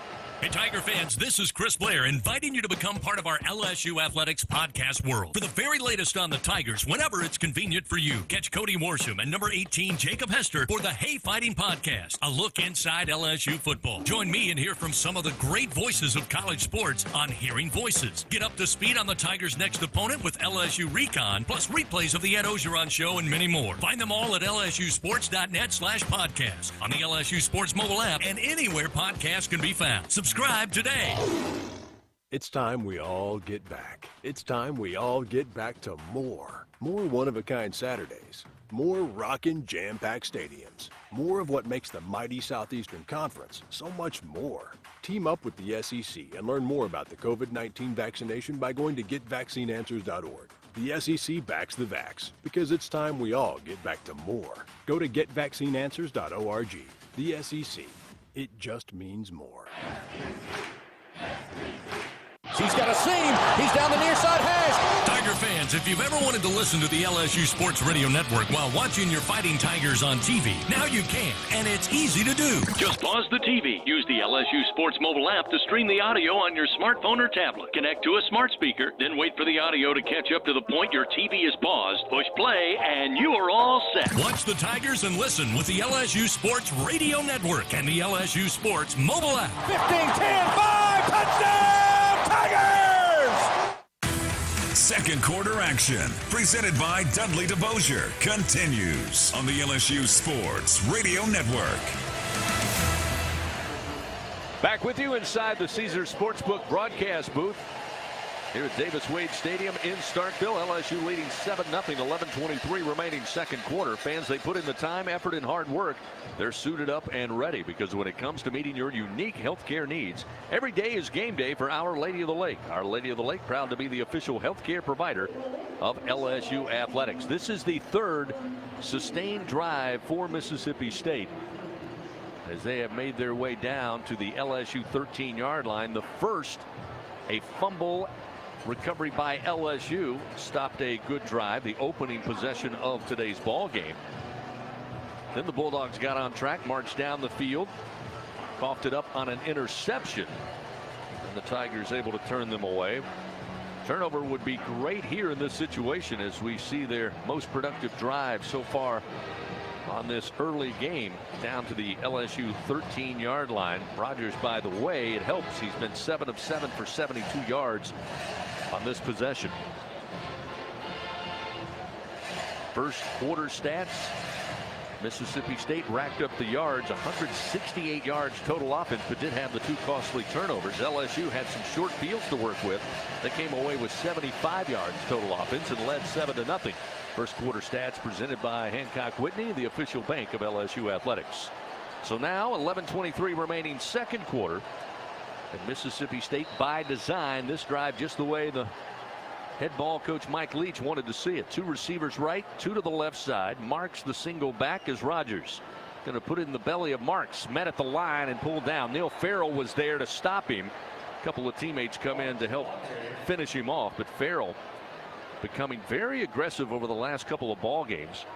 You can give all the credit to Coach Andre Carter with that defensive front. You talk about the defensive ends, but both Farrell and even Joseph Evans have been making more plays here of late. Well, they're back to a 4-man front on that play, which again allows them the opportunity to have enough people to kind of clog it up there and make the tackle. Ball placed at the 14-yard line. 3rd down and 2 for the Bulldogs. Quick handoff Marks. He'll have the first down as he falls forward to the 10 of LSU. They needed 2.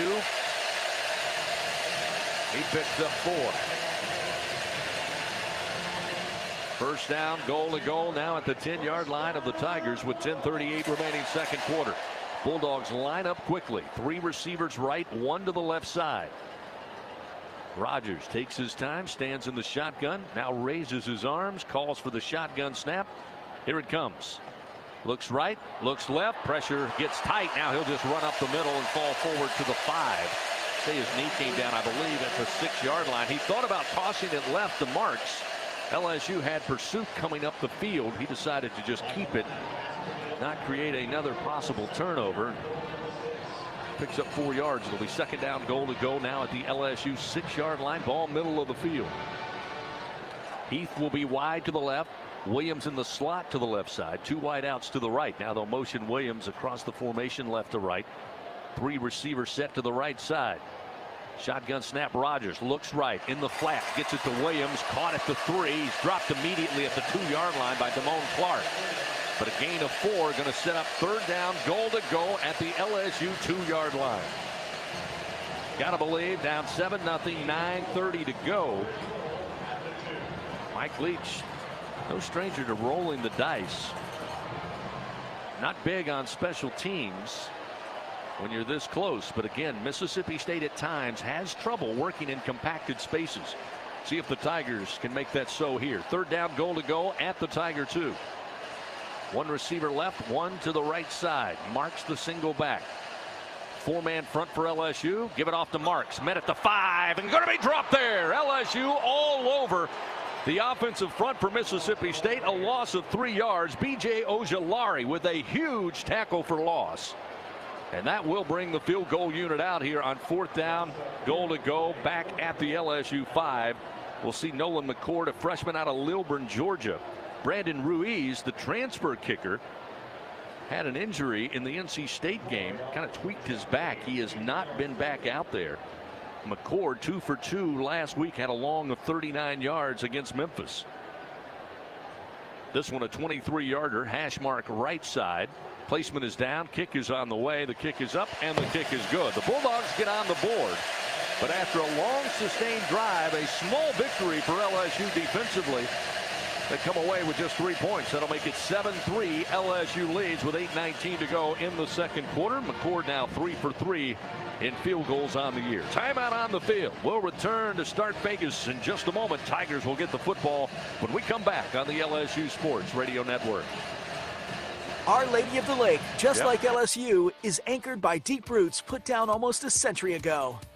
We share a singular vision to advance health, education, and research to serve the incredible people of Louisiana.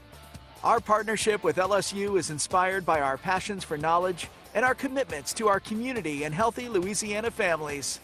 Together, there's nowhere we can't go. Our Lady of the Lake is proud to be the healthcare provider of LSU athletics.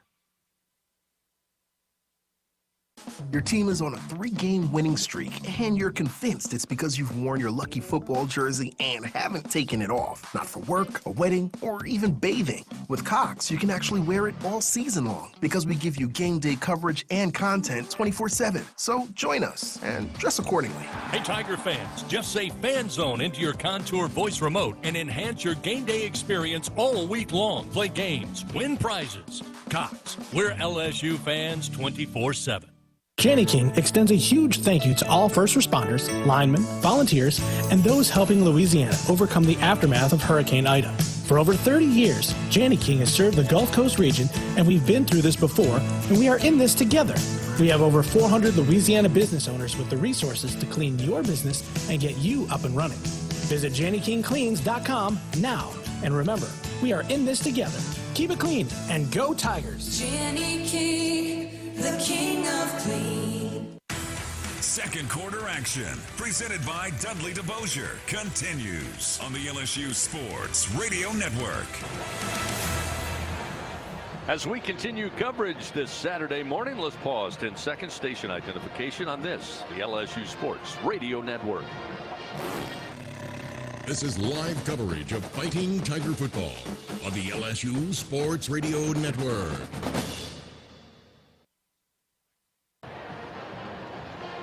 Finally, the afternoon hours here in Starkville. Beautiful day on this Saturday. LSU leading 7-3 over Mississippi State, along with Gordy Rush, Doug Morrow. I'm Chris Blair. And Tigers, a small victory there as Mississippi State, their best drive of the day without a turnover. 14 plays. They span 80 yards, 6 minutes, 19 seconds.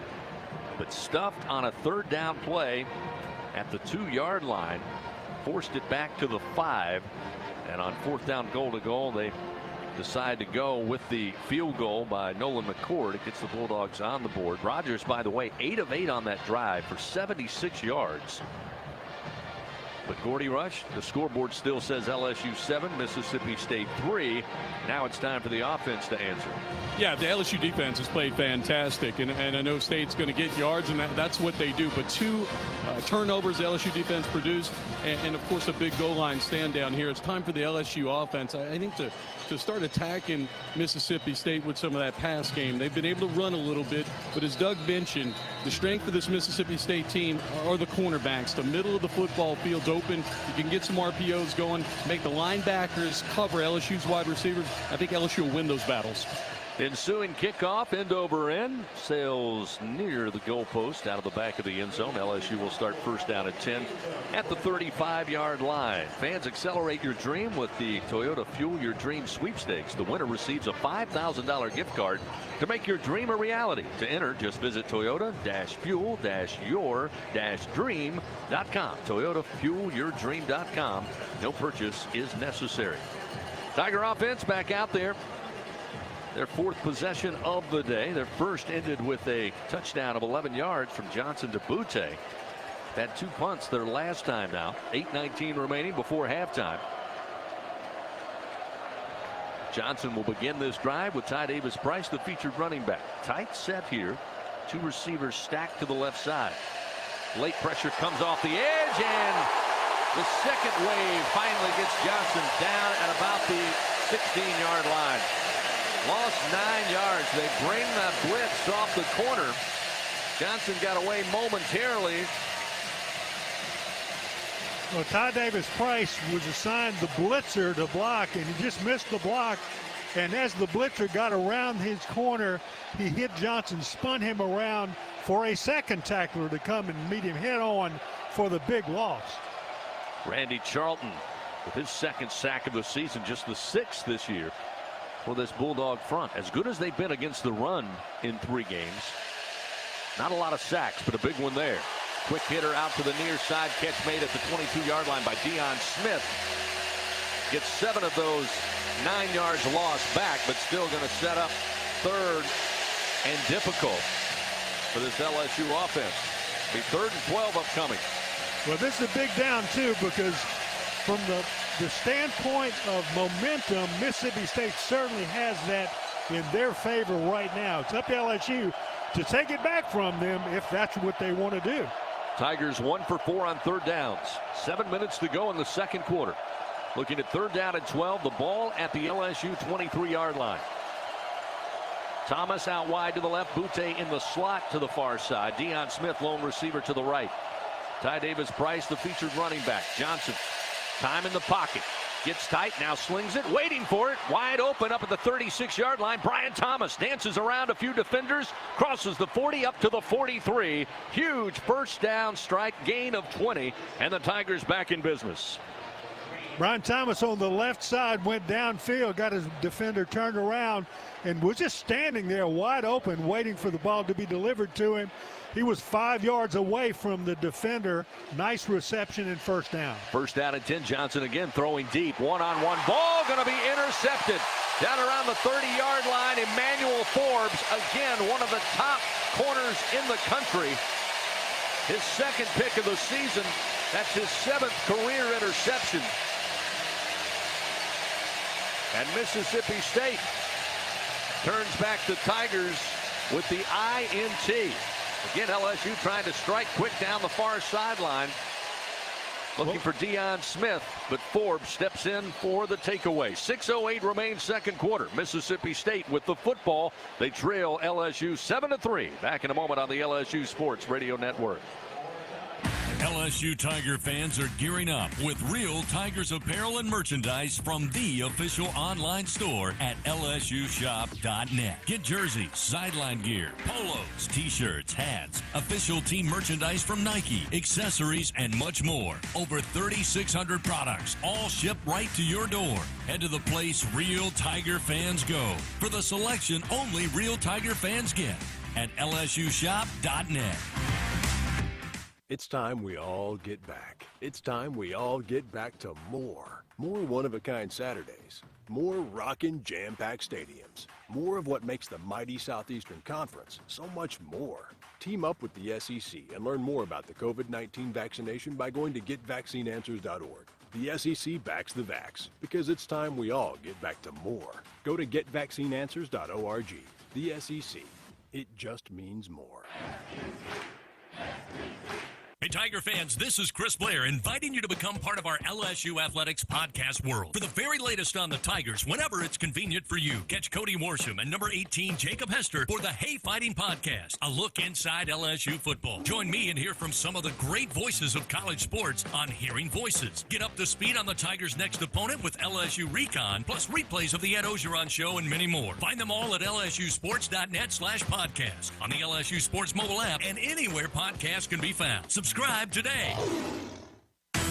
Second quarter action, presented by Dudley DeBosier, continues on the LSU Sports Radio Network.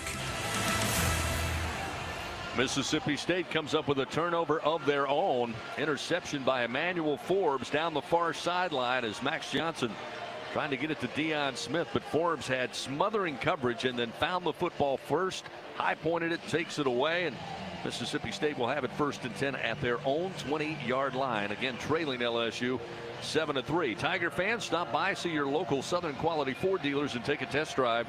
Get amazing deals and low financing on a new car, truck, or SUV. Let the good times roll. Forbes is one of those great covered corners that Mississippi State has. Again, they had the great reception by Thomas on third down to pick up that first down. Then tried to get back to the air assault down the far sideline, but Forbes might not be the guy you want to test with those 50-50 balls. Yeah, that's a pretty good battle between two good players, and Deion Smith got to be aware of the fact that he's playing against a good player who likes to do exactly what Smith likes to do, which is to go high point the ball, take it away from the other person. And on that play, he just didn't get there fast enough. Forbes is a very, very good player. Has done a great job of covering him during the course of this game and did a great job on that play for the interception to give the ball to Mississippi State. Mississippi State on first down and 10 from their own 20 will swing it out. Dylan Johnson has it near side at the 20. Going to be forced out of bounds up around the 27-yard line. A gain of 7 on that swing pass from Rogers to Johnson. This is the second drive for the Bulldogs occurring here in the second quarter. Again, they're coming off a 14-play drive that went 80 yards. They had to settle for a field goal, but much of the same. Rogers now 9 completions in a row. Second down 3, ball at the 27, hands it off to Johnson, goes to his left, cuts back right, makes his way to the 30, and will pick up the first down on the ground. Mike Jones was there to make the tackle, but it looked like he got more than needed with a 4-yard gain. It'll be first down and 10 now at the 30-yard line, just shy of the 31. 5:15 clock moving, second quarter. LSU was back in that 3-man front, which gives gaps for Mississippi State to pick up in the running game. Rogers with a shotgun snap. Again, swings it to Johnson, far side, and going to be tripped up and dropped at about the 32, just shy of the 32. Another great open field tackle. That time Eli Ricks able to bring him down after just a 1-yard gain. It'll be second down and 9. Ball at the 31-yard line. Under 5 to go before halftime. 4:46 and counting. Mississippi State, part of the air raid assault. Not a lot of tempo. They'll take their time and line up. Take a look at the defense. Motion Calvin now. Be 2 receivers right, 2 to the left side. Rogers with the ball in hand on second and 9. Has all day in the pocket. Now moving to his right, backpedaling and throwing, and incomplete, out of bounds. He was looking for Heath up around the 38. But good coverage downfield as Rogers had a chance to go through his progressions and almost go through them twice. And then maybe 3 times. LSU with a great job covering downfield. They had everybody covered up. That stops a streak of 9 completions in a row by Rogers. It'll be third down and 9. And the Bulldogs so far on the day on third down, 4 for 7. Wide side of the field is the left. They'll send 2 receivers that way. 2 wideouts to the right. Third down and 9 at the 31. Rogers steps up in the pocket, throws off the fingertips, incomplete to Johnson, who was trying to set up right at the 37-yard line. Johnson, slow to get up, came down hard on the right arm as he reached out trying to fingertip that football. And he's going to be helped up by his teammates as the training crew comes out. Looked like, oh, got up, now falls back down. Maybe the trainers told him to lay down. So it'll set up fourth down and 9, a punting situation here for the Bulldogs, and we got our final timeout of the second quarter. 4:16 remaining second quarter. LSU up 7-3, expecting a Bulldog punt when we come back on the LSU Sports Radio Network. Finding the places in life that give you joy is what Toyota is all about. Like a RAV4 to take you to mountain biking trails if that's your place. Or a sporty Camry to take you to your favorite weekend spots. Yes, to the theater. Just don't fall asleep. What, me? So no matter where you find your joy, Toyota can take you there. Visit your local Toyota dealer for a great deal on the 2021 Toyota Highlander. It's perfect for Tiger fans and their go routes. Toyota, proud partner of LSU Athletics. One thing about Louisiana, we always come together in a time of crisis. Louisiana's own Rouse's Markets is helping with food, water, ice, and donations to Ida's hardest hit communities. And they have truckloads of fresh meat, fresh fruit and vegetables, groceries, water, and ice rolling into their stores all over Louisiana every day, so you don't have to go without. Neighbors helping neighbors. Just one more reason that Rouse's Markets feels like home. Rouse's Markets, official supermarket of LSU Athletics. Fans, if you were born to grill, then check out Barbecue Guys for all your grilling and outdoor living needs. With the largest selection of top-rated grills and outdoor products, best-in-class customer service, and expert product reviews, tips, and how-to videos, Barbecue Guys makes it easier than ever to shop online for backyard necessities. They're there to help you master grilling and outdoor entertaining. So visit barbecueguys.com. That's bbqguys.com to learn more. Barbecue Guys, for those who were born to grill. Second quarter action, presented by Dudley DeBosier, continues on the LSU Sports Radio Network. 7-3, LSU leads Mississippi State in the opening SEC slate here in 2021. Welcome back to the Caesars Sportsbook broadcast booth. 4:16 remains here in the second quarter. LSU expected to get the football back here. The Bulldogs facing fourth down and 9 from their own 31. Fans with zero sugar, now even more delicious. Is the new Coca-Cola Zero Sugar the best Coke ever? Find out for yourself. Let's go back down on the field. Gordy Rush with a John Deere Sunshine sideline report. And Gordy, defensively, as you said, playing well. Offense going to get another chance here. Got to avoid turnovers, obviously, but looking for something positive in these final 4+ minutes of the second quarter. Yeah, absolutely. And again, I'll go back to what I said in the last possession, Chris. The football is open. You don't want to go at the corners. You've gone at the corners twice. Both times Boutte and Smith were unable to get separation, and then Johnson underthrew that last football. They're playing a lot of man, and at times you've got matchups with Besh inside on a slot. He's got a linebacker. He's got a safety. That's where you want to throw the football. I like to see LSU work the middle of the football with 4:16 remaining here in the half. Archer Trafford will punt it away for Mississippi State. Back deep again will be Trey Palmer for LSU. He'll initially set up at about the 24-yard line of his own.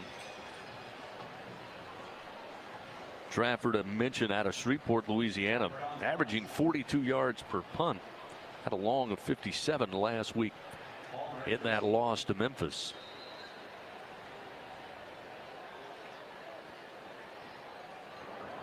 Referee gives the go-ahead. Here's the snap back to Trafford. Lets it go from the 20-yard line. Got a booming punt into this one. Palmer backpedaling, takes it at the 15. Hit by his own man, stays upright. Now he's got a team of blockers far side. 25, 20, up the sideline to the 40 before being laid out at about the 44-yard line. A 52-yard punt and a 30-yard return. Another phase of the game. Coach Ed Ogeron's been asking for more production. That time Trey Palmer delivers, but the hit by his own man seemed to kind of stunt Mississippi State's coverage and allowed him to get back up, have a caravan lead him up to the 39-yard line. Yeah, could be the play of the week that time, to break out of that group of people who came to hit him. They hunted him up because the ball was kicked very high. Nice punt, and he waited for it to come down. Almost was hit immediately by one and then two and then others who just closed in on him. Did a great job maintaining his balance out to the 39-yard line of LSU first down. Johnson. Corey Kiner, the featured back, 2 receivers to each side. Bobbled the shotgun snap, gets it off to Kiner, but he'll be hit hard as he made it to about the 41-yard line. Timing off just slightly on that play due to the bobbled snap. A gain of 2. Jet Johnson, the junior linebacker from Tupelo, making the tackle for the Bulldogs. Down to 3 minutes 41 seconds remaining. Second down 8 at the Tiger 41-yard line. Trip receivers to the right, 1 to the left side. Handoff Kiner, and Kiner grabbed but gets free and down or up to the 45-yard line before being forced out of bounds. Tough run there by Kiner, who looked to be dead to rights as soon as taking the handoff. The gain of about 6 yards. It's going to set up 3rd down and 3. An imperative 3rd down here for LSU. Ball at the 46-yard line of their own. Tigers 2 for 5 on the afternoon. 3 receivers right. Deion Smith, lone receiver, the freshman, to the left side. Besh in the slot to the right along with Boutte, and out wide is Brian Thomas. Ty Davis Price checks in for Kiner at running back. 3rd down and 3. Johnson, plenty of time, throws across the middle. Besh has it at midfield. He got to the Bulldog 49, and a 4-yard gain will give him the first down. Besh with his first catch of the day, and it's a big one to keep the drive alive. In fact, that's his 2nd catch of the day. And where did he catch that? I would say in the middle of the field, didn't he? Right square in the middle, Doug. Gordy. First down and 10 now at the Bulldog 49-yard line. Under 2.5 to go in the second quarter. Boutte in the slot to the right. Thomas, the wide out to the right side. Cole Taylor, the tight end, with Smith out wide to the left. Johnson looking left. Throws and out of the reach of Smith at the 39-yard line of Mississippi State. Again, covered nicely by Emmanuel Forbes. Sets up 2nd down 10 at the 49. Doug, you're just not going to win that matchup. Forbes is excellent. Smith was unable to get out of his cut as he was locked in with Forbes and wasn't able to come down back on that comeback. Again, the corners for Mississippi State are very good football players. 2nd down 10. Re-rack it at the Bulldog 49-yard line after a quick break. Kiner back out there at running back. A 3-receiver set to the right, 1 lone receiver and Smith to the left side. Short side of the field. Johnson with a blitz coming. Going to be hit, trying to stay upright. Flags come out, but he'll be dropped back at the 45-yard line of LSU. A loss of 6 on the sack. That time a Bulldog came absolutely free, untouched. Got to Johnson as soon as he took his last step to look downfield. Looks like going to go against LSU.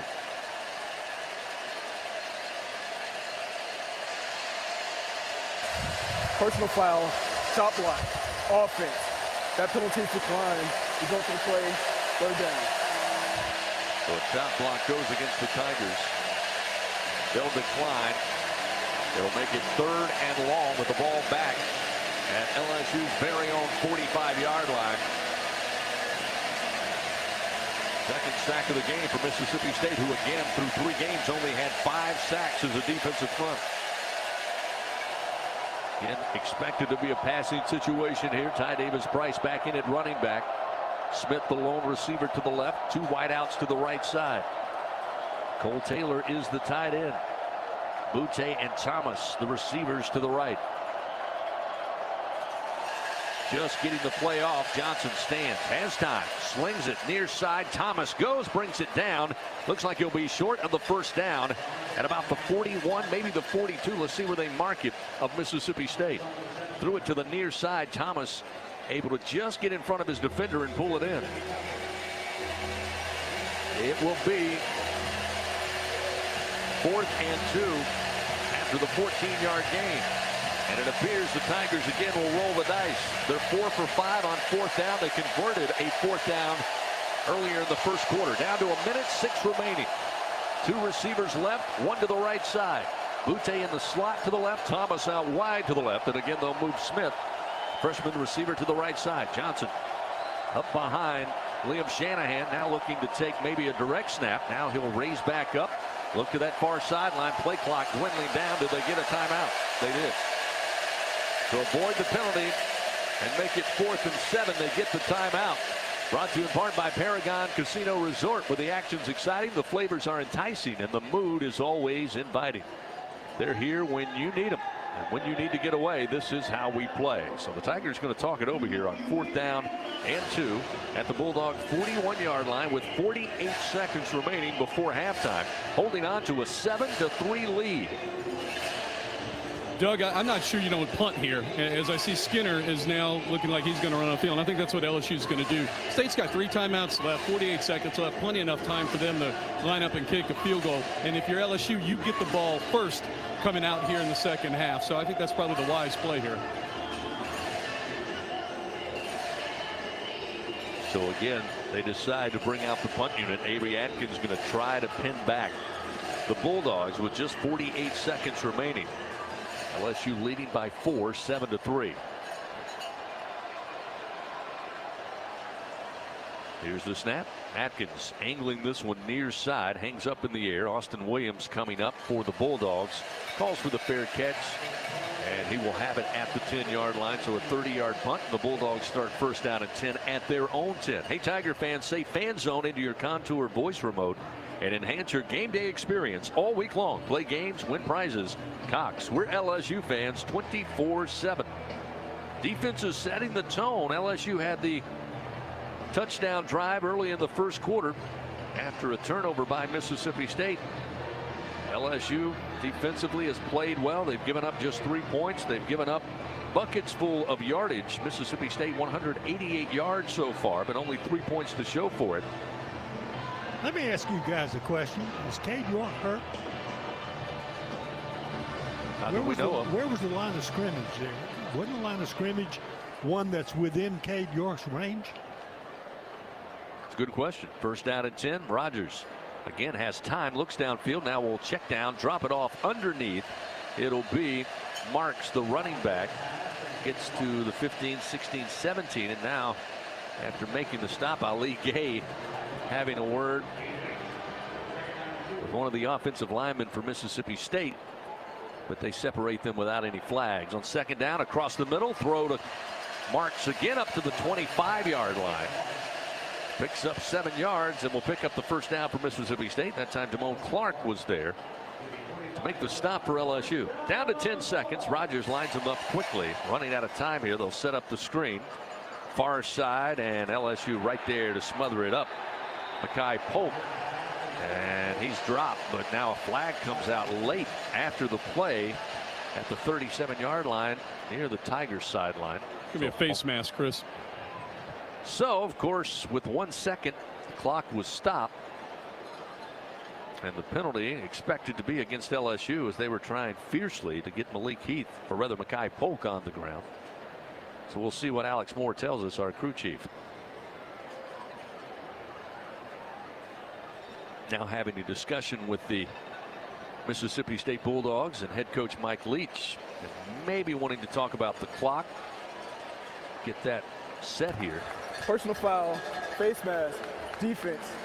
The 15-yard penalty is added to the end of the run and includes an automatic first down. Second penalty of the day. This one will bring the football up to the Mississippi State 44-yard line. It will be first down and 10. Again, I think Coach Leach wanting to get verification on the second quarter clock. It still has 1 second remaining. So barring a penalty, this would be the final play of the first half. And it looks like maybe Bulldogs want to call a timeout, maybe draw something up here. So the Bulldogs use their first timeout of the first half. Timeout brought to you in part by the Draft Room at Paragon Casino Resort. The best place to catch every major sporting event while enjoying an extensive beer list and fan favorite food menu. At Paragon Casino Resort, this is how we play. Can I go back and revisit my question about the field goal? I mean, I look at the ribbons on the top of the goalpost. They're blowing with where the field goal would be kicked on that play, and that's 58 yards, I think, is where it would be set up. And that's a Cade York field goal. As it turned out, Mississippi State takes the punt. Now on first down and 10 with the final play of the second quarter. Ali Gay is going to track down Will Rogers and sling him to the ground, and that will do it. Tigers get their first sack on Rogers today, and it ends the first half of action. Both teams head to their respective locker rooms, 7-3. LSU leading over Mississippi State. Coming up, we'll get the Capital One halftime interview with head coach Ed Ogeron. Gordy Rush will have that for us in just a few moments. Again, yardage in favor of Mississippi State. No surprise, they've gone up and down the field, but only 3 points to show for it on 205 yards total offense in the first half. LSU 113. Tigers have forced 2 turnovers. Mississippi State with 1. Let's go to Gordy Rush. Coach, your defensive game plan's been spot on. 2 turnovers, a big red zone stop down there. You got to be pleased with that unit. Yeah, keep the ball in front of us. We have to make a little adjustment, start to run the ball. We need to be patient. Don't let the ball over our head. Step up, make tackles. Right, on the flip side, offensively, you get the early score, but you've had opportunities. Offense is just, it's sputtering, not able to get it going. Protection, protection, protection. All right, Coach, what are you going to tell team here in the second half? 60 minutes of football. Hey, we're a good football team. They're a good football team. This is SEC play. We got to go win it. Best of luck in the second half. Go Tigers. Chris. Thank you, Gordy. Thank you, Coach. We're at halftime here in Starkville. 7-3 LSU leads. Coming up, we'll have the Super One Foods halftime report. Scores from around the league and around the country. Take a look at the first half stats and then get you ready for third quarter action. Our score at the break here in Stark Vegas. LSU 7, Mississippi State 3 on the LSU Sports Radio Network. Albertsons is making shopping and saving easier than ever. Just For You deals is now Albertsons For You. It's everything you love about Just For You with all new perks. Get rewarded just for being you, including personalized deals, a free item every month, and even a treat on your birthday. With Albertsons For You, you earn points every time you shop and redeem them for discounts on groceries and more. Brand new Albertsons For You members receive $5 off their next $25 or more purchase just for signing up. So download or update your Albertsons app and see your all new, all awesome perks. Albertsons, fresh foods, local flavors. Everyone loves a winner, and Waiter wants that to be you. Download the Waiter app and place an order with promo code TIGERS21 for free game day delivery. Every order earns a chance to win Waiter food credit, signed merch, Tiger tickets, and more. Order now with promo code TIGERS21 and get the win with Waiter. Waiter, you relax, we deliver. Tigers are your team, and Super One Foods is your grocery store. They offer super low prices from the moment you walk in their door, starting with the hottest deals on their famous wall of values. You'll get super savings on fresh produce, meat cut fresh daily, and all of your favorite brands throughout the store. Shop Super One Foods online or in store for super low prices on game day and every day. Go Tigers and go Super One Foods. Welcome in to the Super One Foods Halftime Report. Super One Foods, go Tigers, and go Super One Foods. Soon, we return to second half action of LSU Fighting Tiger football. But first, let's check the latest around the college football world. From the Capital One studio, here is Brian Haldane with a scoreboard update on the LSU Sports Radio Network. Let's go ahead and run down those top 25 scores from around the country. Having one of the early games means there's not a whole lot of scores to look in on, but we do have a few games in action right now as they approach the end of the first half. Number 2, Georgia having 0 problem with Vanderbilt. Bulldogs are up 35-0 with 26 seconds to go in the second quarter there. It is worth noting all 35 of those points were posted up in the first quarter. Sorry. Moving over to halftime in Happy Valley, Penn State has a 17-3 lead over Villanova. Number 6, Penn State having no problems there. Game with a lot of eyeballs on it right now. Number 12, Notre Dame is at number 18, Wisconsin. 3:58 to go in the second quarter there. The Fighting Irish are up 10-3 over the Badgers. Also going on in the top 25, number 17, Coastal Carolina has got 5 minutes, 10 seconds to go in the first quarter. They are hosting UMass, and they have a 6-0 lead. Coming up in the 2:30 round of games, Colorado State will be at number 5, Iowa. Number 7, Texas A&M will be at number 16, Arkansas. Number 9, Clemson will be at NC State. 11th ranked Iowa State will be at, 14th ranked Iowa State will be at Baylor. Rutgers will be at number 19, Michigan. And then at 3 o'clock, number 23, Auburn will be hosting Georgia State. Rest of the games lay out for the remainder of the evening, including number 11, Florida, hosting Tennessee at 6 p.m. Looking at our in-state games, other Louisiana schools that are in action today, there is one other in-state game going on right now. McNeese is at Incarnate Word, and they're not having a whole lot of luck there. Incarnate Word has a 20-0 lead over the McNeese Cowboys. 2:47 to go in the second quarter. Right now, Cody Ogeron is 7 of 12 for just 36 yards in that game. Rest of the in-state scores as the day wears on. North Alabama will be at Nichols at 3. Grambling will be at Prairie View at 4. Coming up at 5 o'clock, UL Lafayette will be at Georgia Southern. Then at 6 o'clock, La Tech will be hosting North Texas. 2 in-state games kick off at 7 p.m. tonight. Tulane will be playing UAB, and Troy will be at UL Monroe. And that's a complete look at your scoreboard. Going to take a quick break. When we come back, Doug Morrow will have your first half recap right after this break on the LSU Sports Radio Network. He's got a seam. He's down the near side hash. Tiger fans, if you've ever wanted to listen to the LSU Sports Radio Network while watching your Fighting Tigers on TV, now you can, and it's easy to do. Just pause the TV. Use the LSU Sports mobile app to stream the audio on your smartphone or tablet. Connect to a smart speaker, then wait for the audio to catch up to the point your TV is paused. Push play, and you are all set. Watch the Tigers and listen with the LSU Sports Radio Network and the LSU Sports mobile app. 15-10-5, touchdown, Tigers! It's time we all get back. It's time we all get back to more. More one-of-a-kind Saturdays. More rockin' jam-packed stadiums. More of what makes the mighty Southeastern Conference so much more. Team up with the SEC and learn more about the COVID-19 vaccination by going to getvaccineanswers.org. The SEC backs the vax because it's time we all get back to more. Go to getvaccineanswers.org. The SEC. It just means more. LSU Tiger fans are gearing up with real Tigers apparel and merchandise from the official online store at lsushop.net. Get jerseys, sideline gear, polos, t-shirts, hats, official team merchandise from Nike, accessories, and much more. Over 3,600 products, all shipped right to your door. Head to the place real Tiger fans go for the selection only real Tiger fans get at lsushop.net.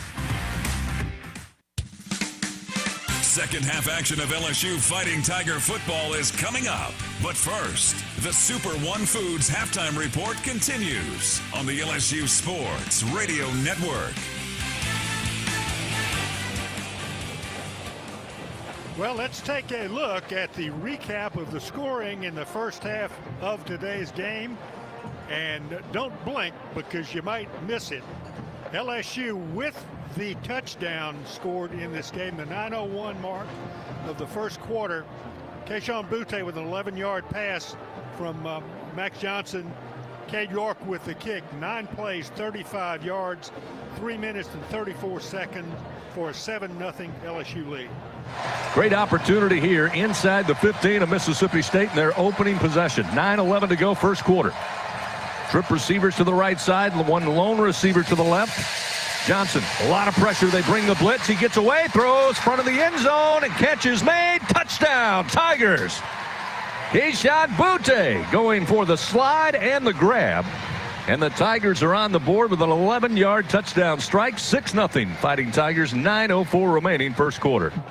And it looked at that point where LSU was going to be running away with it offensively. That did not happen. That's all the LSU scoring here in the first half. Mississippi State at the 8:19 mark of the second quarter came up with a 23-yard field goal, which capped an 80-yard drive, 14 plays, 6 minutes and 19 seconds, but only a field goal to show for it. And there you have the halftime score, LSU 7, Mississippi State 3. I'll have statistics from the first half of today's game after this break on the LSU Sports Radio Network. Hey, Tiger fans, this is Chris Blair inviting you to become part of our LSU Athletics podcast world. For the very latest on the Tigers, whenever it's convenient for you, catch Cody Worsham and number 18, Jacob Hester, for the Hey Fighting podcast, a look inside LSU football. Join me and hear from some of the great voices of college sports on Hearing Voices. Get up to speed on the Tigers' next opponent with LSU Recon, plus replays of the Ed Ogeron Show and many more. Find them all at lsusports.net/podcast, on the LSU Sports mobile app, and anywhere podcasts can be found. Subscribe today. It's time we all get back. It's time we all get back to more. More one-of-a-kind Saturdays. More rockin' jam-packed stadiums. More of what makes the mighty Southeastern Conference so much more. Team up with the SEC and learn more about the COVID-19 vaccination by going to getvaccineanswers.org. The SEC backs the vax because it's time we all get back to more. Go to getvaccineanswers.org. The SEC. It just means more. He's got a seam. He's down the near side hash. Tiger fans, if you've ever wanted to listen to the LSU Sports Radio Network while watching your Fighting Tigers on TV, now you can, and it's easy to do. Just pause the TV. Use the LSU Sports mobile app to stream the audio on your smartphone or tablet. Connect to a smart speaker, then wait for the audio to catch up to the point your TV is paused. Push play, and you are all set. Watch the Tigers and listen with the LSU Sports Radio Network and the LSU Sports mobile app. 15-10, 5, touchdown! Tigers! As we get you set for the second half of Fighting Tiger football, the Super One Foods halftime report continues. Time now for the first half recap on the LSU Sports Radio Network. Back in Starkville, Mississippi, Davis Wade Stadium, Doug Morrow, Chris Blair, and Gordy Rush as LSU leads 7-3. Not an exciting game. One in which both teams have had some opportunities. Looked like they had control of the game momentarily. LSU, though, gave that away. Mississippi State started the game with a pretty good drive, but LSU on 2 outstanding open field plays caused a fumble, got the ball back, and then drove immediately for their score. And at that point, it looked like LSU's offense was going to be able to have their way with Mississippi State. That is not what happened, as we have a 7-3 halftime score. Let me give you the statistics that lead to that score. First downs, LSU with only 7, Mississippi State with 12. LSU rushed 13 times for, guess what, 26 yards. Not very good, 2 yards a rush. Mississippi State 12 for 45. That's not really good either, but better than LSU's Passing yards, LSU 87 yards, Mississippi State 160. In completions, LSU 9 of 16, 1 interception. That's not a very good average and not a very good result. Mississippi State 23 of 28, 1 interception there, but that percentage is much, much better than LSU's. Total offense, LSU with 29 plays, 113 yards. Mississippi State 40 plays. That's 11 plays more than LSU total offense. They also had 205 yards, almost double LSU's total offense. Fumble returns, LSU had 1 for 35 yards. That led to their opportunity to score at the beginning of the game. Punt returns, LSU 1 for 24 yards. Mississippi State 1 for 5. LSU punted 3 times for an average of 38 yards. Mississippi State twice for 45.5. Fumbles lost, LSU none, Mississippi State 1. Possession time, LSU 12 minutes, 42 seconds. Mississippi State 17-18. Third down conversions, LSU 3 of 7. Mississippi State 4 of 8. In red zone scores and chances, LSU 1 of 1. Mississippi State 1 of 1, but that was a field goal, and the field goal really was set up with a very, very nice third down play where LSU caused a loss of yardage and Mississippi State had to settle for a field goal. Individually, Ty Davis Price for LSU, 6 carries, 32 yards. Corey Kiner, 3 for 8 yards. Armani Goodwin, 1 for 2 yards. Max Johnson, 3 for no yards. That is not very good rushing, and LSU got to find a way to fix that, and if they don't fix it, they're going to have a tough rest of the year. Mississippi State, Jaquavian Marks, 7 carries, 29 yards. Dylan Johnson, 3 for 17 yards. Will Rogers, 2 for 4 yards. Will Rogers, 23 of 28 passing, 1 interception, 160 yards. Max Johnson, 9 of 16, 1 interception, 87 yards. Brian Thomas was targeted 3 times. He had 3 receptions for 43 yards. Deion Smith targeted 5 times, 2 receptions at 19 yards. There was also an interception, though, on one of the attempts towards him. Jack Bash 2 for 2 for 13 yards. But he's a guy that's going to be open, and LSU will have to find a way to use him. Keyshawn Butte, 5 targets, 2 receptions, 12 yards. Avery Atkins in punting, 3 punts for 114 yards, a 38-yard average. Archer Trafford for Mississippi State, 2 for 91 yards, an average of 45.5. Fred Peters had 5 tackles for Mississippi State. Cameron Young had 4. For LSU, Damone Clark, 9 tackles. Micah Baskerville, 6 tackles. So there you have the stats. We're about 4 minutes or so from the start of the second half. LSU coming out on the field at the far end. Certainly they will have discussed at halftime what this LSU team needs to do offensively to do a couple of things. So one is to control the position of the field, to get some points, but most important, to get that defense off the field. The LSU's defense is having a heck of a time trying to figure out what to do with Mississippi State. Mississippi State has moved the ball fairly well most of the game. They just have not been able to come up with points. They came up with those 3.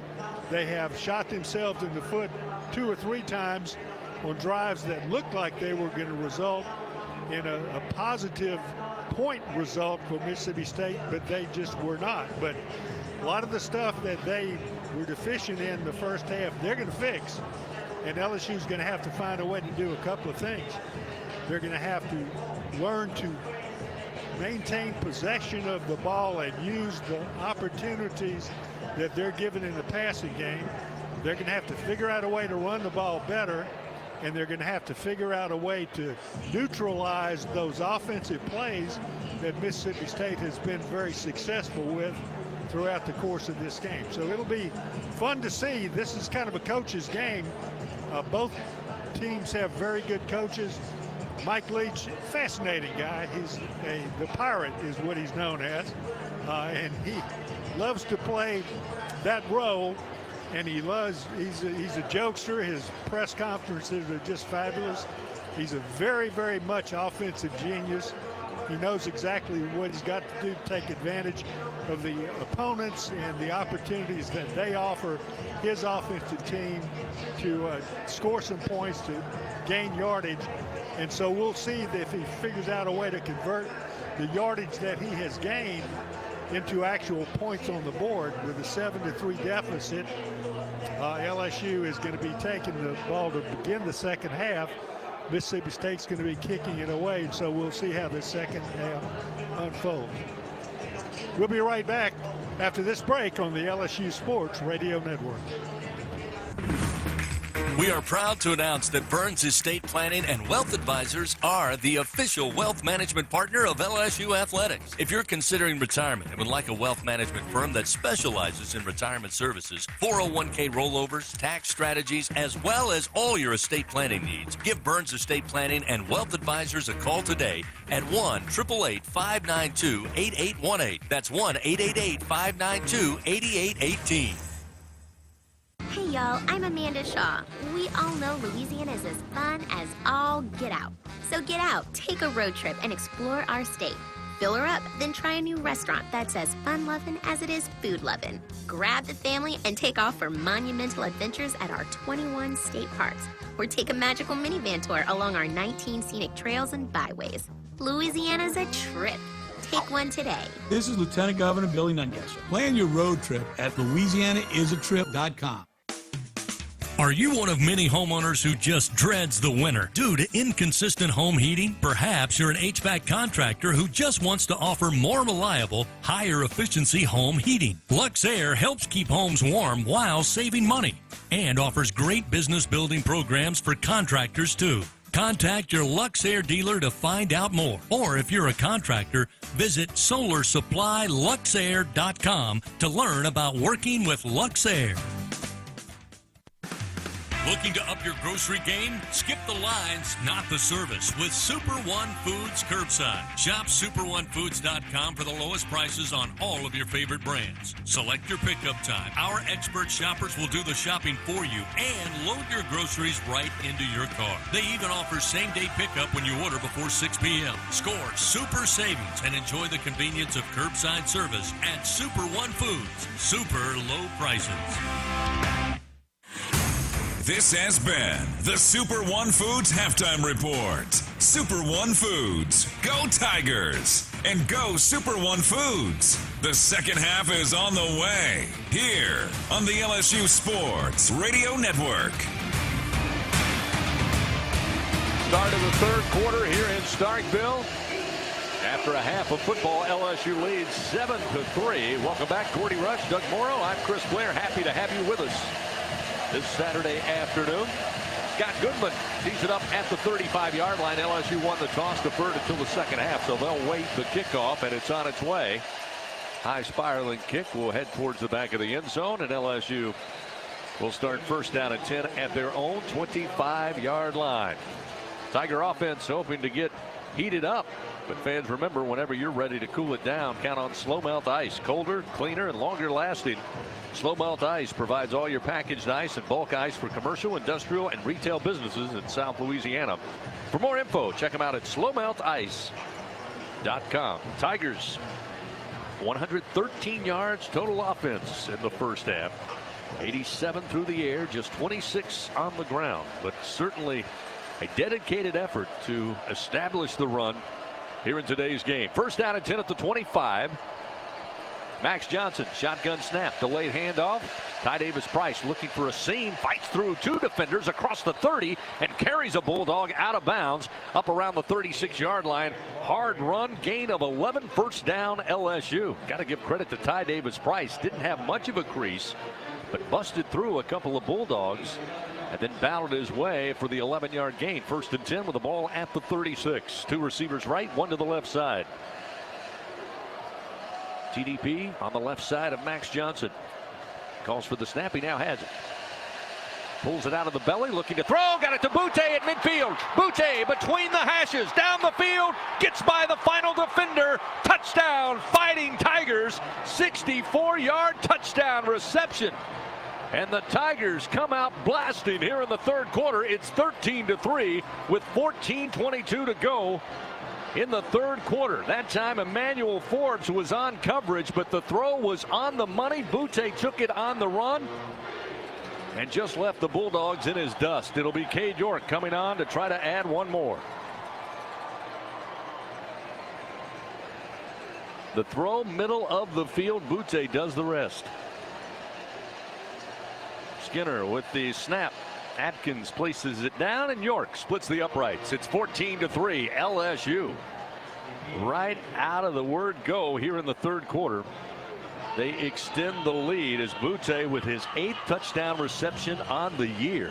64 yards. And Doug, you had to love that. Middle of the field. Let Butte do the rest. Well, they started out with the run on first down. Ty Davis-Price with a nice run to pick up a first down. And then the same look to the defense as the run fake is made out of the shotgun. Butte lined up on the left side, ran the post pattern to the inside. Just got a step on the defender, who is the good defender, who's made a lot of good plays in this game. Kayshon Butte is a good receiver, and he won that battle as the pass was perfectly thrown.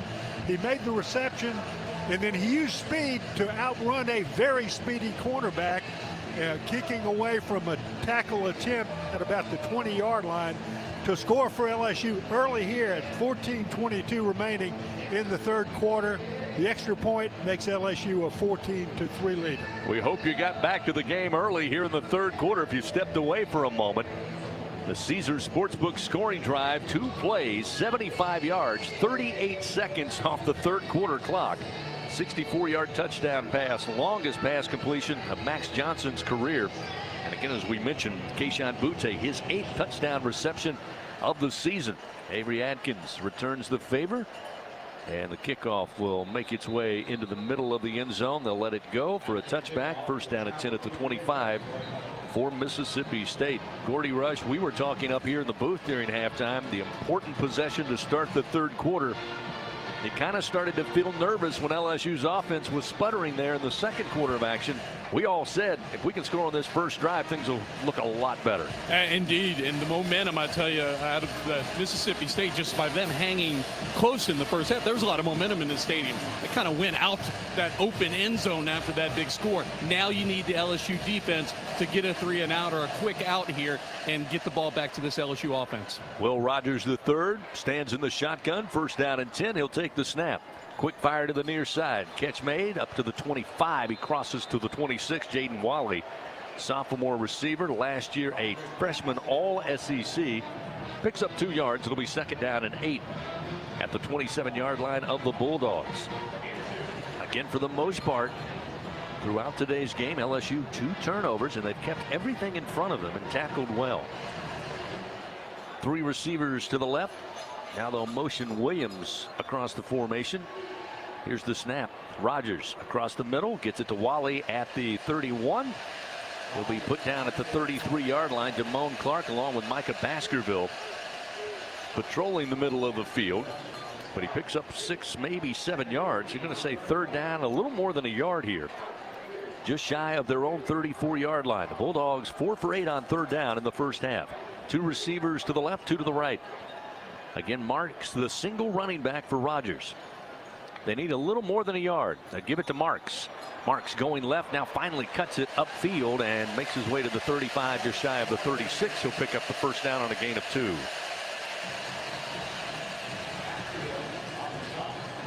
LSU almost had the run play stop in the backfield, which would have forced Mississippi State into the punt, but Marks turned up the field, picked up just enough for the first down, just out at the 36-yard line.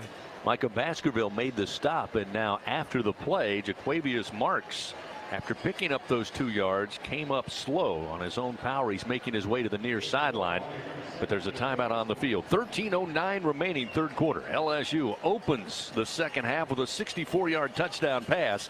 They lead 14-3. We return to Starkville after this on the LSU Sports Radio Network. LSU Tiger fans are gearing up with real Tigers apparel and merchandise from the official online store at lsushop.net. Get jerseys, sideline gear, polos, t-shirts, hats, official team merchandise from Nike, accessories, and much more. Over 3,600 products, all shipped right to your door. Head to the place real Tiger fans go for the selection only real Tiger fans get at lsushop.net. It's time we all get back. It's time we all get back to more. More one-of-a-kind Saturdays. More rockin' jam-packed stadiums. More of what makes the mighty Southeastern Conference so much more. Team up with the SEC and learn more about the COVID-19 vaccination by going to getvaccineanswers.org. The SEC backs the vax because it's time we all get back to more. Go to getvaccineanswers.org. The SEC. It just means more. Hey, Tiger fans, this is Chris Blair inviting you to become part of our LSU Athletics podcast world. For the very latest on the Tigers, whenever it's convenient for you, catch Cody Worsham and number 18, Jacob Hester, for the Hey Fighting Podcast, a look inside LSU football. Join me and hear from some of the great voices of college sports on Hearing Voices. Get up to speed on the Tigers' next opponent with LSU Recon, plus replays of the Ed Ogeron Show and many more. Find them all at lsusports.net/podcast, on the LSU Sports mobile app, and anywhere podcasts can be found. Subscribe today. It's time we all get back. It's time we all get back to more. More one-of-a-kind Saturdays. More rockin' jam-packed stadiums. More of what makes the mighty Southeastern Conference so much more. Team up with the SEC and learn more about the COVID-19 vaccination by going to getvaccineanswers.org. The SEC backs the vax because it's time we all get back to more. Go to getvaccineanswers.org. The SEC. It just means more. Third quarter action continues. Presented by H&E Equipment Services on the LSU Sports Radio Network. As we continue this Saturday afternoon, let's pause 10 seconds. Station identification. This is Fighting Tiger football on the LSU Sports Radio Network. This is live coverage of Fighting Tiger football on the LSU Sports Radio Network.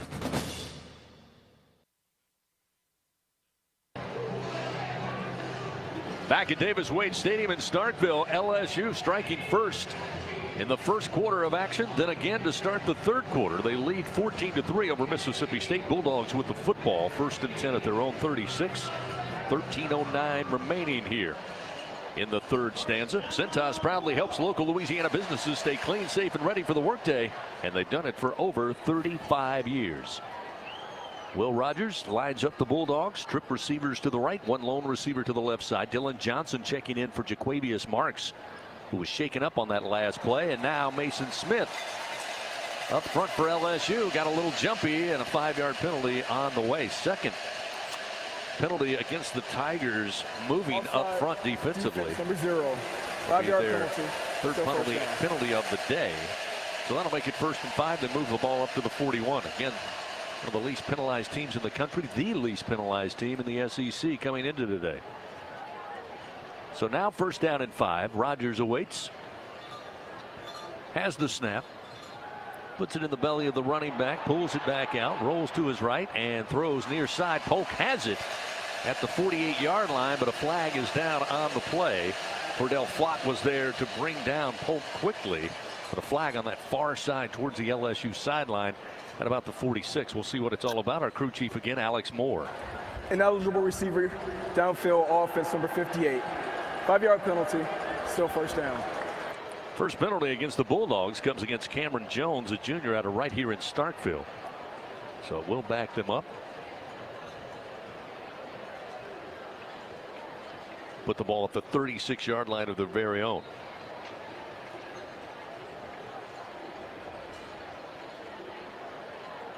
Working from the far side hash, one receiver to the left, 3 to the wide side of the field, the right. Rogers, plenty of time, unloads, and in the hands and incomplete to Jaden Wally, who had a step on the defender just outside the far side hash, and he couldn't hold on. Otherwise, a lot of green grass as he got behind the LSU defenders.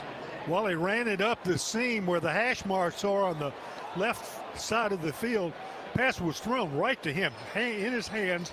He was behind a defender and in between two others. So LSU had a bunch of bodies out there, but none of them close enough to get to the football. No mind because the receiver dropped it. Thank goodness. Jay Ward was back deep. He may have heard the footsteps of Ward coming up. Nonetheless, 2nd down and 10. Rogers again with time, drops it off underneath at the 39-yard line to Dylan Johnson. Johnson scrambles forward to about the 43-yard line. It'll set up 3rd down and 3 after the 7-yard gain. 12:20 clock moving, 3rd quarter, 14-3 LSU leads. Opening SEC game for both the Bulldogs and the Fighting Tigers. Next week, Mississippi State goes to Bryan College Station to take on Texas A&M. LSU will have the nightcap hosting Auburn on a Saturday night in Death Valley with kickoff at 8 p.m. Central. 3rd down and 3 for the Bulldogs. Motion to receiver just before the snap, looking to throw on the slant. Catch made. Williams has it. Gets to midfield to the Tiger 49. It's a 1st down for Mississippi State. The 8-yard quick hitting go to their big target, Austin Williams, 6'3", 200-pounder. 1st and 10 now at the Tiger 49. Rogers with pressure coming, drops it off, wide open middle of the field.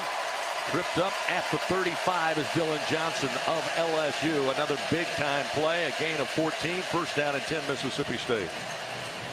That's a nice play. It's a variety of screen pass as he let all the blockers, let all the defenders get past the blockers and then threw to the receiver who ran into the vacated area. Nice play, good execution. Quick snap. They'll give it off to Jernigan, who checked in at running back off the left side. It was Johnson with the ball carrier, but he didn't get much, maybe a yard. 2nd and 9. Will Rogers looked a little frustrated with his offensive line, maybe even the officials. He was trying to snap the ball sooner, feeling the momentum of driving deeper into LSU territory. He was having a few words with the official between he and his center, LaQuinston Sharp. 3 receivers right, 1 to the left side. 2nd down 9. Ball at the Tiger 33-yard line. Johnson the single back. Rogers, quick hitter in the flat to Williams. Inside the 30 at the 27. The Tigers were there, bring him down. But again, positive yards, gain of 7. Burns in the area, along with Jones and Devontae Strong. But still a cushion there, and Rogers finding the soft spots. Just getting 5-6 yards a clip. It'll be 3rd down and 2. Now at the Tiger 26-yard line. Scrimmage from the near side hash with 3 receivers wide side of the field to the right. Pope, the lone receiver, to the right side. Off to Johnson. Johnson trying to find something between left tackle. Gets clogged up. Not much doing. But again, a couple of positive yards. Picks up the 1st down. It'll be 1st and 10 with the ball now at the Tiger 21-yard line. If you remember, back in the 2nd quarter, Mississippi State put together a 14-play drive, spanned 80 yards. They had to settle for a field goal. Shotgun snap, Rogers. Rogers again all day, rolling now to his right. Duck ball, and it is complete down around the 16 to Makai Polk. Not a beautiful throw, but it got there in time. A gain of 5. 2nd down, 5 upcoming. Mark it right around the 15-yard line of LSU.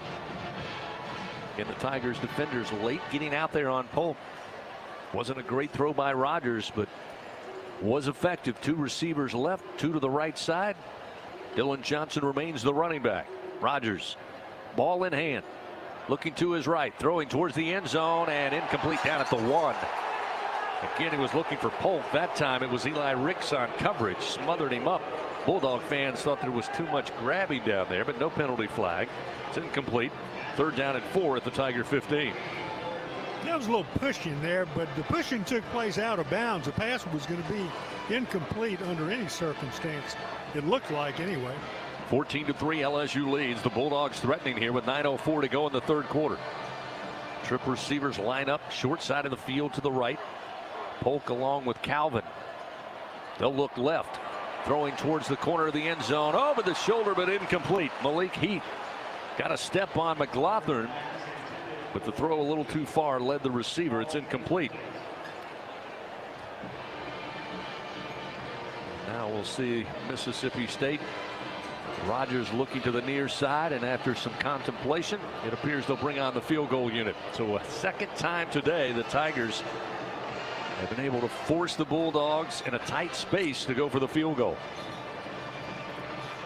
And again, this is the 14th play of this drive. Nolan McCord, freshman out of Lilburn, Georgia. 33-yarder. His long on the season is 39. Just inside the near side hash. Placement is down. Kick is on its way. It has the leg, and the kick is good. No good. Oh, they were slow. Looked like he gave the signal, but it took a moment. It's no good. Wide left. So Mississippi State comes up empty, and the score remains 14-3. So a timeout on the field. The Tigers a big victory defensively. As another drive inside the LSU red zone goes awry. They come up 0 points. The score remains 14-3. Timeout on the field. We'll return for more third quarter action after this on the LSU Sports Radio Network. Bridgeway Hospice is the official hospice of LSU athletics. Bridgeway Hospice would like to thank you, South Louisiana, for allowing them to care for your loved ones. Help them celebrate 10 years of local hospice care by asking your healthcare provider for Bridgeway Hospice. They come to you in-home, assisted living, or nursing facilities. Now with 3 locations to better care for your loved ones in the greater Baton Rouge, Acadiana, and Plaquemine areas. Bridgeway Hospice says stay safe, go local, and go Tigers. With Early Paycheck, you can get your direct deposit up to 2 days earlier. That's another reason banking with Capital One is the easiest decision ever. Even easier than deciding to open the biggest birthday gift first. Happy birthday to you. Which one are you going to open first? The pony. Yep, even easier than that. Plus, with no fees or minimums on checking and savings accounts, is banking with Capital One even a decision? That's banking reimagined. What's in your wallet? See CapitalOne.com/bank for details. No fees or minimums on new consumer accounts. Capital One and a member FDIC. Everyone loves a winner, and Waiter wants that to be you. Download the Waiter app and place an order with promo code Tigers21 for free game day delivery. Every order earns a chance to win Waiter food credit, signed merch, Tiger tickets, and more. Order now with promo code Tigers21 and get the win with Waiter. Waiter, you relax, we deliver. You trained for this all year. Endless hours of cardio, conditioning, and weights. And now you are ready. Ready to trek back to your seat from the concession stand. Through the lines, lost fans, and that mascot who wants you to do a little dancey dance. All without spilling a drop of your ice-cold Bud Light. Welcome back to football, sports fans. Third quarter action continues. Presented by H&E Equipment Services on the LSU Sports Radio Network. LSU remains on top 14-3 with 8:55 to go in the third quarter. A 14-play drive down the field for Mississippi State, trying to answer the Tigers, who scored in the first possession of the second half on a 64-yard touchdown pass. They go 14 plays, have to settle and try for a field goal, and the freshman place kicker misses wide left, and the score remains 14-3. So the Tigers will have their second possession of the second half, looking at first down and 10 at their own 20. Fans, H&E Equipment Services, the official construction partner of LSU Athletics. Call 877-700-RENT or visit he-equipment.com today. So on the last possession, LSU, Max Johnson connects to Keyshawn Butte, both their career-long 64-yard pass, 64-yard reception to make it a 14-3 game.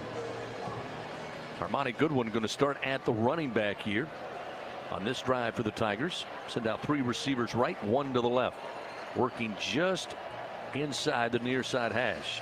Handoff Goodwin trying to spread the field. Got to the 25, hit hard at the 29-yard line. Big hit that time from Fred Peters, senior out of Columbia, Mississippi. But a 9-yard gain for Goodwin, who has a lot of success in the limited time we've seen him in his freshman year of getting outside and turning it upfield. We see it again there as Corey Kiner will check back in at running back after a hard hit by Peters on Goodwin. Second down and a yard at the Tiger 29-yard line. 2 receivers left, 1 to the right. Snap to Johnson. Handoff Kiner. Spins away, comes near side. Trying to stretch it out. Stiff arms a man at the 31. Goes airborne and then gets carried out of bounds at about the 36-yard line. Kiner a little slow to get up on that sideline. Needs just some help. Field judge going to oblige to help him up. Not sure why he went airborne. Stiff arm the defender. I'm not sure he was going to try to jump over Fred Peters, but Peters ends up driving him out of bounds. And Kiner on his own power going to trot off to that far sideline. The Tigers pick up the first down, move the ball to the 36-yard line. We'll see Armani Goodwin again, the freshman out of Birmingham.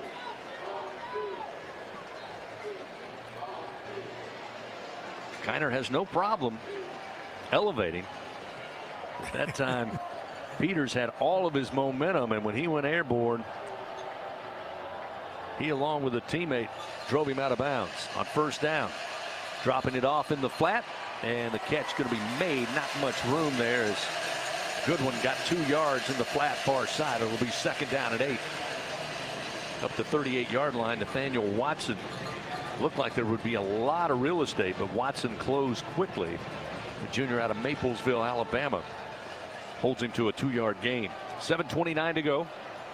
Ty Davis Price back on the field at running back. Second down and 8 from the Tigers' very own 38-yard line. Jeray Jenkins out wide to the left. Devontae Lee out wide to the right. And Coy Moore in the slot. Johnson with backside pressure, unloads, coming back for it, and making the grab will be Jeray Jenkins. He's close to the first down sticks, and they'll give him the first down. Long throw by Johnson, but a good job by Jenkins coming back to his quarterback, a 10-yard gain. First and 10 now at the Tiger 48. Devontae Lee again lines up wide to the right. Jeray Jenkins out wide to the left. Coy Moore will be in the slot left side. Now they'll motion Moore. Fake the jet toss. Hand it off. Ty Davis Price going to be pulled down in the backfield by Jet Johnson. They'll lose a yard. Set up second down, maybe 11, maybe 12, as that went nowhere thanks to Jet Johnson, who came into the game leading the team in tackles with 21. Played 2 games for the Bulldogs in 2019, just 5 games in that 10-game schedule a year ago. So now second down 12, back at the 46 of LSU. Down to 6 minutes, 4 seconds remaining, third quarter. LSU up 14-3. 2 receivers left, 1 to the right. Johnson slings it quickly. Jenkins has it at the midfield stripe. Going to be pulled back into Tiger territory, but they'll say he made it to the Bulldog 49, a gain of 5. Emmanuel Forbes was trying his best to keep him on the LSU side of the field. However, going to set up a very important third down, 3rd and 7 with the ball at the 49 of Mississippi State. And here come the Cowbells. LSU 3 for 7 on the afternoon. 2 receivers right, 1 to the left side. Ty Davis Price in a passing situation. Going to help protect Max Johnson, who calls for the snap. Leah Shanahan delivers the football. Johnson has the time, now goes to his right. Sprinting on the run, tucks the ball, looking for a seam. He'll get to the 45, but short of the first down, needed to reach the 42-yard line of the Bulldogs. He dove head first and took quite a shot as well. The good news is he appears to be all right, but the Tigers going to come up short after a gain of 5 on the scamper for the Tiger quarterback, and we'll see Avery Atkins and company come out to punt it away. So a stop by Mississippi State. Under 5 to go here in the third quarter. LSU leading 14-3. Austin Williams, senior wideout, stands down at the 6-yard line. Atkins with the ball, lets it go. Mississippi State comes after it. He gets it away, takes a bounce at the 1, and will bounce its way into the end zone after a 44-yard punt. So a timeout on the field. 14-3 LSU leads. Bulldogs have the football. We'll return in a moment on the LSU Sports Radio Network. Do you have Medicare and make less than $1,615 per month? Or do you have Medicare and Medicaid? You may be eligible for extra benefits you're not getting now, and you may be able to enroll in a Medicare Advantage plan from People's Health. Don't wait. If you enroll in a Medicare Advantage plan from People's Health today, your benefits may begin the first day of next month. Call 1-855-410-7761. That's 1-855-410-7761. People's Health, your Medicare health team. One thing about Louisiana, we always come together in a time of crisis. Louisiana's own Rouse's Markets is helping with food, water, ice, and donations to Ida's hardest hit communities. And they have truckloads of fresh meat, fresh fruit and vegetables, groceries, water, and ice rolling into their stores all over Louisiana every day, so you don't have to go without. Neighbors helping neighbors. Just one more reason that Rouse's Markets feels like home. Rouse's Markets, official supermarket of LSU Athletics. Walk-On athletes put everything they've got into the game. Walk-On Sports Bistro puts everything they've got into bringing you game day with a taste of Louisiana. Dig into their mouth-watering Louisiana cuisine like po' boys, gumbo, and voodoo shrimp. Plus, fan favorites like juicy burgers and fresh salads. It's all made from scratch with ingredients you can't help but crave. Catch the Tigers on over 70 big-screen TVs at one of their 20 restaurants throughout the state of Louisiana. Visit walk-ons.com to learn more about their story. Walk-On Sports Bistro, more than a restaurant. It takes true grit to wake up every morning dedicated to a higher standard of work. At H&E Equipment Services, we're leveraging our national fleet of equipment with a local approach, working closely with customers to understand their needs and provide them reliability, fair prices, and the support of a first-class service team. We're an equipment company, run by equipment people. Where others stop, we continue. H&E Equipment Services, the higher standard in equipment rentals, sales, parts, and service. Third quarter action continues. Presented by H&E Equipment Services on the LSU Sports Radio Network. 4:32 remains third quarter. LSU continues to lead Mississippi State here on the road 14-3. Fans, lower your utility bills with an efficient, reliable Train. Visit trainsouth.com to find a local dealer to provide a free estimate on one that will fit your home and wallet. Begin saving now because it's hard to stop a train. Gordy Rush was checking with you down there on the Sunshine sidelines. LSU right now defensively playing well, nowhere close to the 632 yards of offense they gave up a year ago. And while there's been a little bit of running game for Mississippi State, they're just forcing them to dink and dunk down the field. They got 2 stops inside the red zone. Again, the game plan has been spot on, and they're making Mississippi State execute. And that's been the problem with Mississippi State this season. Even coming into this game 2-1 against Memphis, they were very inconsistent in important times. That means the short, high percentage passes they're not completing. We talked about the turnovers. LSU's defense needs to continue playing the same way and playing focused, disciplined football. I talked about it, Chris. Against UCLA, LSU had 4 broken coverages. Against Magnesia, it was 1. It was 2 last week against Central Michigan. You can't give these guys anything as good as Mike Leach is as a play caller. Tigers now 5 for 7 defensively stopping inside the red zone. They gave up the field goal earlier today. Bulldogs missed on one earlier here in the third quarter. Back in business. Will Rogers, first down and 10. Mississippi State offense start from their own 20. Pump fake by Rogers. Looks right, looks left, gets away from pressure, steps up in the pocket, going to be pulled down. Ali Gay will bring him down from behind at the 21. Give him 1 yard. Set up second down and 9 upcoming. Though they didn't give him much of a good spot. It's just beyond the 20-yard line there. Say second and about 10 upcoming. Here's the snap back to Rogers. Throwing and bobbled, knocked into the air and incomplete. Came off a Bulldog receiver, then off the right hand of a Tiger defender. It was Calvin, the intended receiver. McLaughlin also got a chance at a tip drill, but Mississippi State will live to snap it another day. It'll be third down and 10 back at the 20-yard line. There was a little bit of a seam for Calvin. He found himself right in a spot. Rogers put it pretty well on the money. Just maybe led him a little far. Sets up third and 10. 7 for 12 Mississippi State on third down. Rogers with some pressure. We're going to short arm this throw. Far side. His intended receiver was at the 29. Jameer Calvin. The throw got to about the 27. It's incomplete. And the Bulldogs will punt it away for the third time today on fourth down and 10 at the 20-yard line. You look at Will Rogers in Mississippi State. They got down to Louisiana Tech He put together some really incredible drives late in that game to pull out the victory 35-34. Had to do the same thing last week. Got down to Memphis. Came roaring back. Came up short 31-29. But this is a team that one 5-6-yard pass can suddenly turn into a 70-yard touchdown if you're not careful. But the Tiger defense forces yet another punt. Here's a beauty off the foot of Trafford coming near side at the 40. Hauling it in is Trey Palmer.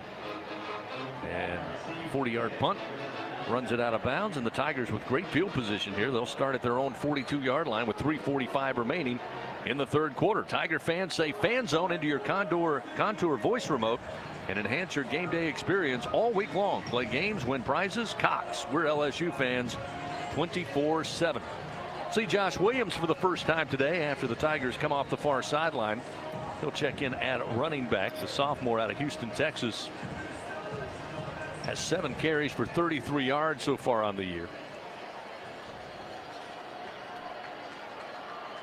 Best starting field position for the Tigers outside of the 35-yard line of the Bulldogs after the fumble and return back in the first quarter to set up the first drive for LSU. On 1st and 10, Johnson all day launches one deep down the field, waiting for it. Palmer has it at the 11. Wide open, touchdown, Fighting Tigers. 58-yard pass from Max Johnson, and somebody let Palmer loose. Nobody within 15 yards of Palmer, just waiting for the ball to get there. Somebody might ask, how come you guys don't run that play more often? I guess that was a busted coverage. That's what it looks like when we do it. That looked like 11 on 10 out there. Tigers will take it 20-3. They lead. 3:35 remaining third quarter. A very quick strike. Cade York trying to add one more. Kick is up. Kick is good. 21-3. LSU extends the lead with one strike. The opening drive in the third quarter took 2 plays. This time just one. And Palmer hauls it in. And Mississippi State now reeling, and a few fans starting to head towards the exits. Believe it or not, there's a few more empty seats here. Of course, not capacity coming in today. Seats about 61,000. But LSU certainly quiets the crowd here with 2 knockout punches possibly here in the third quarter. 2 possessions, 2 long touchdown passes. Your Caesar Sportsbook scoring drive, 1 play, 58 yards. 10 seconds off the clock. Johnson now moves it to 6 starts with at least 3 touchdown passes. That's his 3rd of the day. 6 straight games for Max Johnson, the sophomore quarterback. And that time just new. Great play call by Jake Beats. Going to take advantage of maybe the Bulldogs trying to creep up. And Palmer got way behind the Bulldog defense and was wide behind open. And most important, he kept his focus on the ball, and he was sure that he caught it with his hands and brought it into his body after he had control. Avery Atkins not going to allow for a return. Another touchback out of the back of the end zone, and with 3:35 to go. Quickly, Mississippi State's offense back out on the field, but not the way you want it. If you're Coach Mike Leach, the Tigers now 282 yards of offense, 226 through the air. Again, a 64-yard touchdown pass to Keyshawn Butte, and then a 58-yarder, both coming here in the third quarter. Chris, it's going to be interesting to see if Mike Leach is going to open it up a little bit. There's been very little tempo and very conservative play calling. He's got to pick it up a little bit if he's going to get back in this ball game. Stack 3 receivers to the right side. Now they'll motion a receiver. Rodgers has the ball. Time in the pocket. Floats one across the middle, and it's out of reach and incomplete. Tigers had it pretty well covered, but a little seam there to Mekhi Polk. But that throw, a little like a dying duck, didn't have a lot of zip on it, and it's incomplete. 2nd down and 10, back at the 25. It's probably pretty lucky for them because LSU had a couple of defenders right around the ball, and if the pass had been thrown better, would have been intercepted rather than complete. Rodgers was 9 for 9 in the second quarter in completions. He's now missed 5 in a row. They go back on the ground, and Dylan Johnson, between left tackle, gets 12 yards to pick up the first down. Moves the ball up to the 37-yard line of their own. So incredibly accurate there in the second quarter for Rodgers. But now 5 straight incompletions. They do have the first down. We've got 3 minutes remaining third quarter. Twin running backs to each side of Rodgers. 2 receivers right, 1 to the left. They're going to toss it to Johnson, left side. Cuts back into the right across the 40. Makes his way to the 46-yard line. Another good run on the ground. Neil Farrell Jr. there to make the tackle for LSU. But Johnson finding some running room. Gain of 9 rather. It'll be second down and 1. Ball placed at the 46-yard line of Mississippi State. They're attacking left to right on your dial. Again, they'll stick with twin backs. Marks back in there after being shaken up earlier in the third quarter. Johnson on a wing to the left side of Rodgers. 2 wideouts to the right, 1 lone receiver to the left. They'll toss it to Marks. Coming near side, tries to cut back. Nothing there but Tiger defenders, but he'll pick up the first down. Baskerville and Evans swallow him up. But it will be, let's see where they spot that at. Now they finally give the indication. First down at 10. They'll move the chains. Gain of 2 puts the football at the 47-yard line. 2 minutes to go third quarter. LSU up 21-3 over Mississippi State. A trio of receivers to the right side. 1 lone receiver to the left and Malik Heath. Now they'll motion Williams in the slot to the left. Rodgers with Johnson in the backfield. Has the football. Has a lot of time. Throws it near side. Catch is made inside the 25-yard line to Christian Ford. See, they'll say he was out of bounds right around the 26. Christian Ford, the junior out of Atlanta, Georgia.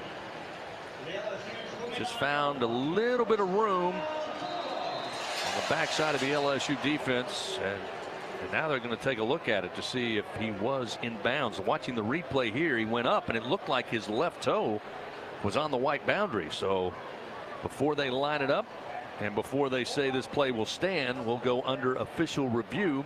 Brought to you by Acme Oyster House. So that'll send Alex Moore, our crew chief, down in front of us at the Mississippi State 19-yard line to throw on the cans and look into the small monitor, and puts Mickey Haddock, our replay official, to work here with 1:30 to go in the third quarter. And again, in real time to this near side, it looked like he had room to make the catch. But when you slow it up, he's got it, but it looks like the very tip of his cleat is on the white. Haven't seen a great angle as of yet. This one may be better. Looks like his toe is right there on the line, which was only 1 foot down, but it looks like it was out of bounds. So multiple angles back in Birmingham. They'll take a look at it. And Gordy, it appeared that was a replay called for by Mickey Haddock up here in the booth, the replay official. Yeah, and again, I haven't seen a clean cut either down here on the field. They're actually showing what they're looking at in Birmingham in real time, so I haven't seen a slow view. You guys have a better look than I do. Well, they're showing the fast view up on the video screens of the stadium, but they run them real fast. They're all going super speed, and you can't see anything, actually. Looks like his foot is on the line. His left toe. Just by inches. All it takes is an inch, right? Or 1/8 of an inch. Still under review here. Take a look at a Cox Communications scoreboard update. Georgia all over Vanderbilt. Third quarter action, 55-0. The Bulldogs just beating up the Commodores in Music City. Notre Dame, Wisconsin tied at 10-all. 9:05 to go in the third quarter. And Texas out in front of Texas Tech, 49-21. Tigers and Bulldogs getting together for an 11 o'clock kick this morning on a beautiful day. Couldn't have ordered up better weather. Kickoff, it was 73 degrees. Going to top out today here in Starkville at around 80. Looks like we may be close to getting a decision from Alex Moore. After review, the ruling is an incomplete pass. The receiver's foot was out of bounds when he touched the ball.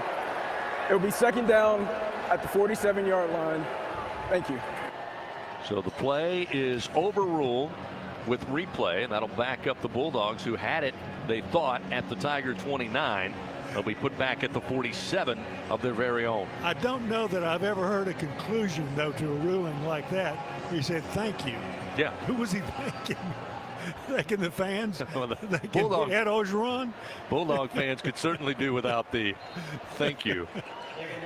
It was nice, though. Very polite. A minute 30 to go, third quarter. Second down 10 at the 47. Rodgers, again, a lot of time in the pocket. Lets it go, and over the top of a defender. Catch made by Malik Heath. Got in between the safety and the cover. And Rodgers put it right on the money where it needed to be, and he brings it in. 22-yard gain, puts it at the Tiger 31. But again, the offensive line now giving Rodgers lots of selections. Threw it through a pretty tight window there, right where it needed to be. First and 10 at the 31. 3 receivers left, 1 to the right side. Johnson the single back as Rodgers gets the football. Gonna toss it to Johnson, who goes maybe to the 29. Not much there. As Cherry along with Farrell kind of waiting on that, as Johnson just took a couple of steps forward at the snap, waited to get that little shuttle pass. Didn't fool the Tigers. They stayed at home. A gain of 2, second down 8, now at the LSU 29. 2 receivers right, 2 to the left, wide side of the field. Rodgers throwing towards the end zone, over the shoulder catch. Makai Polk has it. 29-yard touchdown pass. That time Polk left free between the numbers and the near side hash. Rodgers put it right over his shoulder. Second receiving touchdown for Polk on the season. The junior out of Richmond, California. Played 2 seasons with Cal. And he gets Mississippi State their first touchdown of the day. Make it 21-9 with 26 seconds remaining third quarter. Well, earlier in the half, we saw what it looks like when Mississippi State has a busted coverage and LSU scores. And now we know what it looks like when LSU has a busted coverage and Mississippi State scores. The same. Nolan McCord trying for the point after. The kick is up, kick is good. 21-10. LSU leads by 11 with 26 seconds remaining here in the third quarter of play. Mississippi State 8 plays, 75 yards, 2 minutes and 9 seconds before Rodgers hooks up with Makai Polk. Gordy Rush, this is one of those moments in a game where LSU's offense came out red hot after the turnover in the first quarter, got up 7-0. A little inconsistent the rest of the first half, but eventually get on track to start the third quarter with both possessions. Now you're looking for the same answer here to take any hope out of the minds of Mike Leach in Mississippi State. You're absolutely right. You have to respond to that touchdown. And what LSU's done in the second half, they've been able to establish the run. And off the run, they've been able to hit some big passes off of play action. So look for them to go back to that a little bit. The RPOs really did work in that first series. And then, as you mentioned, they were able to get Trey Palmer behind a broken quarters coverage back there. LSU's offense has to dictate pace in this football game. Mississippi State now have had chunks of yardage. Only 10 points to show for it, but 340 yards total offense, 265 passing. As Rodgers on the day, 33 of 45, 265 yards, 1 touchdown, 1 interception. LSU, by the way, 282 total yards of offense, 226 of that through the air. And Max Johnson. Kickoff going to hang up short at around the 8-yard line. Tigers call for the fair catch, and they will have it. And with 26 seconds, they will begin another offensive drive here. The first 2 in the third quarter, successful.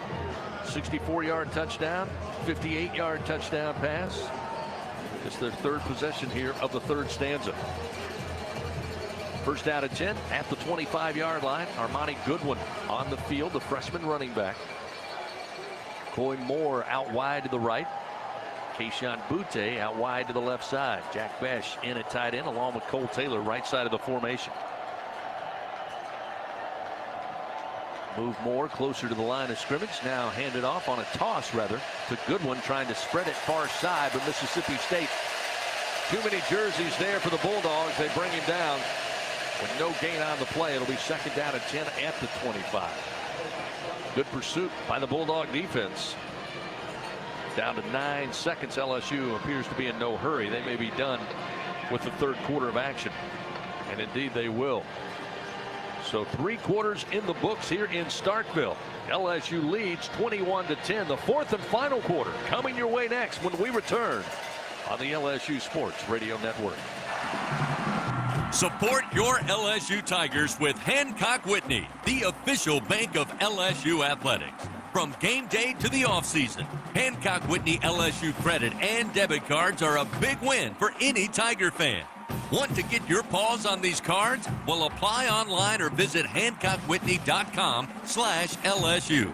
Hancock Whitney Bank, member FDIC. All accounts subject to credit approval. Terms and conditions may apply.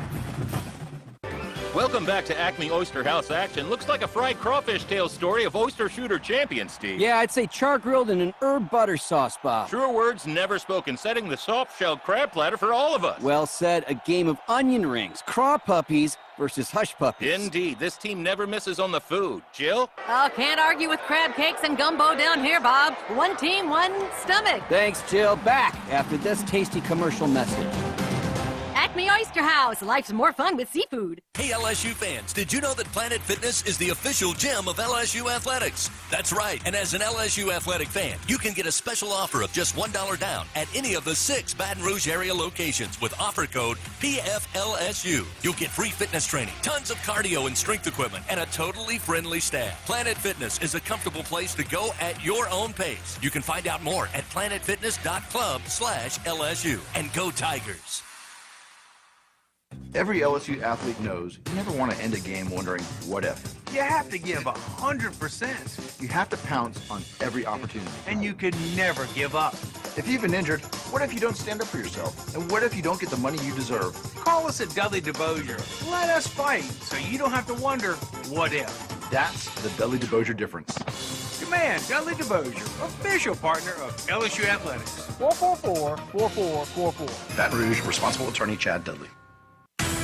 Fourth quarter action continues. Presented by J&J Exterminating on the LSU Sports Radio Network. Back here in Starkville, start of the fourth quarter, 21-10. LSU leading over the home-standing Bulldogs. Time now to take a look at those third quarter stats presented by Hancock Whitney, official bank of LSU Athletics. In that third stanza, Mississippi State with 135 yards of offense, 105 through the air, 30 on the ground. LSU, 2 big plays resulting in 2 passing touchdowns, 169 yards of offense in the third quarter, 135 through the air, including a 64-yard touchdown pass to Keyshawn Butte, and then a 58-yard touchdown pass to Trey Palmer. LSU led 21-3 before Mississippi State just moments ago drove down the field. Rogers connected with Makai Polk for their first touchdown of the afternoon. Tigers looking at second down 10 from their own 25-yard line as we begin fourth quarter play. Fans, start your journey to greatness with a fantastic deal on the 2021 RAV4 and Highlander. Visit your local Toyota dealer or Toyota.com today. Toyota, proud partner of LSU Athletics. Gordy Rush right now, LSU 56 yards on the ground. You've got 15 minutes to play. What do you think the thoughts are for LSU offensively? I think going back to that RPO package that Max is comfortable in, run pass option, and it's about counting the numbers in the box. If they're going to come up and stop the run, pull it back and hit the slant, just like he did Butte in the first possession of the third quarter. So on second down and 10, LSU will send out 2 receivers to the left, 1 to the right side. Corey Kiner moving from the left to right side of Johnson in the backfield. Quick throw. They get it to Butte on the screen. Butte behind a couple of defenders and a couple of blockers makes his way up to the 34-yard line. Depending on the spot, he may be just shy by a yard. It looks to be 3rd and 1. The line to reach was the 35 of their own. So a 9-yard pickup on the screen. We'll see Troy Moore, Ty Davis Price, Devontae Lee, along with the tight end Jack Mashburn, check in for LSU between plays. Play clock, plenty of time, down to 15 seconds. 3rd and a yard at the LSU 34. Johnson sits in the shotgun. Hits the football, gives to Ty Davis Price. Looking for a hole. Price right at the 35. Looks like he got the spot from the left judge near side for the first down. Needed a yard. Mississippi State clogged the holes pretty good. Bulldogs think he'll be just short, but nope. The official from Alex Moore is first down and 10 LSU. So TDP gets the yard they needed. It'll be first down and 10 at the LSU 35-yard line. Underway here in the fourth quarter. 13:52 remaining. Substitutions back out on the field. Keyshawn Butte in the slot to the left side. Brian Thomas checks in as a receiver to the left, and Deion Smith, fellow freshman receiver, lone wide out to the right. Handoff. TDP coming short side of the field. Going to be hit as he crosses the 35. Looks like Austin Decula slow to get up on that offensive line. He's down at the 35-yard line. TDP only got 2 yards. Great pursuit of the football for Mississippi State. Had way more hats in that vicinity. It'll be second down 8 at the 37. But more importantly, Austin Decula, the senior offensive lineman, right tackle, is down at the 35. And he went down quickly after TDP got past him and did not get back up. Timeout on the field. An injury timeout. We'll take one with them. 21-10. LSU leads Mississippi State. 13:23 remains fourth quarter. Back in a moment on the LSU Sports Radio Network. He's got a seam. He's down the near side hash. Tiger fans, if you've ever wanted to listen to the LSU Sports Radio Network while watching your Fighting Tigers on TV, now you can, and it's easy to do. Just pause the TV. Use the LSU Sports mobile app to stream the audio on your smartphone or tablet. Connect to a smart speaker, then wait for the audio to catch up to the point your TV is paused. Push play, and you are all set. Watch the Tigers and listen with the LSU Sports Radio Network and the LSU Sports mobile app. 15-10, 5, touchdown! Tigers! It's time we all get back. It's time we all get back to more. More one-of-a-kind Saturdays. More rockin' jam-packed stadiums. More of what makes the mighty Southeastern Conference so much more. Team up with the SEC and learn more about the COVID-19 vaccination by going to GetVaccineAnswers.org. The SEC backs the vax because it's time we all get back to more. Go to GetVaccineAnswers.org. The SEC. It just means more. LSU Tiger fans are gearing up with real Tigers apparel and merchandise from the official online store at lsushop.net. Get jerseys, sideline gear, polos, t-shirts, hats, official team merchandise from Nike, accessories, and much more. Over 3,600 products, all shipped right to your door. Head to the place real Tiger fans go for the selection only real Tiger fans get at lsushop.net. Fourth quarter action continues. Presented by J&J Exterminating on the LSU Sports Radio Network. During the timeout, great sign. Austin Decula mostly on his own power, making his way to the LSU sideline after getting up slow after the 2-yard run by Ty Davis Price. LSU looking at second down and 8 from their own 37-yard line. They lead 21-10. Fans, check out Louisiana Lottery's New Year's Rocking Eve promotion. Enter for your chance to be one of 30 semifinalists with a chance to become the first millionaire of 2022. Details can be found at louisianalottery.com. And remember, must be 21 to participate. Gordy Rush, you had a good look at Decula making his way back over there. What'd you see? Left ankle. It's the same ankle that's been giving him problems throughout camp. So LSU is going to put Dellinger back in the game. Dellinger started at left tackle. He's going to go back in the game at left tackle. Anthony Bradford, who had been playing left tackle in the second half, is going to flip to the right side. So Bradford, the sophomore, 6'5", 365-pounder, be on the right side of that line as Garrett Dellinger, the freshman, will be at left. 3 receivers left, 1 to the right side on second down and 8 from the 37. Josh Williams now in at running back for the Tigers.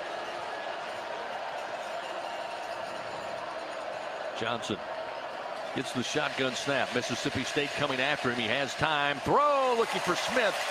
Through his fingertips at the 48-yard line of the Bulldogs. He cut across the middle of the field. There was a lot of zip on that throw from Johnson. And maybe Smith got his hands up a little too late, went right between the wickets. 3rd and 8 at the 37. And the Bulldog fans who are here trying to rally their defense. LSU 4 for 9 on the day. On 3rd down conversions. Trying to keep the momentum. LSU trying to convert here on 3rd and 8. Jack Besh in the slot to the left. Palmer out wide to the left side. Keyshawn Butte, the lone receiver, to the right. Josh Williams stays in at running back. Play clock down to 2. Play clock down to 1. And they got a timeout. So LSU avoid. Nope. Let's see. Wait a minute. They did get the timeout. Scoreboard prompt tried to say it was a penalty, but it was indeed a timeout. Timeout brought to you in part by Paragon Casino Resorts, Marie Showroom, bringing you today's best live concerts and comedy. Come turn your night up at Paragon Casino Resort. This is how we play. Timeout on the field. 13:09 remains. 4th quarter. LSU up 21-10. Back to Starkville after this on the LSU Sports Radio Network. Hey everybody, let's have some fun. The time is right. The party's just begun. 43 straight years. That's how long Ford F-Series has been the best-selling truck in America. How does Ford pull off that championship run? With rock-solid durability, up to the nanosecond technology, and jaw-dropping capability. Drive the Ford F-150 at your Southern Quality Ford dealer today. Proud partner of the national champion LSU Tigers. Based on sales 1977 through 2019. There's a saying that was born in Louisiana, and it's being heard all around the country. Pass a good time. It means whenever good friends and family get together, good times and great food are definitely being passed around. Whether it's in the kitchen, on the grill, at the table, or even in the great outdoors, Tony Chachere's famous Creole seasoning is always part of the celebration. So grab a little green can and pass a good time. Tony Chachere's makes everything taste great. You've trained for this all year. Endless hours of cardio, conditioning, and weights. And now you are ready. Ready to trek back to your seat from the concession stand. Through the lines, lost fans, and that mascot who wants you to do a little dancey dance. All without spilling a drop of your ice-cold Bud Light.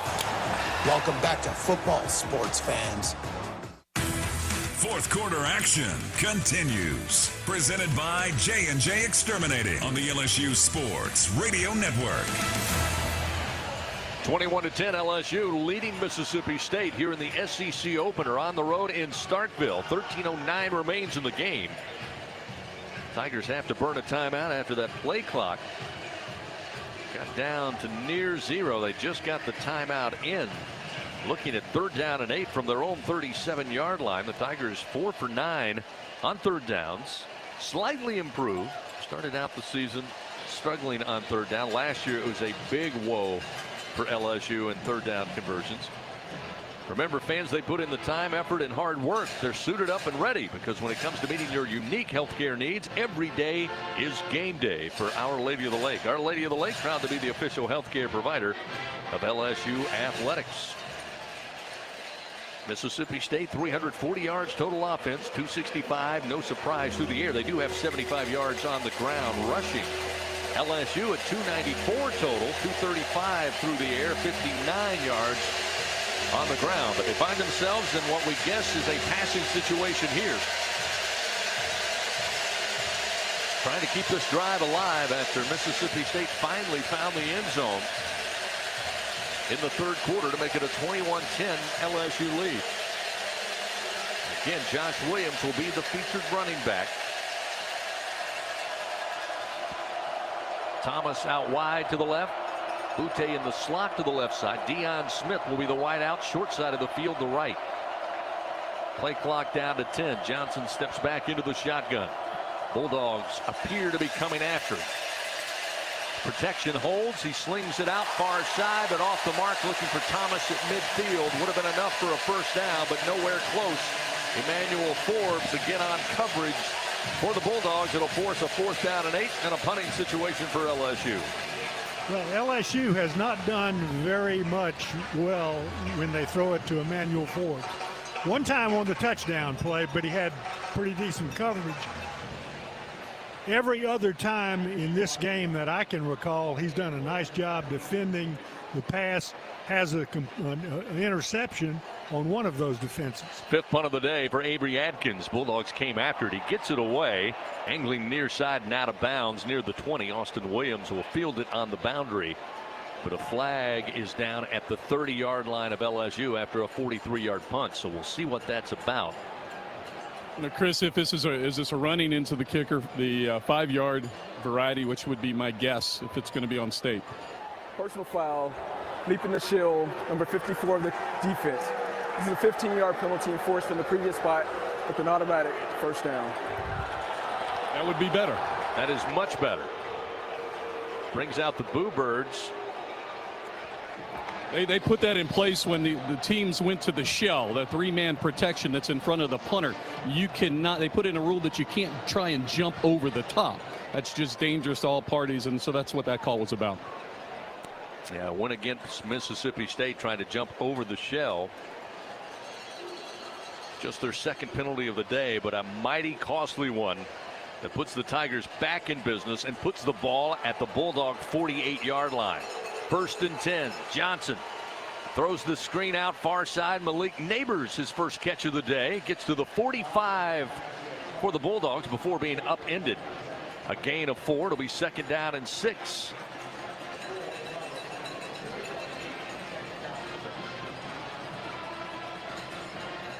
Working from the far side hash, still attacking left to right, up 21-10. Looking at 2nd down 6. Ball just inside the 45-yard line of the Bulldogs. Give it to Ty Davis Price up the middle, and he will fall forward just shy of the 40-yard line. Picked up 4. It'll make it 3rd and about 2 upcoming. Chris, good news for LSU. Austin Deculus back in the game at right tackle. Excellent news. Jack Bash checking in. Malik Neighbors going to check out. Keyshawn Butte back on the field at wideout. They'll have Palmer out wide to the right. Besh in the slot to the right side. And Butte, the lone receiver, to the left. 3rd down, a little less than 3. Tigers want to reach the 38-yard line of the Bulldogs. Pressure comes. Johnson unloads. Catch made by Cole Taylor at the 30, far side. Down the sideline, 10-5. Touchdown, Tigers. Cole Taylor with a 41-yard touchdown reception, his first of the year. And 2 Mississippi State defenders apparently both trying to defend the pass, both being unaware that the other were trying to defend, ran right into each other, both down on the field at the 30-yard line, being attended to right now. Yeah, looked like Peters and Forbes at full speed ran right into each other. Peters slowly coming off to the near side. Forbes still down at the 29.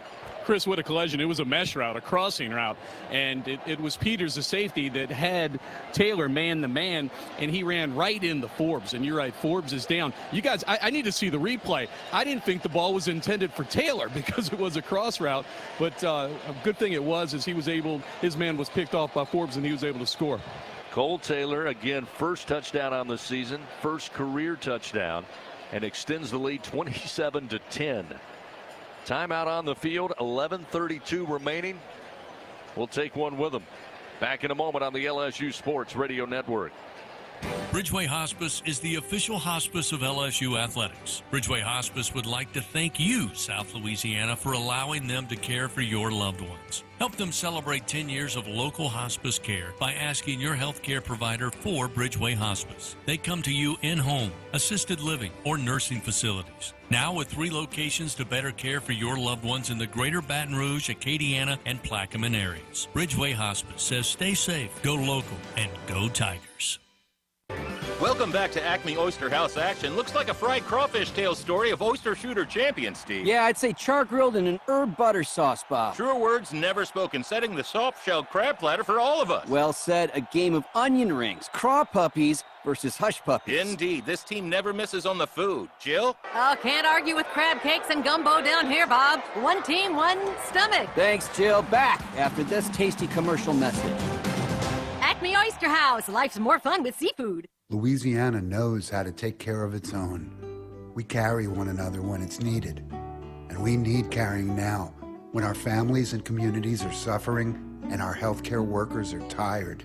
Let's put on a mask, protect our families, friends, neighbors, the way we do in any crisis. The good times are coming. We'll get another shot at a familiar life soon. But for now, let's wear a mask and carry on. Carry one another to the finish line.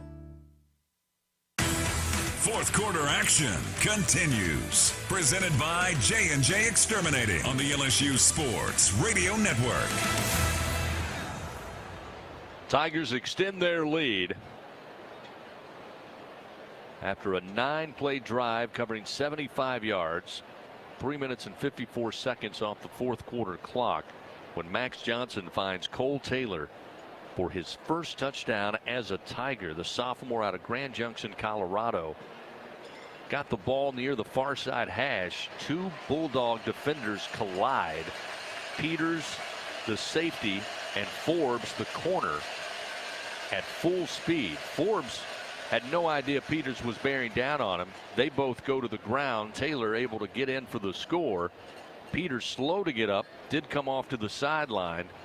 A little scarier look for Forbes, who, the good news is they finally have him sitting up. He had been flat on his back with the training crew for a good 3 to 4 minutes. They have him sitting up down at the 30-yard line, but a very scary moment. Again, in real time, you saw them go down, but once watching the replay, that was a blindside collision with both Peters at 5'10", 205, and Forbes at 6 feet, 180 pounds meeting. And it looks like they've called for the cart to come out.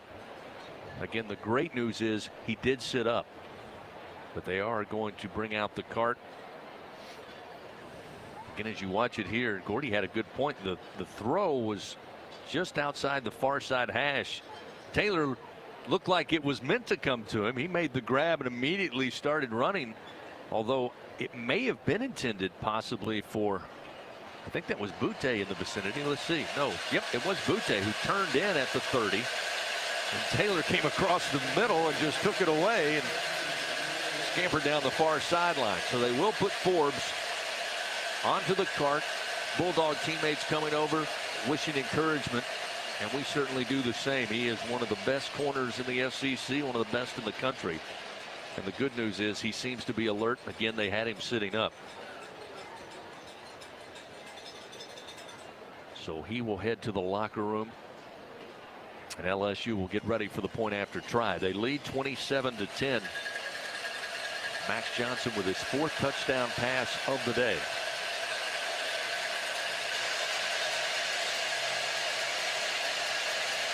So a cowbell salute for Emmanuel Forbes, the sophomore out of Grenada, Mississippi, who had the interception earlier today. 7th career in an interception.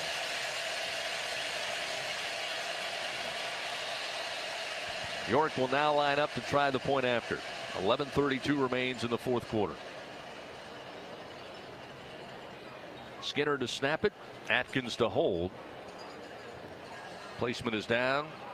York swings the leg, and the kick is good. That'll make it 28-10 LSU. And Gordy Rush, we talked about it before that last drive for LSU. Important to answer back. They got 2 scores in the third quarter. Mississippi State eventually found the end zone to make it 21-10. And LSU went right down the field and answered.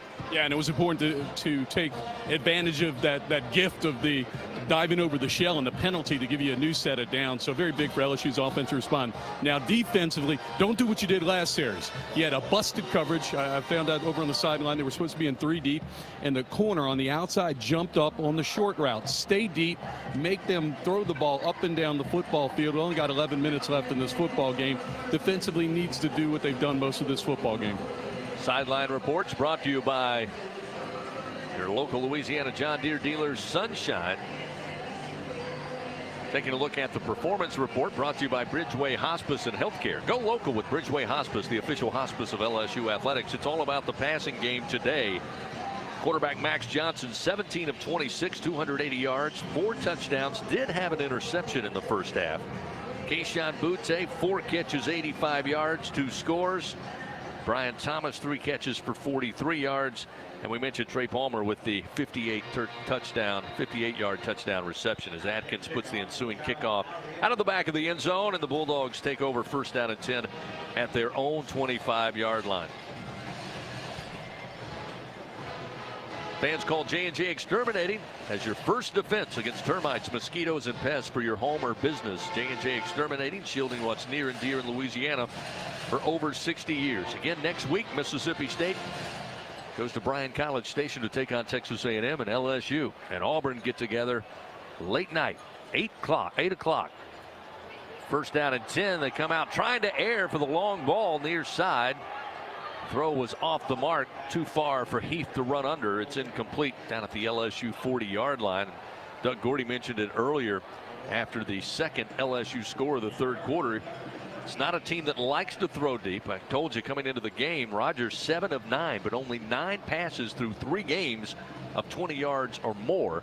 But now with 11-26, down 28-10, seems they're going to have to. Yeah, they're forced into a position where they have to do the things they don't like to do. Second down and 10 from their own 25. Rogers, tight pocket, throws across the middle after looking downfield. Catch made at the 30 by Marks. He'll get to about the 32, just shy of the 33. Picks up 8 yards. It'll be third down and 2 at the 33-yard line. You can tell Rogers was looking downfield. Tigers had it covered up. Came back to Marks, who planted at the 30-yard line, made the grab. 11 minutes to go in the game. Marks remains the running back to the left side. Second leading receiver on this team. Into the flat it goes, far side. A couple of yards to the 42-yard line is Christian Ford, his second catch of the day. He'll pick up the first down. They'll move the chains for Mississippi State. Doug, interesting. Durante Jones has switched from a 3-man front to a 4-man front and just a nickel defense back there. So we'll see if LSU's trying to generate a little bit more of a pass rush, but they're doing that. That's an extra hole that's open in the back end. First down at 10 now at the Bulldogs' own 42-yard line. Rogers again drops it off to Marks at the 45. He spins off a tackler at midfield, gets to Tiger territory down to the 47-yard line. He'll pick up the first down on a gain of 11. So again, LSU still trying to keep everything in front of them as Rogers having to check down on 2 occasions to his running back Jaquavius Marks. But now playing on the Tigers side of the field, first down and 10 at LSU's 47-yard line. Delayed handoff to Marks. Gets through on the right side, then going to be stuck and planted by Eli Ricks at about the 44, a gain of 3. Another great tackle in open field by Ricks, the sophomore. And it appears the Bulldogs slow to get up at the 46-yard line of LSU. While we have a moment, let's pause 10 seconds. Station identification. This is Fighting Tiger Football on the LSU Sports Radio Network. This is live coverage of Fighting Tiger Football on the LSU Sports Radio Network. I believe Albert Reese, or maybe Scott Lashley, I believe it's Lashley, 78, slow to get up for Mississippi State, the senior out of West Point, Mississippi. Timeout on the field. LSU up 28-10 with 9:50 remaining in the game. We'll return to Starkville after this on the LSU Sports Radio Network. Our Lady of the Lake, just like LSU, is anchored by deep roots put down almost a century ago. We share a singular vision to advance health, education, and research to serve the incredible people of Louisiana. Our partnership with LSU is inspired by our passions for knowledge and our commitments to our community and healthy Louisiana families. Together, there's nowhere we can't go. Our Lady of the Lake is proud to be the healthcare provider of LSU athletics. Hey LSU fans, did you know that Planet Fitness is the official gym of LSU athletics? That's right, and as an LSU athletic fan, you can get a special offer of just $1 down at any of the 6 Baton Rouge area locations with offer code PFLSU. You'll get free fitness training, tons of cardio and strength equipment, and a totally friendly staff. Planet Fitness is a comfortable place to go at your own pace. You can find out more at planetfitness.club/LSU. And go Tigers! Walk-On athletes put everything they've got into the game. Walk-On Sports Bistro puts everything they've got into bringing you game day with a taste of Louisiana. Dig into their mouth-watering Louisiana cuisine like po' boys, gumbo, and voodoo shrimp. Plus, fan favorites like juicy burgers and fresh salads. It's all made from scratch with ingredients you can't help but crave. Catch the Tigers on over 70 big-screen TVs at one of their 20 restaurants throughout the state of Louisiana. Visit walk-ons.com to learn more about their story. Walk-On Sports Bistro, more than a restaurant. Fourth quarter action continues. Presented by J&J Exterminating on the LSU Sports Radio Network. LSU leading Mississippi State 28-10 here in Starkville. 9:50 remains in the fourth quarter. Beautiful day here in Starkville. Happy to have Doug Morrow, Gordy Rush patrolling the sidelines. Chris Blair, happy to have you with us. LSU Athletics would like to thank its team LSU corporate partners: Cox, McDonald's, Our Lady of the Lake, Planet Fitness, Rouse's Markets, Coca-Cola, People's Health, and Hancock Whitney. Gordy Rush, not a capacity crowd when the game started. Again, it holds 61,000. I'd say we were closer maybe to what, 53, 54, but they certainly have emptied here. Not much of a home field atmosphere now for Bulldog fans. A lot of left from the end zone. Certainly the upper deck. I think it's one of the good things about playing at 11:30. It wasn't a full house, and this is one of the louder places to play in the SEC, of course, because of the cowbells, but because of all the new additions. They have one of the best surround sound systems in the SEC, and they also have that LED blinking lighting and all of it. I remember Coach O told me once it was they were going crazy with the lights. He said, "Gordy, is this football? Oh, is this a nightclub?" So we're happy to play in the morning. Second down and 6. Ball placed at the Tiger 44-yard line. Bulldogs on the attack. Rogers with the snap.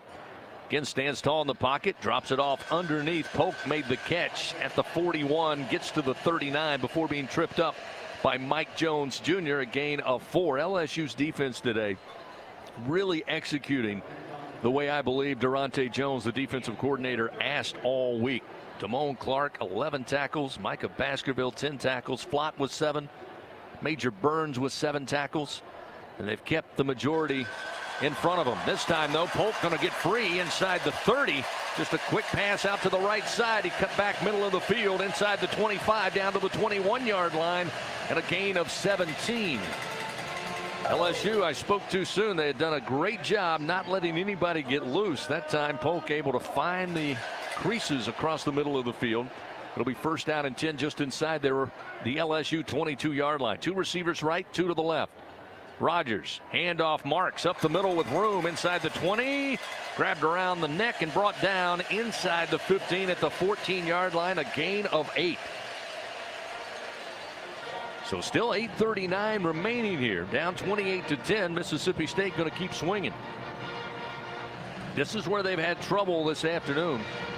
And traditionally, Mike Leach's teams can run up and down the 20s, but once they get inside the red zone, the space gets compacted. Not too many creative routes you can make. Second down and 2. Rogers again with time across the middle of the Polk at the 10, right on the far side hash, and he skirts his way to the 5. It'll be first down goal to go at the 5, deep inside the LSU red zone. So far today, they came away with 1 field goal and a missed field goal. This is their 3rd time this deep in Tiger territory. First down goal to go from the 5 from the far side hash. 2 receivers left. 1 to the right side. Marks the running back. He'll get the carry up the middle and cut down at the 4. LSU got to him quickly. Neil Farrell along with Joseph Evans using those big bodies. Bring down Marks after a gain of a yard. Second down goal to go at the 4. This time ball middle of the field.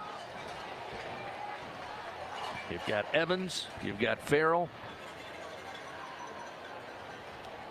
Ali Gay and B.J. Ojolari up front. Motion Marks. Swing it to Marks at the 8. Spins away from one defender and then bounced out of bounds at around the 2-yard line. Great recovery and headhunting that time by Major Burns, the freshman. Otherwise, Marks going to find the end zone. Only gained a yard. It'll be third down goal to go at the 2. What a great job by Burns. That was just a pick play, and Burns was playing free safety. Ali Gay was responsible for the running back. He got picked off. Burns made a touchdown-saving tackle right there. The lineup, 2 receivers right, 2 receivers wide side of the field to left. Motion a receiver right to left, give them tripped wideouts. Rodgers, shotgun snap, looking left. Quick hitter. They get it to Williams at the 1. He keeps fighting, keeps churning. He eventually gets in. LSU almost had him stopped at the 1-yard line.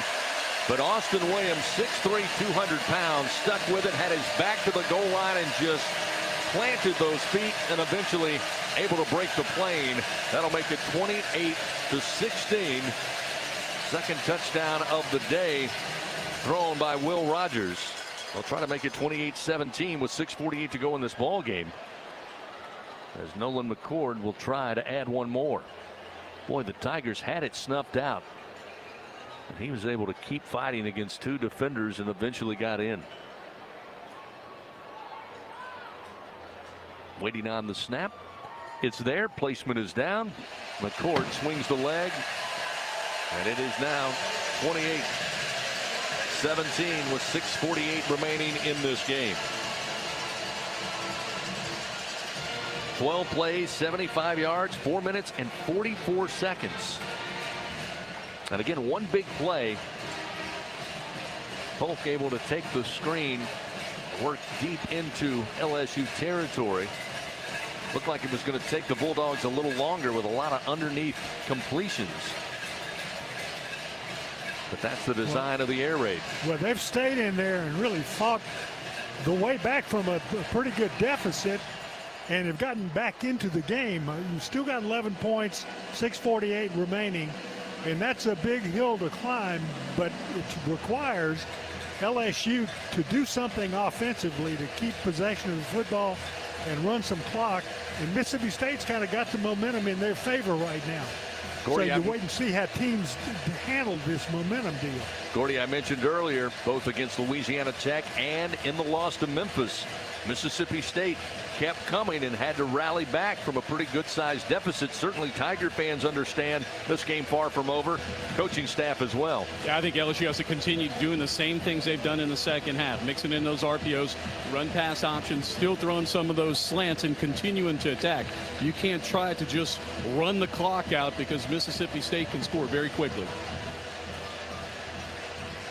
Josh Williams will set back deep at the 20-yard line. The Tigers have everybody up at the line here, expecting possibly an onside try. So they'll put in the hands team here with 6:48 remaining.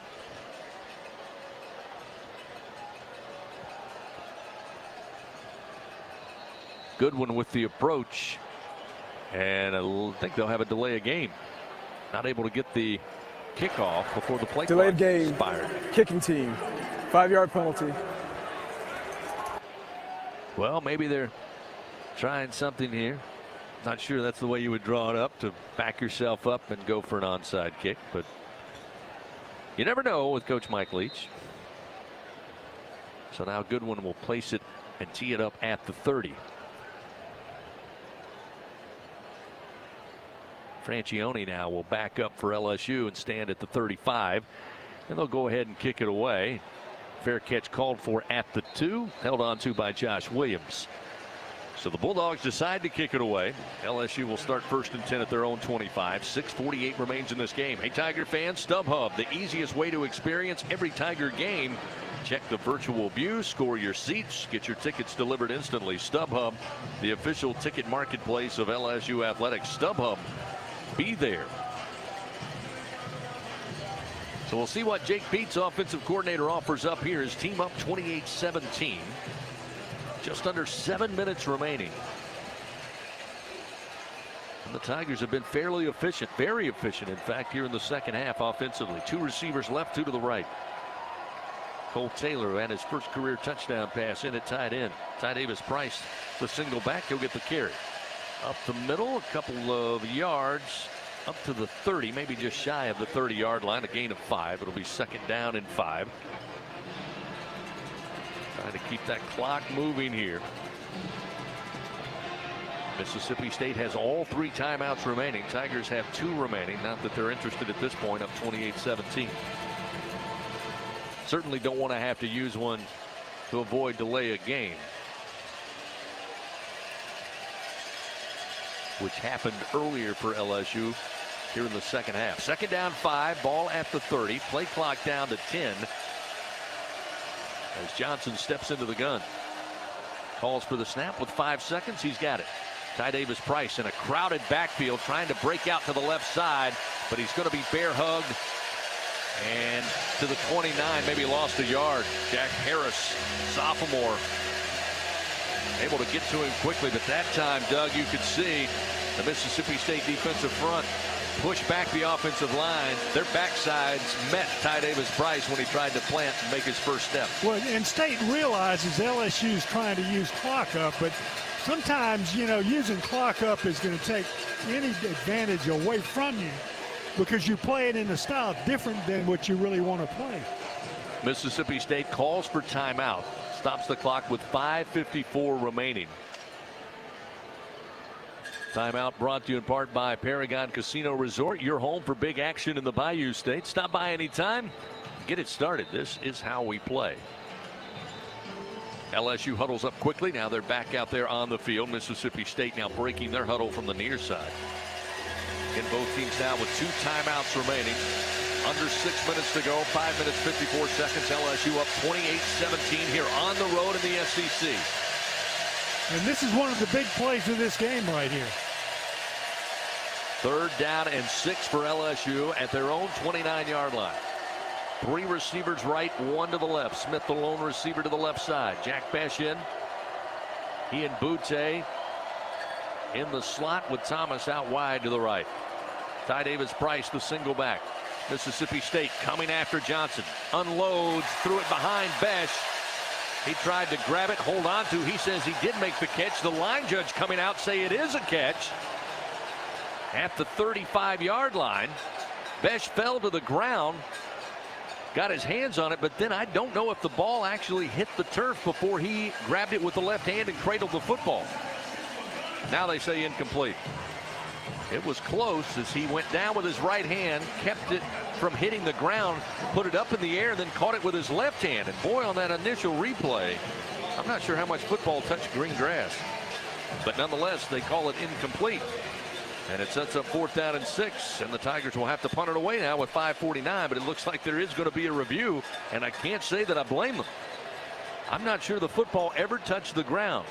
Besh kept it alive with his right hand, falling on his back. It went up in the air, and it looked like he cradled it with his left hand and got up immediately saying, I made the catch. The line judge from the near side came out, ruled it a catch. Eventually, that was overruled. So we'll go to our second review, brought to you by Acme Oyster House. Gordy, any indication if LSU challenged or that was initiated by the booth? No, it looked like Coach Ogeron went out there to challenge it. I don't know for sure, but he definitely walked out to have that conversation. I thought he caught the ball, but the problem is with that completion, it's still 4th and 1. Still short, yes. Still short of the first down. I mean, Besh, the right hand keeps it alive.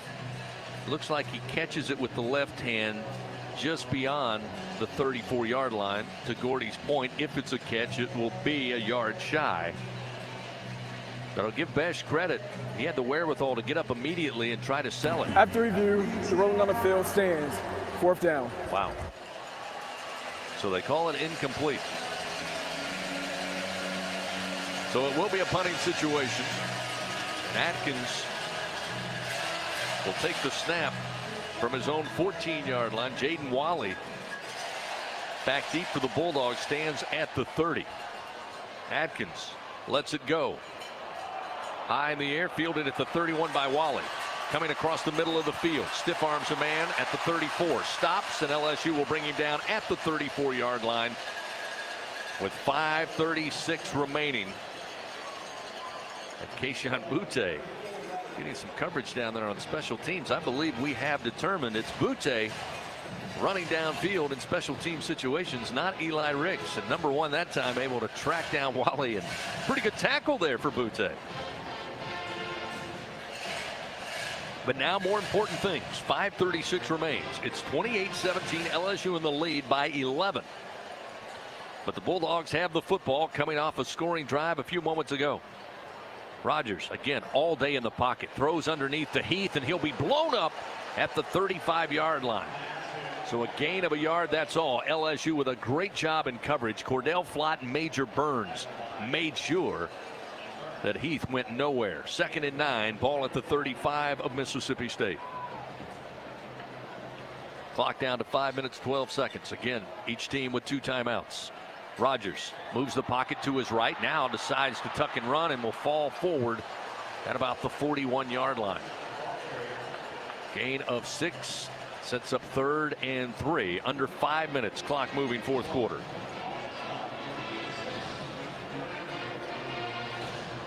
LSU trying to get off to a 1-0 start in league play. Moved to 3-1.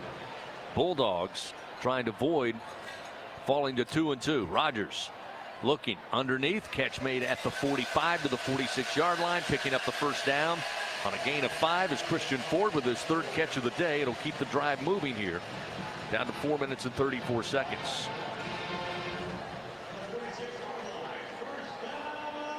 The mad scientist Mike Leach down on the near sideline. First down and 10 at the 46. Late pressure comes. Rogers unloads at midfield. Flags come out. Looks like Dylan Johnson made the catch, but a flag immediately right as he made the reception and was brought down at the 49 of LSU. And it came from the LSU sideline. Micah Baskerville on the tackle. Offense number 69. 5-yard penalty. Still first down. So it goes against the Bulldogs. But Travius Johnson, and that will back up Mississippi State. Chris, that was a center screen right there to running back, and when quarterback Rogers had to pump it twice, the lineman got too far downfield, so that's a big break for LSU. Second time today they've had that issue for the Bulldogs. Moves it back, 1st and 15. Now at Mississippi State's 41-yard line. They'll snap the ball with 4:07 to go in the game. Rogers throws to Johnson, far side at the 45 to midfield. Gets to the 47-yard line of LSU before being brought down. Jones and Lewis in on the tackle, along with some help from Navantique Strong. It'll be 2nd down and 3 after the 7-yard gain. Everything underneath, or rather a 12-yard gain, everything underneath. They get a majority of those penalty yards back, but looking at 2nd down and 3 at the 47 of LSU. A player late to get off, just got to the sideline for the Bulldogs. Rogers backpedaling to his right, again underneath, dumps it off to Dylan Johnson. Catch made at the 44, gets to the 40-yard line, a gain of 7. They'll move the change. 1st down and 10 with 3:26 remaining in this game. Clock stops momentarily as they reset. Back to moving. 3 minutes, 21 seconds. Rogers hands off Johnson. Run it up the middle inside the 35, down near the 33-yard line, a gain of 6. Mark it just inside the 34. So Mississippi State working quickly now. LSU trying to substitute, and there's a flag comes out as Rogers took the snap, and looks like false start on the Bulldogs. False start, offense. Not all 11 players set prior to the snap. 5-yard penalty. Still 2nd down. It's a good break, Gordy, for LSU. They were just getting players off the field when Rogers was desperately trying to snap the ball. Unfortunately, his guys were not set, and it backs up the Bulldogs. Yeah, and it gives LSU some fresh linebackers, and Ali Gay's able to come back in at left defensive end.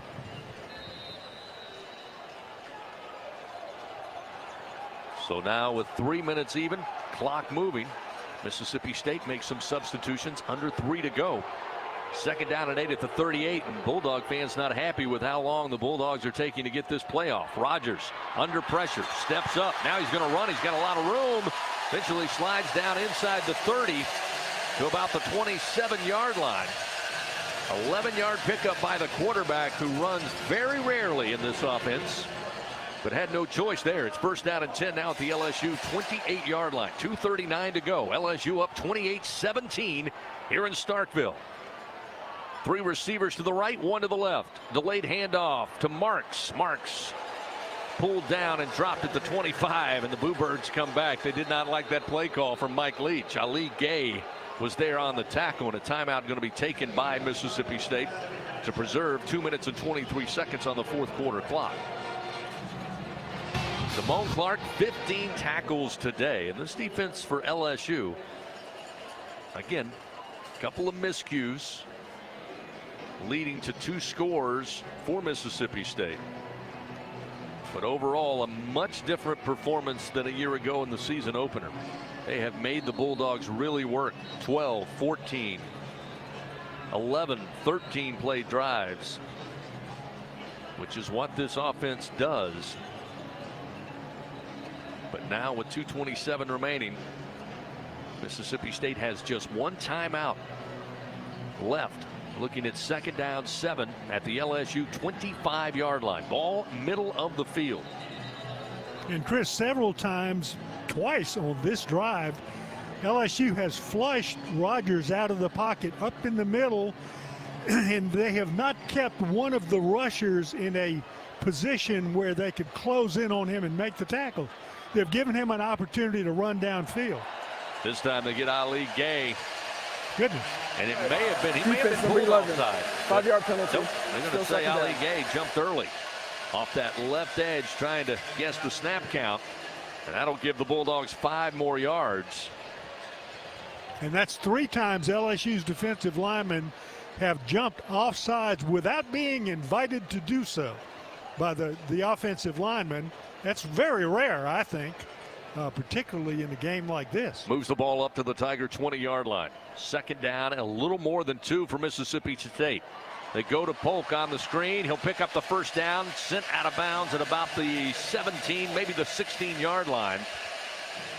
Stops the clock with 2 minutes and 22 seconds here with LSU up 28-17. This will be the 10th play of this drive. Inside the red zone of LSU. Today the Tigers have forced a field goal, a missed field goal, and gave up a score on 3 previous trips inside the red zone. 1st and 10 at the 16. Rogers looks left, goes towards the end zone with a jump ball. It's incomplete through the hands of Malik Heath. Pretty good coverage down there for LSU. Rogers giving his receiver a chance to make a play, but Ward, I believe, along with McLaughlin, had it covered up.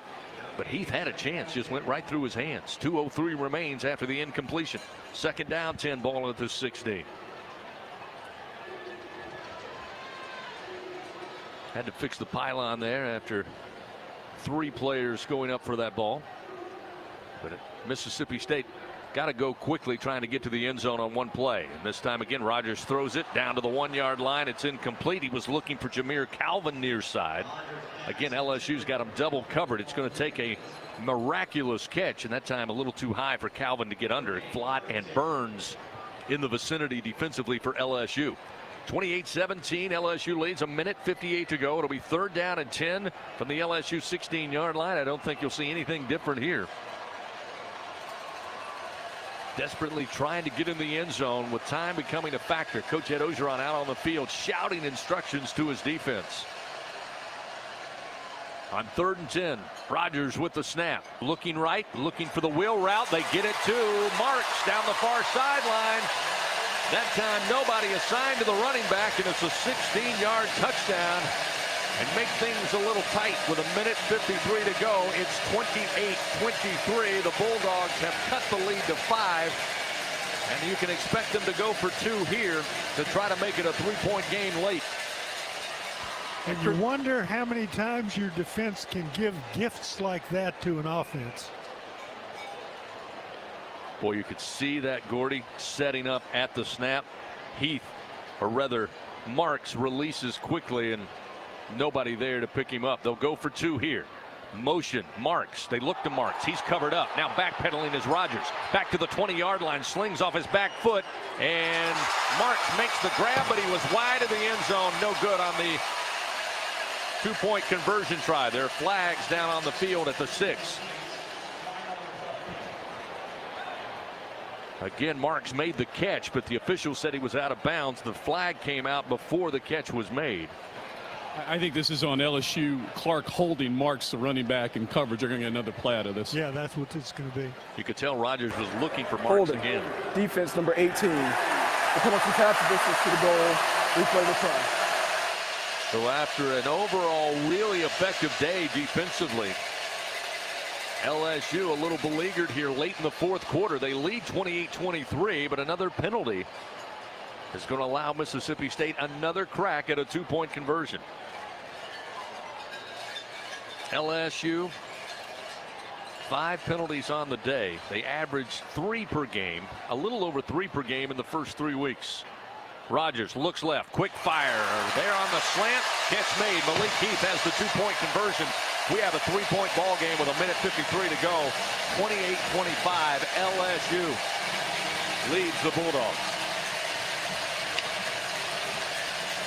12 plays, 66 yards, 3 minutes and 43 seconds.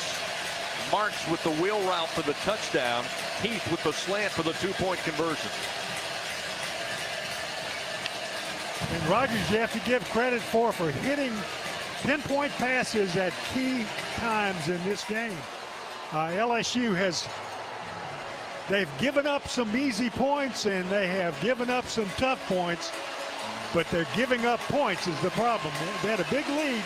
The big lead's now 3 points, and you can rest assured I think there's an onside kick in our future, and LSU better be ready for it. 15 unanswered points by Mississippi State. Gordy, hate to sound like a broken record, but this is what we have seen from the Bulldogs in 2 of their 3 games this year.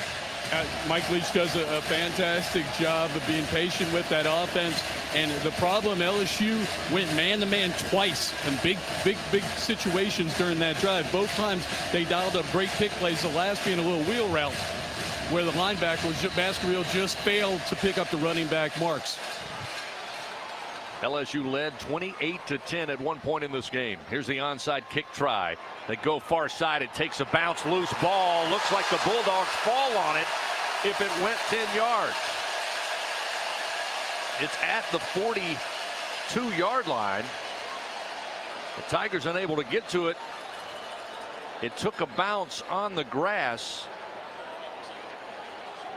and it may have come off of Mississippi State after the bounce deflected, made it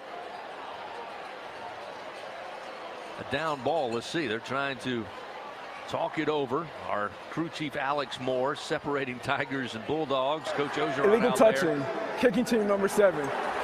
The ball belongs to the receiving team at that spot. First down. So illegal touching will keep it for LSU. It'll be first down and 10. I believe at the Bulldog 35. Let's see where they mark it. No, 41.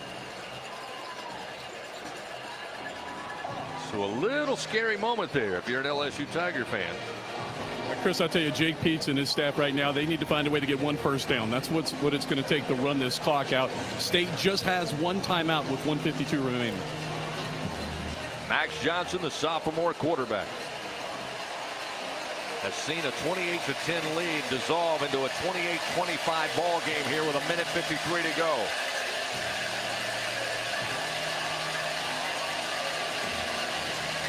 And now our referee Alex Moore coming over to talk with Mike Leach. He wants an explanation on something, so hold the phone while we wait to get back to action. LSU has possession. They have a 3-point lead. Looking at first down and 10 at the 41-yard line of the Bulldogs. Time can be on their side here with a first down on this drive.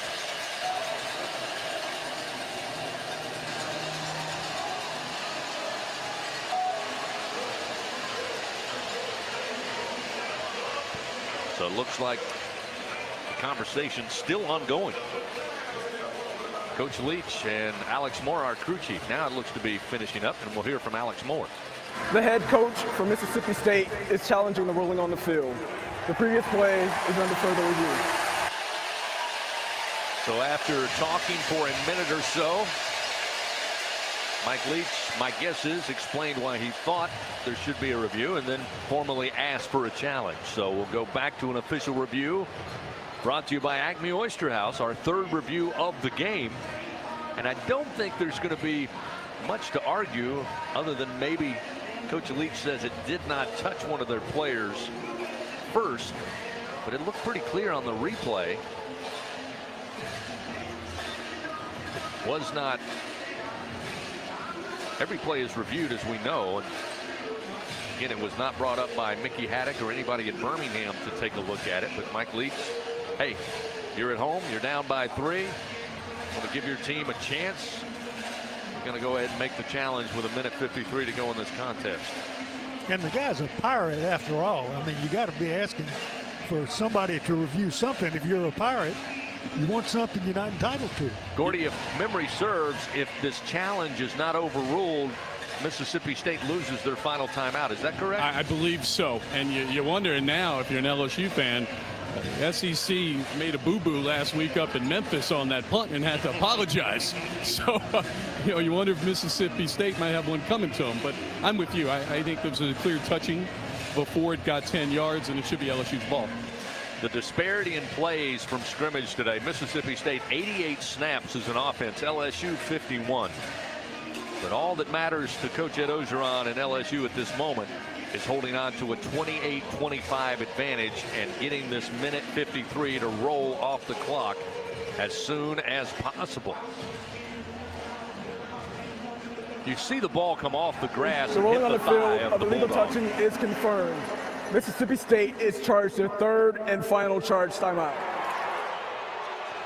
So with no way to stop the clock, LSU, again, watching that replay, it was clear the kick off the tee took a bounce on the grass and hit the thigh of a Bulldog who was coming back for the football at the 41-yard line. And it looks like LSU now with no timeouts. Mississippi State cannot stop the clock. They'll line up in a victory formation as, again, Mike Leach wants, I guess, an explanation for Alex Moore. So our crew chief still down there at the 41-yard line at the Bulldog sideline talking to the Pirate. But LSU going into victory formation, ready to get this clock started. Again, 15 unanswered points by Mississippi State made it interesting here in the 4th quarter. LSU led 28-10 in the second half. Well, Chris, you got to wonder why Mike Leach would risk it right there. That timeout is essentially giving LSU the football game. If he would have kept that timeout, LSU would have had to convert a first down. And they're still talking to Coach Leach. And now Alex Moore pulls away from the sideline, and we should get back to action. And LSU will line up. First down and 10 with the ball at the 41. And Max Johnson takes a snap and will take a knee. The clock begins. 1 minute and 50 seconds. And the Tigers look sure to pick up their 3rd win of the season, move to 1-0 early in the SEC race. At times looked electric offensively, at times defensively looked locked in. But as the Bulldogs tend to do, they rally late. Made it interesting, 28-25. As LSU keeps an eye on the play clock, down to 17. 1 minute, 20 seconds remaining on the game clock. Coming up, following the action on the field, we'll have your Fighting Tiger post-game report. Johnson up under center. Takes the snap with 2 on the play clock, takes a knee, and we get to 1 minute and 5 seconds.